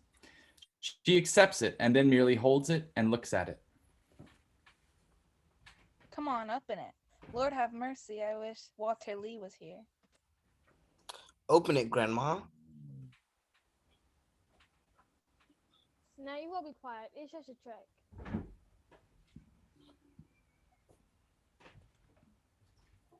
Ruth, open it. Ruth, you got a line there, but it's actually indented. It's hard to see. Okay, Mama. open it. Mama still staring at it. And don't act silly. We ain't never been no people to act silly about no money. Never had none before. Open it. Mama finally makes a good strong tear and pulls out the thin blue slice of paper and inspects it closely. The boy and his mother study it raptly over Mama's shoulders. Travis, She is counting off with doubt. is that the right number of zeros? Yes, $10,000. Golly, Grandma, you're rich.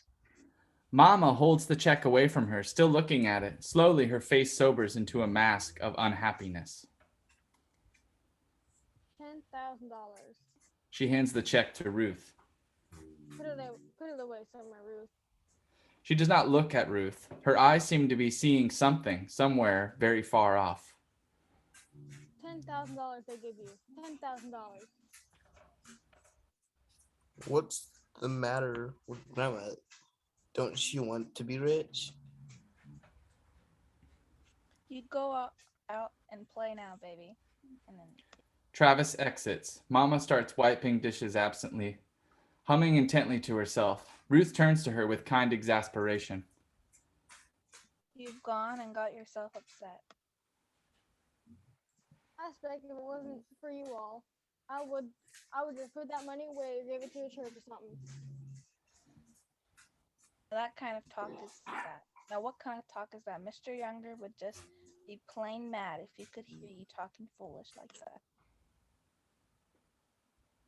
Yes, we sure would. We got enough to do with that money, all right? She halts then and turns and looks at her daughter-in-law. Ruth avoids her eyes and Mama wipes her hands with finality and starts to speak firmly to Ruth. Where did you go today, girl?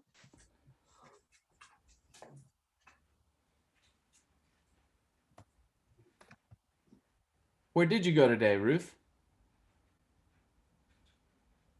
To the doctor. Not Ruth. You know better than that. Old Dr. Joe's is strange enough in his way, but there ain't nothing about him make somebody slip and call him she, like you done this morning. Well, that's what happened. My tongue slipped. You went to see that woman, didn't you? What woman are you talking about? That woman who... Walter enters in great excitement. How about Krillin? Would you fill in for Walter here, since Beneatha's gone? I can do Walter, or go ahead. Sorry. Oh, sure. Yeah, whichever. It's not the best time right now for me, but I can try. Oh, no problem. We can witness Gerardo's fabulous acting. I don't know about fabulous, but I just want to make sure everybody's participating. Yeah, I don't mind doing Walter if nobody can. Ready? Absolutely. Did it come? Can you give people a Christian greeting before you start asking about money? Did it come? Ruth unfolds the check and lays it quietly before him, watching him intently with the thoughts of her own. Walter sits down and grasps it close and counts off the zeros. $10,000. He turns suddenly, frantically, to his mother and draws some papers out of his breast pocket. Mama, look. Old Willie Harris put everything on paper. Son, I think you ought to talk to your wife. I'll go on out and leave you alone if you want. I can talk to her later. Mama, look. Son. Will somebody please listen to me today? I don't allow no yelling in this house. Walter Lee, and you know it. Walter stares at them in frustration and starts to speak several times. And there ain't gonna be no investment in no liquor store. But Mama, you ain't even looked at it. I don't aim to have to speak on that again. A long pause. You ain't looked at it, and you don't aim to have to speak on that again. You ain't even looked at it, and you have decided. Well, you tell that to my boy tonight when you put him to sleep on the living room couch. Turning to Mama and speaking directly to her. Yeah, and tell it to my wife, Mama. Tomorrow when she has to go out of here to look after somebody else's kids. And tell it to me, Mama, every time we need a new pair of curtains and I have to watch you go out and work in somebody else's kitchen, yeah, you tell me then. Walter starts to go out. Where are you going? I'm going put. That's a typo. It should be out. Oh, I I'm think. going out. Where are you going, Walter? Just out of this house somewhere. Ruth getting her coat.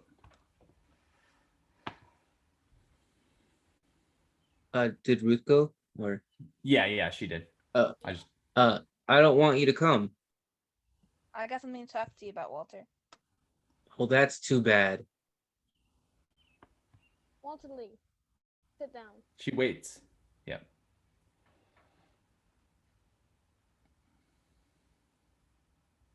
I'm a grown man, Mama.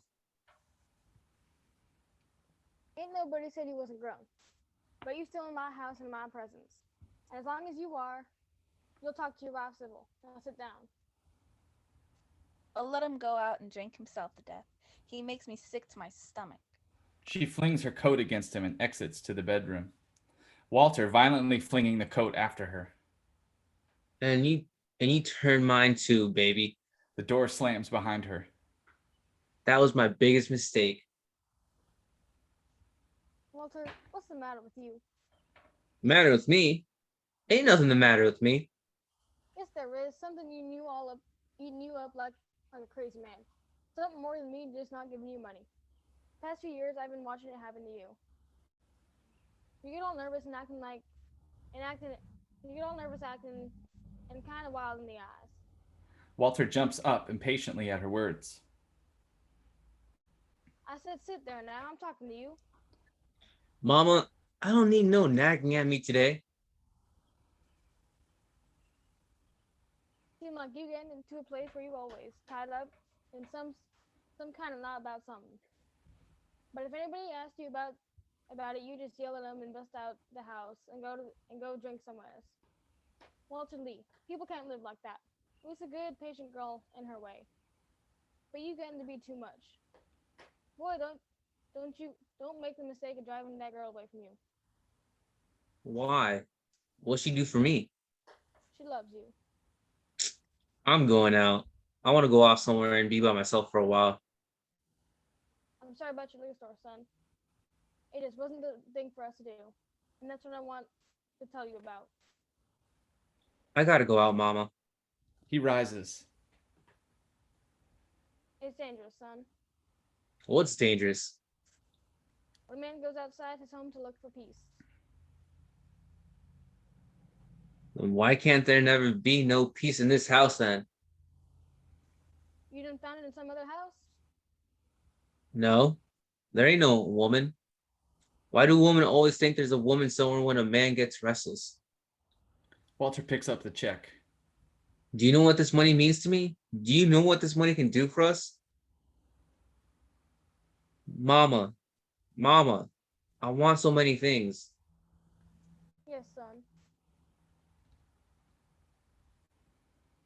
I want so many things that they're driving me kind of crazy. Mama, look at me. I'm looking at you. You're a good looking boy. You got a job, a nice wife, a fine boy, and A job? Mama, a job? I open and close car doors all day long. I drive a man around in his limousine and I say, yes, sir. No, sir. Very good, sir. Shall I take the drive, sir? Mama, that ain't no kind of job. That ain't nothing at all. Mama, I don't know if I can make you understand. understand what, baby? Sometimes it's like I can see the future stretched out in front of me, just plain as day. The future, Mama, hanging over there at the edge of my days, just waiting for me. A big looming blank space, full of nothing, just waiting for me. But it don't have to be. Mama, sometimes when I'm downtown, I pass some cool, quiet-looking restaurants where them white boys are sitting back and talking about things, sitting there turning deals worth millions of dollars. Sometimes I see guys don't look much old. I see guys don't look much older than me. Son, how come you always talk about? How come you talk so much about money? Because it is life, Mama. Oh, so now it's life. Money is life. Once upon a time, freedom used to be life. Now it's money. I guess the world really do change. No, it was always money, Mama. We just didn't know about it. No, something has changed. You something new, boy. In my time, we was worried about not being lynched Yep. and getting to the north if we could, and how to stay alive, and you still have a pinch of dignity too. Now here come you and Bethina, talking about things we never even thought about. Hardly me and your daddy. You ain't satisfied or proud of nothing we done. I mean that, and you had a home. That we kept you out of trouble till he was grown. That you don't have to ride to work on the back of nobody's streetcar. You my children. But how different we done become.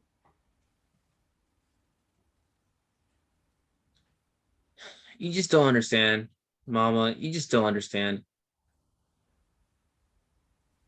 Son, do you know your wife is expecting another baby? Walter stands stunned and absorbs what his mother has said. That's what she wanted to talk to you about. Walter sinks down into a chair. This ain't for me to be telling, but you ought to know. I think Ruth is thinking about getting rid of that child. No. No, Ruth wouldn't do that. When the world finally gets ugly enough, we'll do anything for a family. The part that's already living. You don't know Ruth, Mama. If you think she would do that. Ruth opens the bedroom door and stands there a little limp. Ruth. Beaten. Yes, I would too, Walter. I gave her a $5 down payment. There is total silence as the man stares at his wife and the mother stares at her son.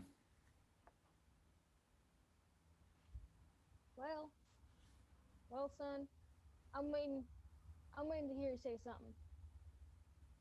I'm waiting to hear how you be your father's son. Be the man he was. Your wife says she's going to destroy their child. And I'm waiting to hear you talk like him and say we people who don't give children life, not who destroys them. I'm waiting to see you stand up and look like a daddy and say we done give you up a baby. Say we done give up one baby to poverty and that we ain't going to give up nary another one. I'm waiting.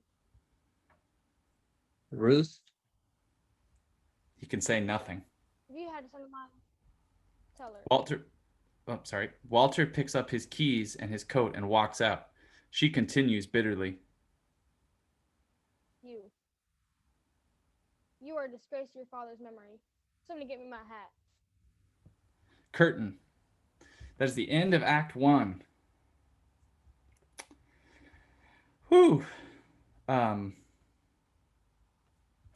So what's happened so far? My mouth is dry. You did a lot of reading, Lynn. We told you. Your part was coming up. It's a big part. Good job.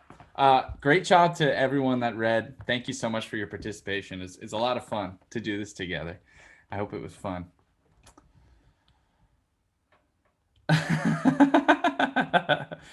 You did wonderful. That's crazy.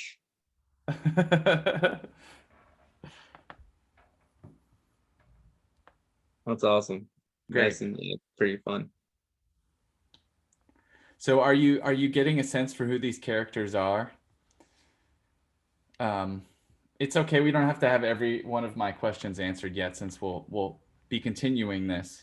But just some things to keep in mind is the differences between these characters. With an accent, I didn't intend that. I understand the tendency to do that too, because the style of speaking, the vernacular.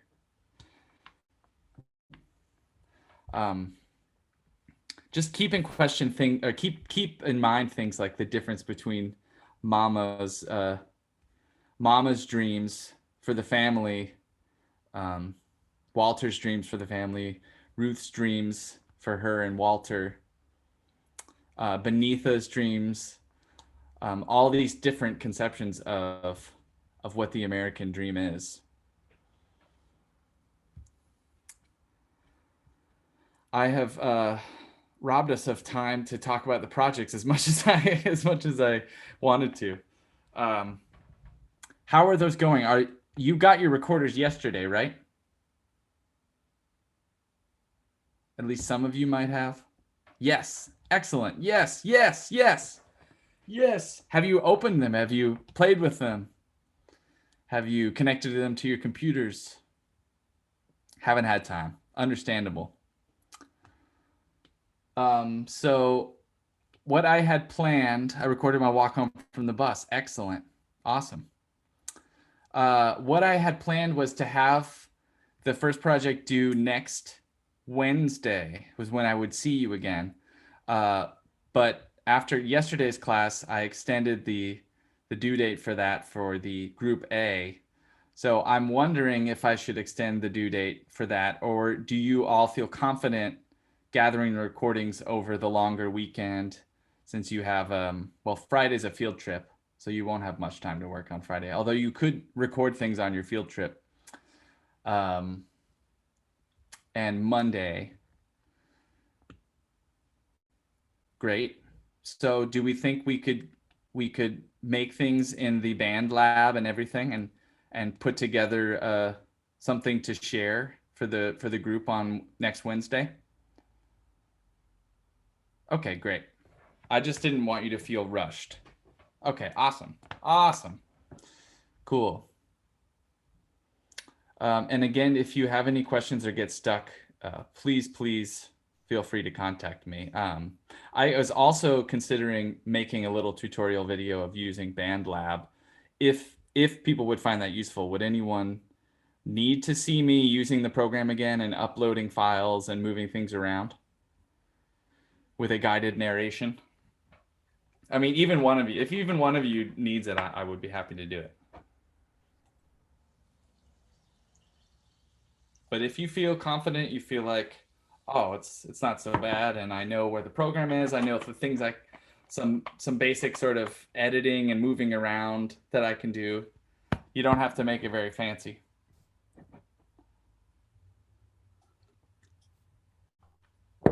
I'm not hearing anyone speak up, so that's good. It sounds like you're all pretty confident about getting the project done.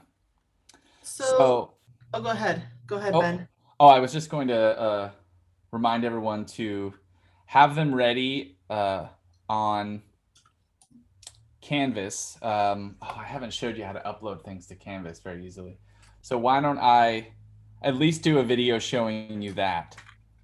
Or if I have time now, I don't know how much time now I have. Probably not much. You have 10 minutes. 10 minutes.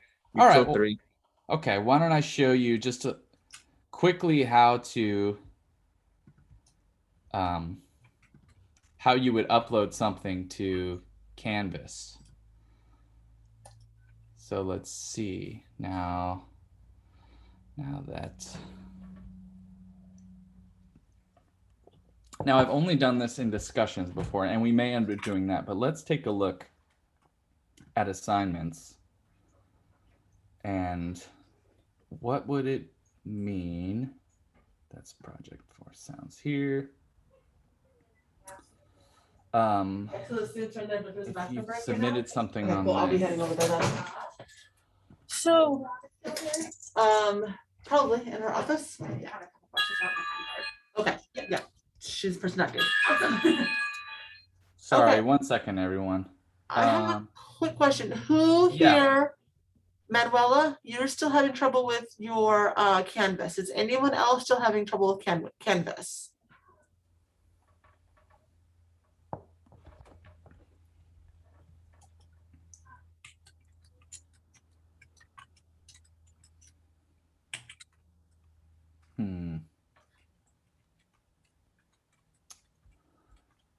So Manuela, I put some stuff in the chat for you on how to do it. Is anybody else not in Canvas yet? Madison, did you get in? Okay, make sure, like Madison and Eli, make sure when you get in that you, at the very top of your screen, you should have something like that you've been invited to some classes or whatever. Make sure you hit accept that, okay? Because like. I accepted it. You accepted it? Okay, good.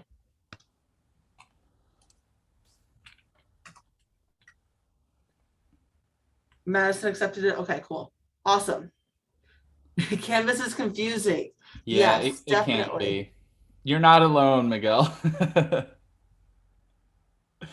I did hear a little bit of it, Lynn. You were kind of hard for me to hear with my current sound system, but I did, yeah, I did like it. So you guys were doing awesome.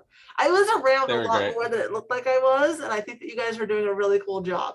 So sorry, Ben, to hijack your class. I just wanted to make sure that I gave everyone, like, we gotta get this Canvas thing sorted out. So I think that everyone who's here is all set up, and I think with Manuela getting this done, we're gonna switch. I'm gonna go, Karina's gonna join you guys for the workshop. So I will see you guys tomorrow online, but if you need help, please message Karina and she can help you, okay?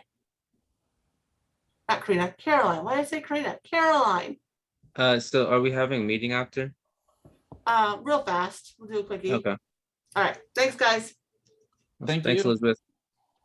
So it may be too difficult to hear everyone's projects in the assignments. So we'll figure out how to make sure that the credits are accounted for in the assignments.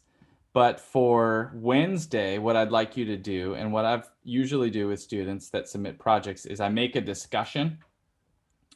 So you'll see it'll be something that'll say humanities, and then it'll say group B project 1.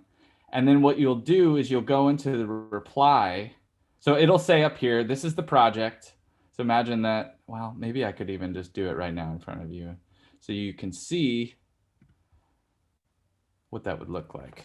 Group B project number 1. Oops. And then I would say post your projects below.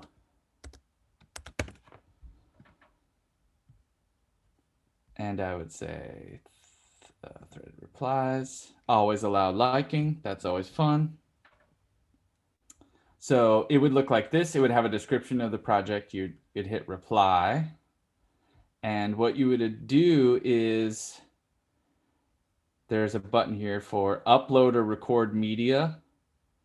So if you wanted to upload or record, it'll come up with this, and you can drag and drop, or if you double click, it will show you all the files on your computer, and then you can just upload it from there.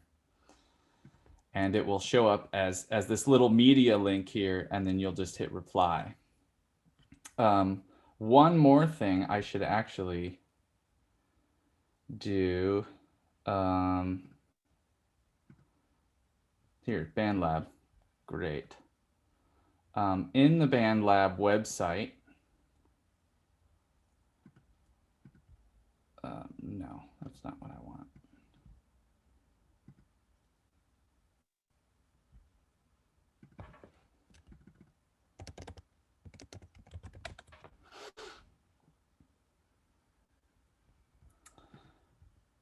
I just want to show you how to export your project because this is really important. So here's one of my projects. Started 5 days ago. Open in Mix Editor. So this is how you get back to the work you've done. Oh my gosh, what? Just count. It's gonna count as we load it. So if you've ever worked in a digital audio workstation or anything, or GarageBand, so once you've finished your project, what you'll want to do is export it or mix it down, sometimes it's called. So if you go into File or somewhere here, there's going to be a button that will tell us, oh my gosh, no, just load. There we go. Okay. So, oh, right here, there's download. So what you want to do is download a mix down. That's what it's called. So what it's going to do is compile all of these things into one sound file. If you click tracks, you will just re-download the separate tracks that you already have. So there's no point in doing that. So we want to do a mix down as, I would do, depending on the the capacity of those computers and their speed, I would go for WAV or highest quality MP3. I think you can upload WAV files to Canvas. I'm not entirely sure. So if you're having problems uploading a WAV file to Canvas, then go back and do a highest quality MP3 and then download. And then what it's going to do is make a file, and now it's on my computer for uploading purposes. So it may just well, it gives it a really good name. But it's not important to have that named correctly. Cat, yes, cat. So that's how to get the file off of the mix station on your computer. You'll take that file. It'll happen. It'll happen, I promise, Lynn. There will be a cat reveal. It will be glorious. I've got to build up to it. And then when it finally happens, it's going to be a big deal. So is that clear to everyone? Getting the file off here, getting it up onto Canvas. Cool beans and all that. So there's my BAB. Upload. Looks like this handy dandy little thing, and I'll hit submit to the discussion. And it's going to pinwheel for a bit. And then once it's ready, you just click post reply. And then we'll have a whole thread of them, and we'll check out each other's work. I'm really looking forward to hearing what you've done. So there's a reply. There I am. Look at that. Excellent. And again, just have fun with it. Go bananas. Put, as many different kinds of sounds together as you can. Experiment, have fun. And that is all for me for today. Thanks for giving me a little extra time on that. All right. Well, thank you, Ben. Thank you. Thank you, everyone, for your participation in the play reading. It was just awesome. I love hearing your voices. I love interacting with you in this way. It's really fun. It's, for me, I will never get to see you until the end of the month. So to hear your voices is nice. I can't tell you how nice it is to actually hear you and interact with you like that. You will play a character again. Don't worry. We're going to finish the play. We'll watch a few excerpts from a wonderful film version of the play too, to probably like in the second act and things like that to get us to the third act. So, all right. That is all for me for now. Have fun on your field trip. Do some recording. Do as much as you can. Bring it around with you. It's your new friend for the month. Record everything. And that is all. If you have any questions, do email. Don't hesitate to email me on Canvas. I am reachable. Okay. Thank you. Thank you. Bye for now. Goodbye. See you, Ben. All right. So you guys will be with me for the next hour. I do have to do 2 workshops or 2 workshops with you guys. We're gonna try to do them half an hour each or so. Because you guys didn't have the SMART goals from a few days ago, and then we're gonna do a professionalism workshop as well. So we're gonna start with the SMART goals. I'm gonna get that up right now. Just by any chance, does anybody know or has heard of SMART goals or what they are? Oh, were you Krillin? Oh, did you talk with with Tabitha and Garrett? What did you guys talk about? Or can you guys let me know a little bit about SMART goals? Oh, with Elizabeth. What did she say? We kind of just talked about it, what they are, and then she discussed it a little bit. But Okay. Do you guys want to do a few SMART goals? They don't have to be long or anything or in depth, but just like having or getting used to it. Are you guys down for that?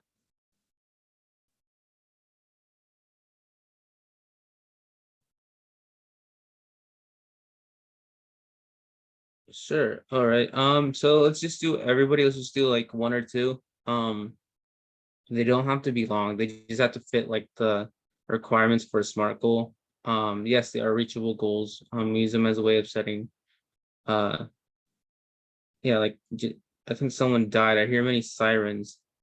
Oh, that's hope everybody's okay. Um, but yeah, let's do one. You can do a personal one, something maybe you want to do within the academic year, or within this upcoming school year. I'm gonna give you guys a few minutes with that. Just write 1 or 2, and then just if you want to say out loud, or just type it up in the chat, that's okay. Either one works, and then we'll just go down like the description, or if it fits within the SMART goals criteria.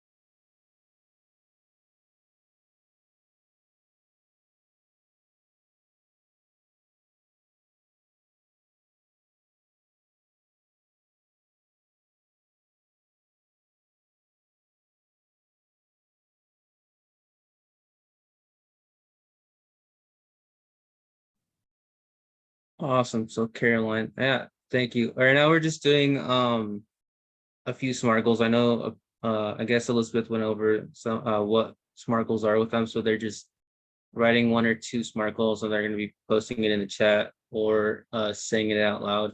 And then we're just going to review if it goes with it fits within like SMART goal criteria.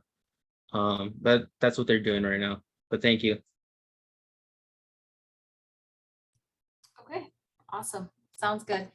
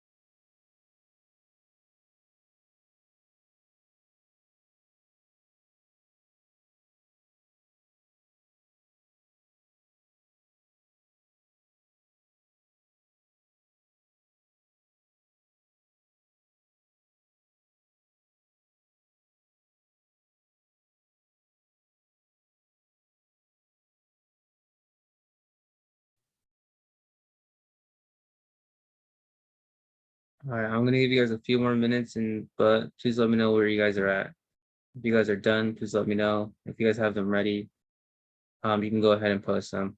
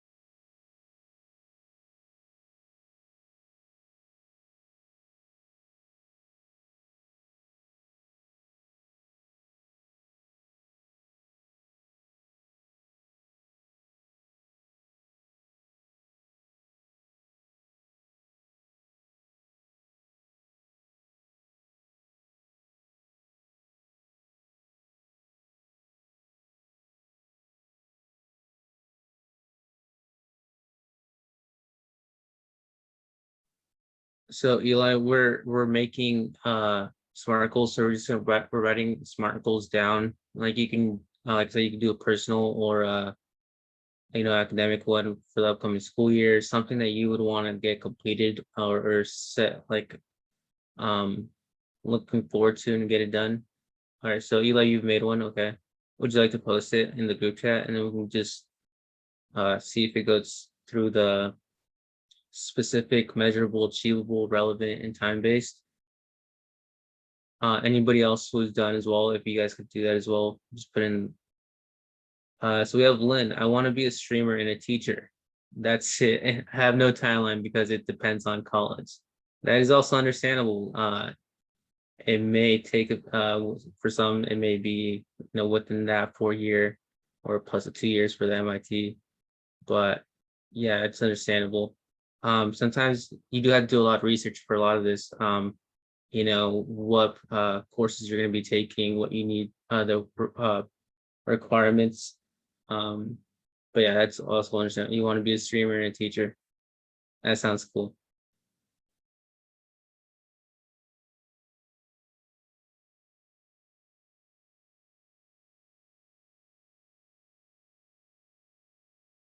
But a little bit on that.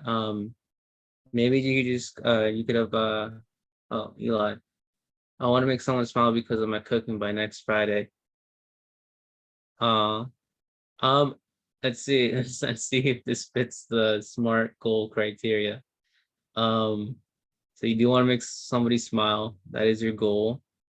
That's your specific goal. Measurable like within by next Friday. So that's more than a week. Well, a little bit more than a week. Is it achievable? What are you going to cook? Oh, yes, being more specific on that. Thank you. I was gonna say Elizabeth, but it's Caroline.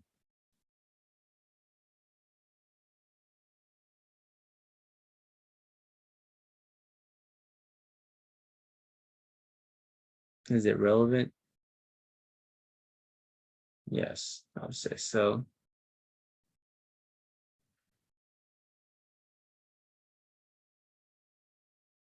What would you do? Like, are you good at cooking? Do you need to practice? Like, what would you need? Or like, what resources would you need to make that lasagna?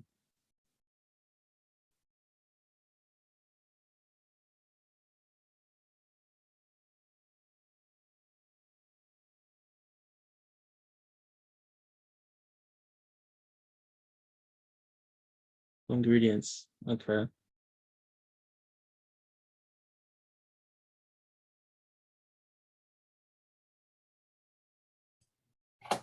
Okay, Eli. Ingredients, but like what kind of ingredients and how are you going to get those ingredients? Is someone going to drive you to the store and get them? Or are you going to just walk to the store and get them? What ingredients are you going to need? Are you going to be sure to have all the ingredients before that Friday so that you can make your lasagna that day? You got to be specific. Thank you, Caroline. What if you're going to use this as a one An of your example? goals? Be specific, measurable, achievable, relevant, time-based. The deadline, so it has to be done by next Friday. Okay. The goal setter is planning to apply promotion after finishing the training. Is it Okay. achievable? Yeah, I would assume it's achievable. You also got to think how long will it take to make that lasagna, like just after like putting everything together. Like, do you think it's gonna take you 4 hours, 3 hours, 2 hours? And also you're thinking, maybe for next week. So yeah, that's the future. But like, not just that, but like Lynn said, they want to be a streamer and a teacher. So like, what are your goals? My dad will drive me to school and I'll have the money to buy the ingredients. So you're getting the ingredients at school? School and I'll have the money to buy the ingredients. Yeah, so a lot of these smart goals, like I know it doesn't like go like super in depth, like the example does show a little bit, but you have to like research everything from like Caroline was talking about, like how are you gonna get there, what are you gonna need, how are you gonna prepare it, will you need help preparing it, how long is it gonna take, especially within that time frame of till Friday, right?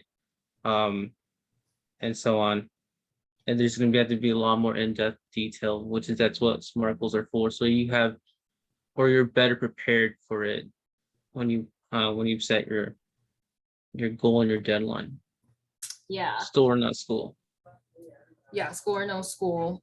If we're thinking school wise though, you can be like, maybe a SMART goal can be, I want to get all A's and like 2 B's this next school year. That's my goal. Having nothing less than a B as a grade. Okay, how are you going to attain that? Are you going to be staying after school? Are you going to be staying after school, talking to your teachers and getting some extra help, doing some extra reading? How are you going to measure your goals? How are you going to measure whether or not you're actually going towards that goal of getting nothing less than a B? You're going to be checking Skyward daily, making sure your assignments are on time, making sure you're studying for tests so that so your tests don't affect your grade and your grade doesn't go down. So like, how are you going to do it? Being specific. How are you going to measure that? How is that going to be achievable? It's going to be achievable because I'm going to study, I'm going to turn in my assignments on time, and I'm going to stay after school if I need to get the extra help, and I'm going to achieve my goal of not having anything less than like a B. Is it relevant? Yeah, it's school. It's relevant to do all this work to be able to achieve my goal, and time-based. Making times, reaching those deadlines, when our assignments due. If I couldn't make it to the test date, can I do some makeup testing? Stuff like that. So just kind of an idea and of an example, whether it's like goals for the next school year, goals like Lynn said, going to college, like they want to be a streamer and a teacher, and they were saying, let me double check, because it depends on I have no timeline because it depends on college. Okay, well, maybe they can Lynn can look up like how many years do you have to go to college for to become a teacher, stuff like that. So am I gonna have to get my bachelor's? So it takes about 4 years to get the bachelor's, and then like a year of like graduate school to get that teaching certificate, or are you gonna get a teaching certificate in your undergrad? So it's just a lot of things to like think of and being specific on that goal. Give me Yeah. one moment. Oh, never mind. So I guess for me personally, I do have a specific goal. Currently I'm looking forward, well, I will, so that the positive affirmations, but yeah, I am going to apply for my master's degree. I'm looking for programs right now. I have to research a lot of schools that offer. I'm looking for a program that's um, that I know UW. So one of my places that I've looked up is UW Tacoma. They have a great program for what I want to do, which is student leadership in higher education. I believe that's what the program was called. But basically, I want to get my MA in that area. So like that would be my goal: get my master's degree in student leadership in higher education. What will I need to get there? Well, I know I'm gonna have to talk to a counselor, an academic counselor. I'm gonna have to finance a lot of things to make sure I can pay for school, right? I'm gonna have to see how long it's gonna take me. I know there's plans that will to get my master's, it will take either a year and a half to 2 years. And if I have other things going on, that could extend to like 3 years, up to 3 years. So I know that's like a little bit of like my time frame. Um, what can I do? One of my things like is also like I will need to try to hold myself to like having at least uh A's or B's for my grades. Um I also have to think about transportation and like also even moving if I get into one of my programs that I want to do, which I'm also looking into schools out of state and thinking about like how will it financially affect me. Because I'm looking into like Michigan or Colorado right now. um so there's a lot of detail into this, into like what your goal is. I know I just put like a sentence and stuff, but like there's more that goes into it. But that's an example, I guess, on my part. But I know there's a lot more stuff that I have to like look up and do and research and go through. So yeah. Does anybody else want to share? Yeah, I was gonna say, so with me and Gerardo had had a little sharing. We've only heard from Lynn and Eli in the chat. So if someone can share their SMART goal, whether it be in the Krillin, chat. Krillin, Manuela, Madison, Corbin, Natalie, Miguel, I believe are left. Madison, I want to be a physician assistant and I want to improve my reading. So I'll read a chapter of a book a day. And as time goes by, I will choose harder books. Then if it gets too easy, I'll start reading 2 chapters a day. Okay, so you want to be a physician and I want to improve my reading. So what would you need to become a physician besides reading? What are some of the steps that you would need to get there? And also like how long would it take you, right? That's something we're talking about. Yes, there will be a lot of reading and a lot of homework that will come with it and so on, but there's, I bet, a lot of other steps that you'll need to get there. You need to think about long term, because SMART goals can be short term or long term. But that's it's a good step. You want to improve on your reading. You want to be able to like, do more, but we have to be more specific of like the other details that are missing. Is it achievable? I would believe so. Just you need to go into the measurable and time-based frame, and relevancy as well.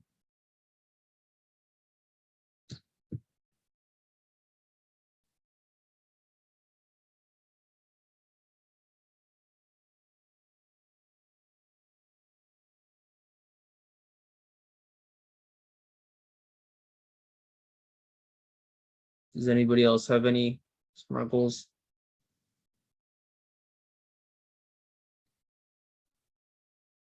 Krillin?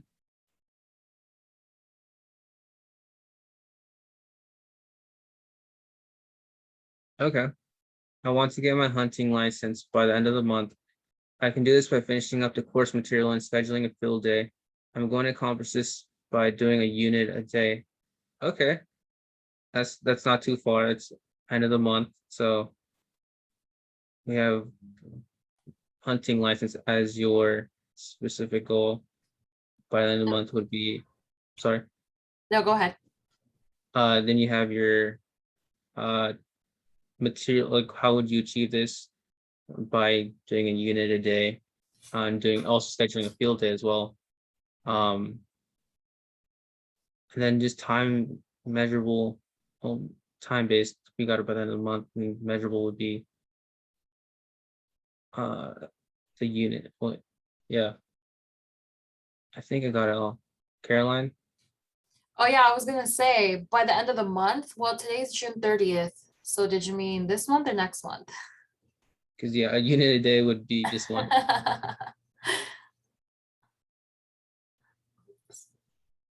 Oh, no, that's tomorrow. Not yet. Good. That's But good yeah, though. Thanks for sharing.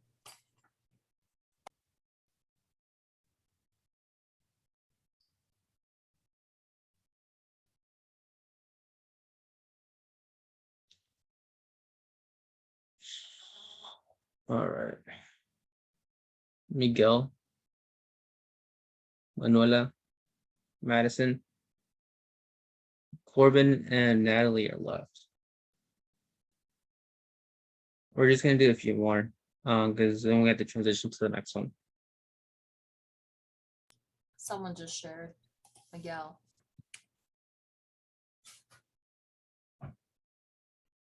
Sleep early. One of my goals is to sleep more because I have more problems sleeping. So I have problems sleeping. I have to try sleep at least 10 hours. So I have to go to sleep at 10 p.m. and wake up at 8:30. I'll have to try to make this my usual schedule to go to sleep by the end of the next week. It is specific and measurable. All right, so your goal is to be able to sleep more. So have you checked like the recommended amount of sleeping? So usually they recommend 6 to 8. Okay, 6 to 8 hours. You're trying to just add another 2 hours to sleep more. I know it's a little bit well, apparently from my understanding, it's a little bit unhealthy to sleep more than 10 hours, 9 to 10 hours, I guess. Also, okay, so you're trying to go to bed by 10 p.m., wake up by 8:30, which is good. Make that your usual schedule. Have you thought about things that can help you fall asleep? Or sorry, I'm actually trying to get into my canvas now. Okay, you're totally fine, Manuela. I would try to get that done first. But going back to Miguel, have you thought about things that can help you fall asleep? Or are you gonna like how are you gonna try to get some sleep? Like what would you do? I know for my case, sometimes when I can't sleep and I'm trying to get back into my schedule, or like into like a sleeping pattern, I put music in the back. Like when I'm falling asleep, I put like light, like sound music, like of like rain. I know we were talking about this during Ben's workshop, like music, like background music, like thunder, water, and stuff. That helps me calm down and fall asleep as well, especially if I can't sleep. I know there's other methods. You exercise, it gets all your energy out. But yeah, like what would you do to make that happen? Like to follow that schedule, I guess that's what I'm trying to say. Sorry for the rambling. So workout 7:30 to 8:30 and take a shower. Okay. Let's see. Twice up 10 minutes.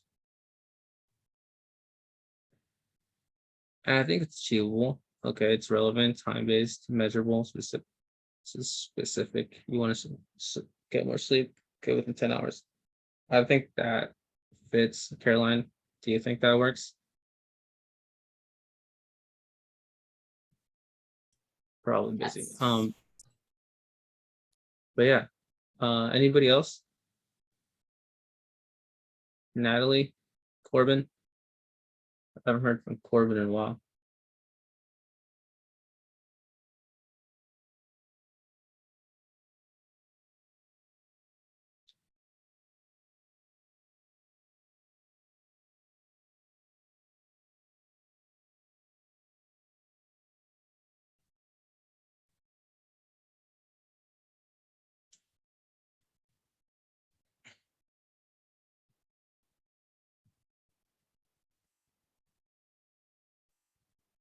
All right. I want to be a better BMX rider. I can do that by going to the skate park and practicing every day. Um, how long? Like, how long would those, every time you go to skate park, like, how long would it be? Do you have the time to do so? Couple hours? Just be a little more specific with a couple, like maybe 2 hours a day, 1 hour, 2 hours probably. Okay, so you want to, your goal is to be a better BMX rider. You can do that by going to skate park at least 2 hours a day. Um, what else? Is it achievable? I would assume yes, because then you're trying to be better. Or we can also change it to like, I would like to be more of like, are you like an amateur or beginner, intermediate? Like, what would you like to be a professional? You know, that would also be a good like goal, I guess, of being like a better BMX rider. Because better is just like, anybody can be better, but like if you want to set personally I'd want to be like a pro, or at least an intermediate. See, achievable, I would say yes. Relevant, yes, if it's day life, time based. um yeah. We're gonna switch into professionalism in the workplace, just because I have to do that one as well. um so we'll be finishing up with that. But do you guys have a good understanding of what SMART goals are and how they can help you also, like going in college, or in life in general? It's just a positive set to have, if you're trying to achieve something. Also good thing when it comes to these, like, when you do create your deadlines, uh, use your phones. If you're good with phones, use your calendar, or if you have a planner, you can use, I know you guys got a physical planner, so those are usually really helpful. I'm personally more of a phone guy. I do everything on that. So that's where I have everything set. So those are also good options to let keep you reminders and stuff, where you can like put like 2 hours a day within this time frame. But yeah, we're gonna switch over to professionalism in the workplace.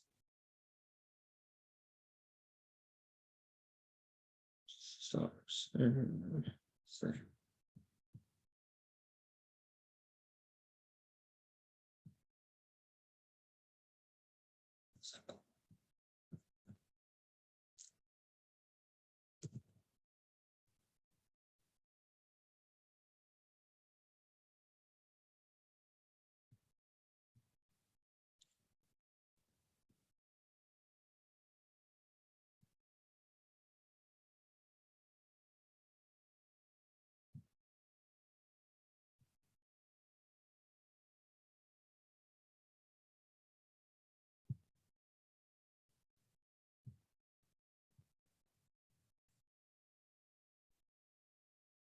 all right. Does anybody know what professionalism is? Anybody want to write it down, or just say it out loud?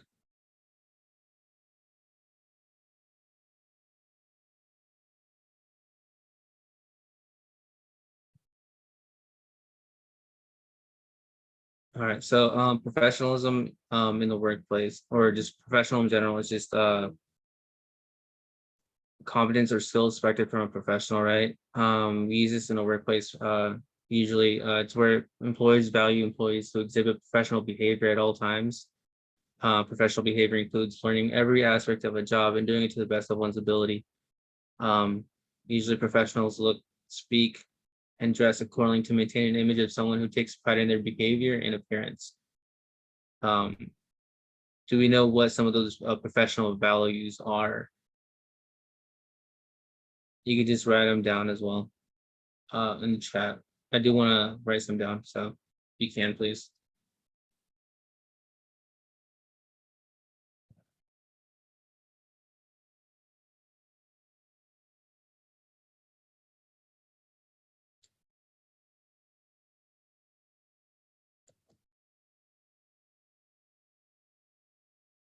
I will call out names too, so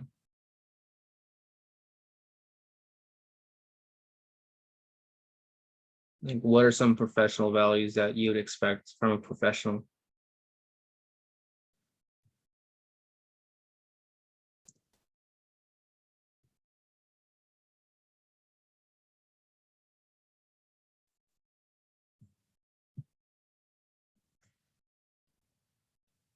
So we got tact.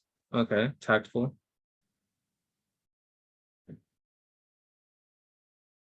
I'm also gonna be writing these down, by the way.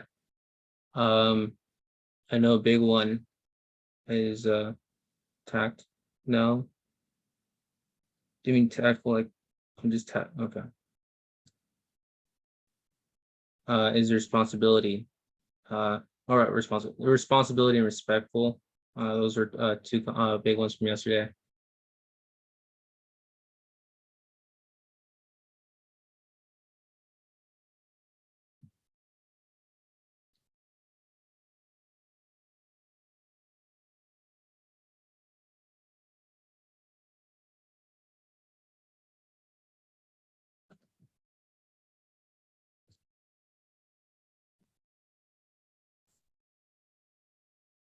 Krillin, do you have any? Oh, I know you're the one with tact. Corbin, Miguel.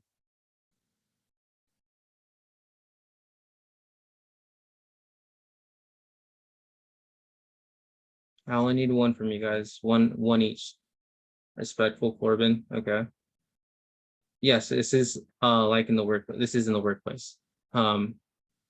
Like what would you what would be some professional behaviors like, or what would you some values in the workplace basically as a professional?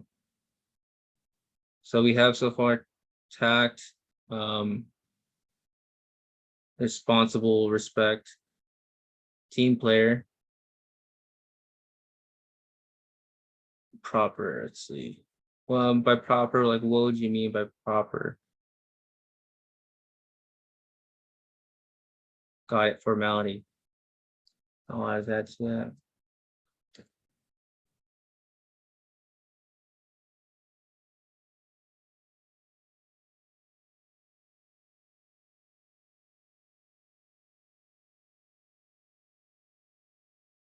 All right. Attitude would be one, I think, coming in with a positive attitude, or just that would be a good professional value, because we don't want to come in all, not saying that we're always going to be happy, right? But it's always good to try to be positive or have a positive mindset going into it. Yep, we already got responsible, but thank you, Miguel. Simple.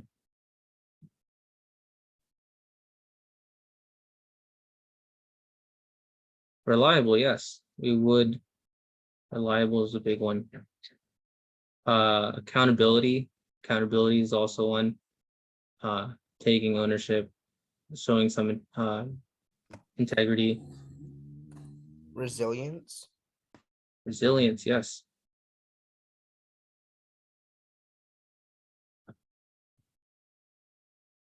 Thank you, Eli.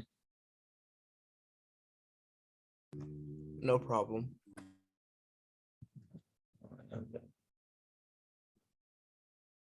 So I'm writing these down. I am gonna also put some of this stuff on Canvas. So just to let you guys know. All right. So I know some other ones are, there's gonna be a lot more, but we can move on from that. And go into like dress codes. What would be some examples of like, I know every job will have its own proper dress code. So like, let's say, give me like an area or a job, and like what type of dress code would they have, or that you would think. I know lawyers usually have their formal business attire, right? They have suit and tie. What about other jobs? Like what do you think some of their dress codes would be like? Doctors wear like white trench coats, and nurses wear like blue pants. Yeah. I know some other, like there's some jobs that like fast food areas, right? they'll require they'll have like a set uniform, but usually a lot of times they'll have like black dress pants, I believe, or like black shoes. Like there's certain uh dress codes that usually fit within. Like I know my job right now, like we don't have a dress code, and I work at Amazon.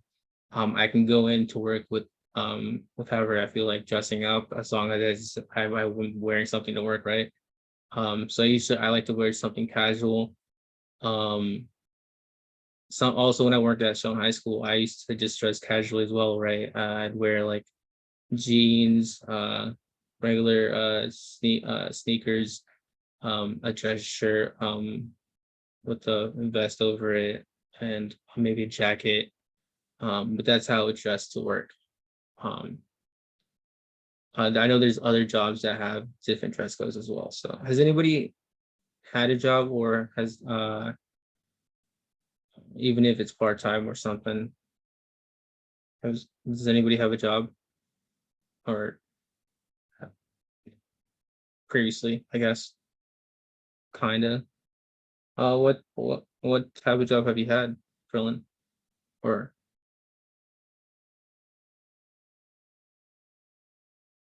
okay.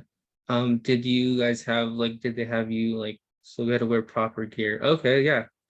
Gear would be part of your dress code. I worked with my dad. How about you, Miguel? What type, like, what was the job?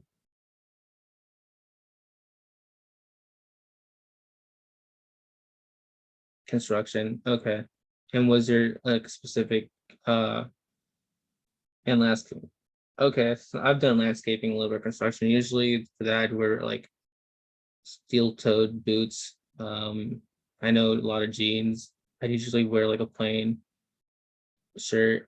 Um, I do know you have to like wear gloves, and so on. So I guess that some of the stuff that you would wear, or the dress code, Miguel.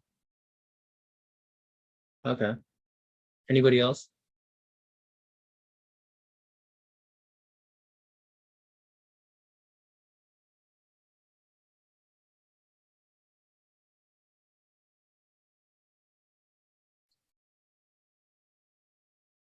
I want to see Natalie or Madison participate. I haven't heard from them. I know Manola's busy right now, so.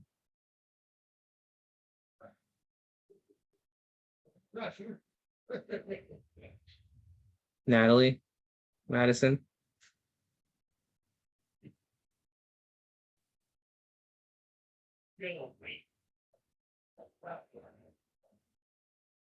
Okay, so we're gonna go into do's and don'ts in a workplace. I'm gonna write them down. Like, what are some do's that you would that would be Always try to great? do your best. Do your best. Okay, give me 1 second. I'm gonna start writing this down. So we're gonna do do's first. Like, what are some do's? Hila said, do your best. Always try to make sure your other coworkers are doing their best. Let's see. So like more of like I would say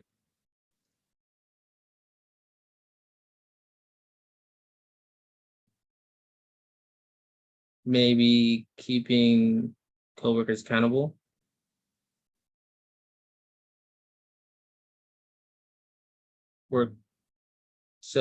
Working well with others. Make sure that coworkers are doing best. Okay.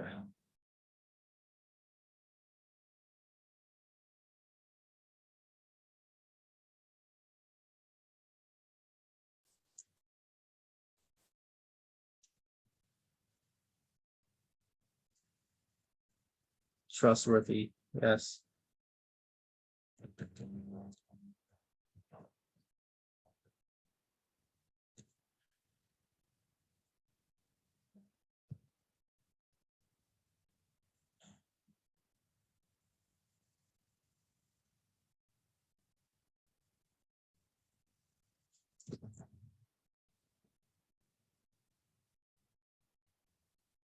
Lynn, you said don't discriminate. I know it's just an overall 7. No, that is real. Don't discriminate.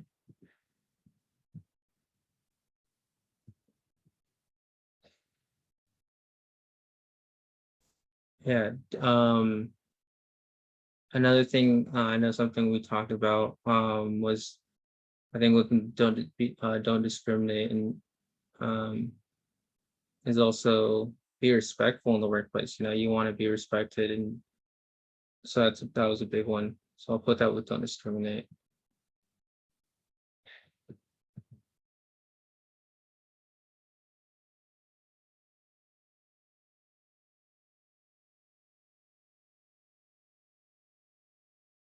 Any more? I know something that's something is, oh, keep family drama at home and try not to gossip, participate in drama and rumors. All right, let me put that down. Don't gossip and keep.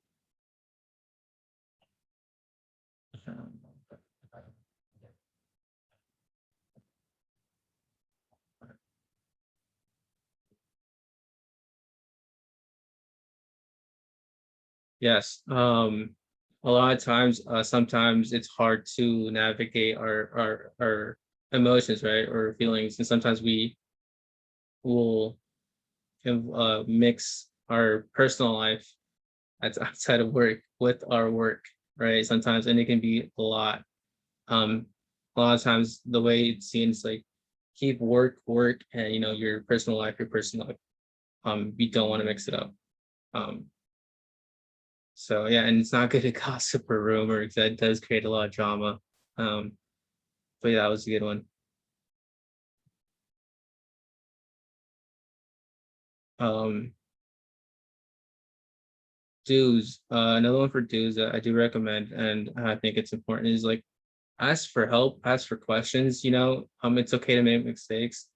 It's okay to make mistakes. It doesn't hurt to ask for help and ask questions. At the end of the day, you just want to get better. You want to make sure you're doing your job right. Nothing's always going to be perfect, and it's okay to make a mistake or make mistakes. Now, if you're doing it constantly, then there's kind of an issue there, or like a problem. But as long as you're trying, that's also or something.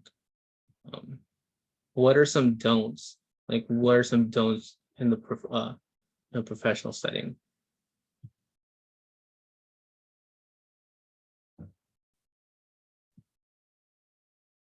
So we've done do's. What are some don'ts? Like, what are some things that just no? Make false commitments. Right? Don'ts. Don't lie about other coworkers.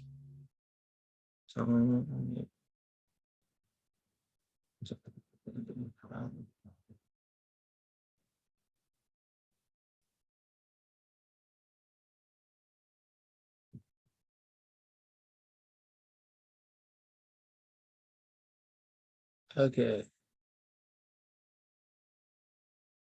Make false commitments. Okay.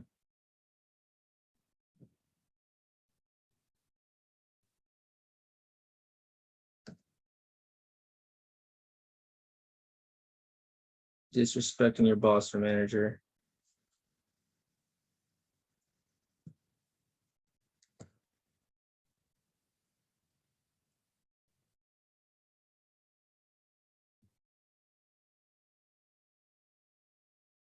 Not showing up.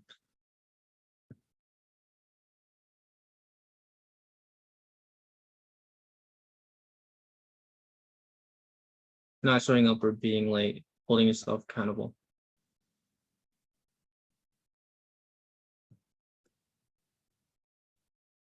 Yes, these are all great ones. Keep them coming, to be honest. These are good.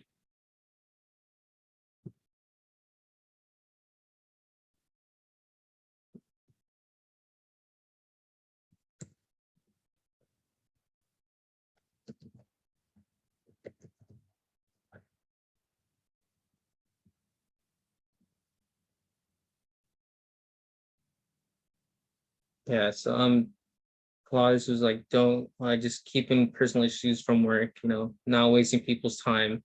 I know when it comes to like, what was it? Not showing up or being late, it's good to communicate ahead of time. I know for some jobs, some would ask like maybe an hour, right? Well, I know my last job, it was like you can call in maybe an hour. Some other jobs will require like, please give like 24 hours in advance that you won't be able to make up, right? Showing up, not showing up or being late, it does affect other people and does affect like their lives or their schedules. So yeah, that's usually a no-no. Does anybody have any more that I can write down? But these were good. I like how everybody was just throwing them in there. Who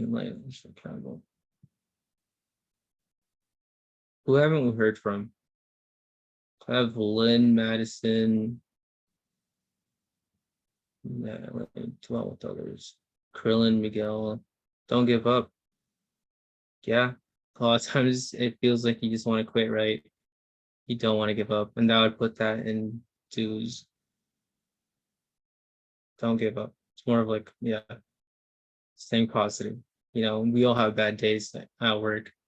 I have a question, like, I know it's so like, say for instance, I know it's a big one, customer service, like how you have I know there's an example from yesterday, but how would you react or how would you deal with a customer that is coming off like really bad at you, right? Like they're just mean. Like how would you go about it?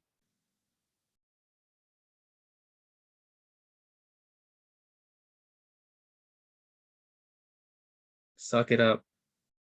Okay. Why so?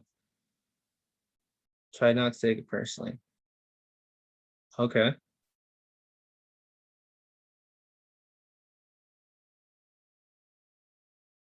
Okay. Yeah, no. Some examples of, yeah, try not to take a lot of it personally because you're going to be dealing with, let's say, customer service, right? You're working at a fast food restaurant. You're going to have a lot of different person coming in every single time, right? You may not, at the end of the day, you don't have a real connection with those individuals, right? But just try to be respectful. If you're being respectful, right, and they're not reciprocating that, like, and you just feel like you're not the right person to deal with that at the moment, you do have like supervisors or a coworker that is more suited for it, like for that situation, and ask like that. It's good to ask for help. That goes to like a do. Or talk to within chain of command. You have a supervisor or a manager, you can talk with them as well. Because at the end of the day, we're not always going to be able to deal with situations that just come up out of nowhere.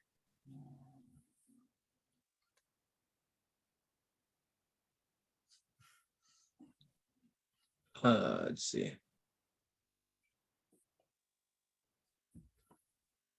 Caroline? Yes. Do you have any examples of like I guess moments in when you're at maybe a previous job that it didn't pros and cons basically? Okay. Like something like a negative experience, maybe? Yeah, negative or positive. Okay.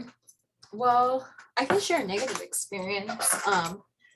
So before working here, I used to work at a bank. And I remember, well, banks, they just make sure everything on your accounts are okay.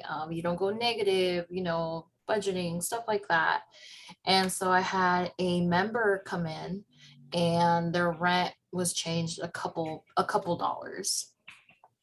And she had like direct withdrawal. So like she gave them her account information and each first of the month they would like directly like withdraw her rent money from her account. Anyways, so it looks like there was a change of like $5 or $6. And she came in the first of the month and started screaming at me because she said the bank had taken her money, her extra $5. So she was literally freaking out for $5, which I know, it makes a difference. Anyone, she might have needed those $5 for a snack. I don't know. But the point is, she was screaming at me, telling me I took her money, we took her money, and that I needed to fix it, and that I needed to put those $5 back into her account. So like, how do you put up with like stuff like that? I mean, stand your ground, let them know, hey, can't do anything. Like, you're gonna have, like, I had to tell her, like, we couldn't do anything. We're not the ones that took your money. Like, they took your money. We're just letting you know what happened. Because it looks like you have direct withdrawal on your account. And she was angry, she was mad, she threw a whole tantrum, a whole fit. My supervisor walked out, just to keep an eye out, but yeah, just stand your ground, let them know, hey, can't do anything for you, you need to get in contact with them. Sometimes depending in the situation you're in, you're gonna have to talk to my supervisor, my manager. There's nothing I can do for you. And usually sometimes they won't listen to you, and your supervisor or manager might come out and say the same exact thing that you were telling them, and they'll be like, okay, that's fine. But sometimes, people are like that. There's just some mean people that just don't think. But yeah, just stand your ground, let them know, can't do anything. I am not in a position of power to do what you want me to do. Simply can't do it, period. You can call us back later. You can send an email to the bank. Every bank has an email where people do complaints or have questions or something. Send an email. You can call my supervisor, my manager at this time because they are currently unavailable. Or sometimes you can ask a coworker to come and like talk this person down. Like Krillin said, suck it up, try not to take it personally. Yeah, just try not to take anything personally. I know maybe in the future you guys will encounter really bad and negative experiences, but try not to take it personally. Always try to like be patient, and in the back of your head, find a solution. Find somebody else, find your supervisor, give them other options. But yeah, that's what I got. I also have really good stories. When I used to work at the bank, there's a lot of old people at the bank that I used to work at. They would bring me chocolates, they would bring me candy, they would bring me gift cards, flowers. It was really nice. So the same way you're going to have really negative experiences, you're going to have really positive ones too. So always just try to think positive when you're in the workplace, be as professional as possible. And yeah, does anyone have any comments? Anything that they've heard from other people share? I don't know if all of you guys have jobs. I know you've worked with your parents or done like something part-time or something temporarily. But if you guys have any experiences that you guys want to share or have heard about, go for it.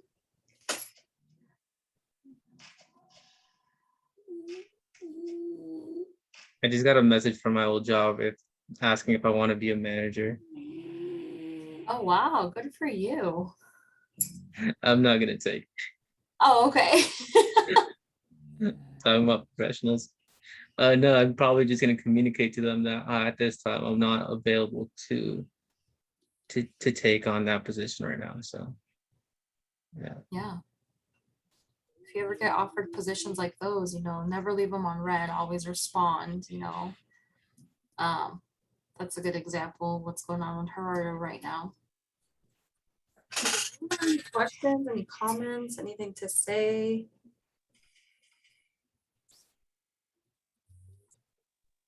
I have none, Krillin. Okay.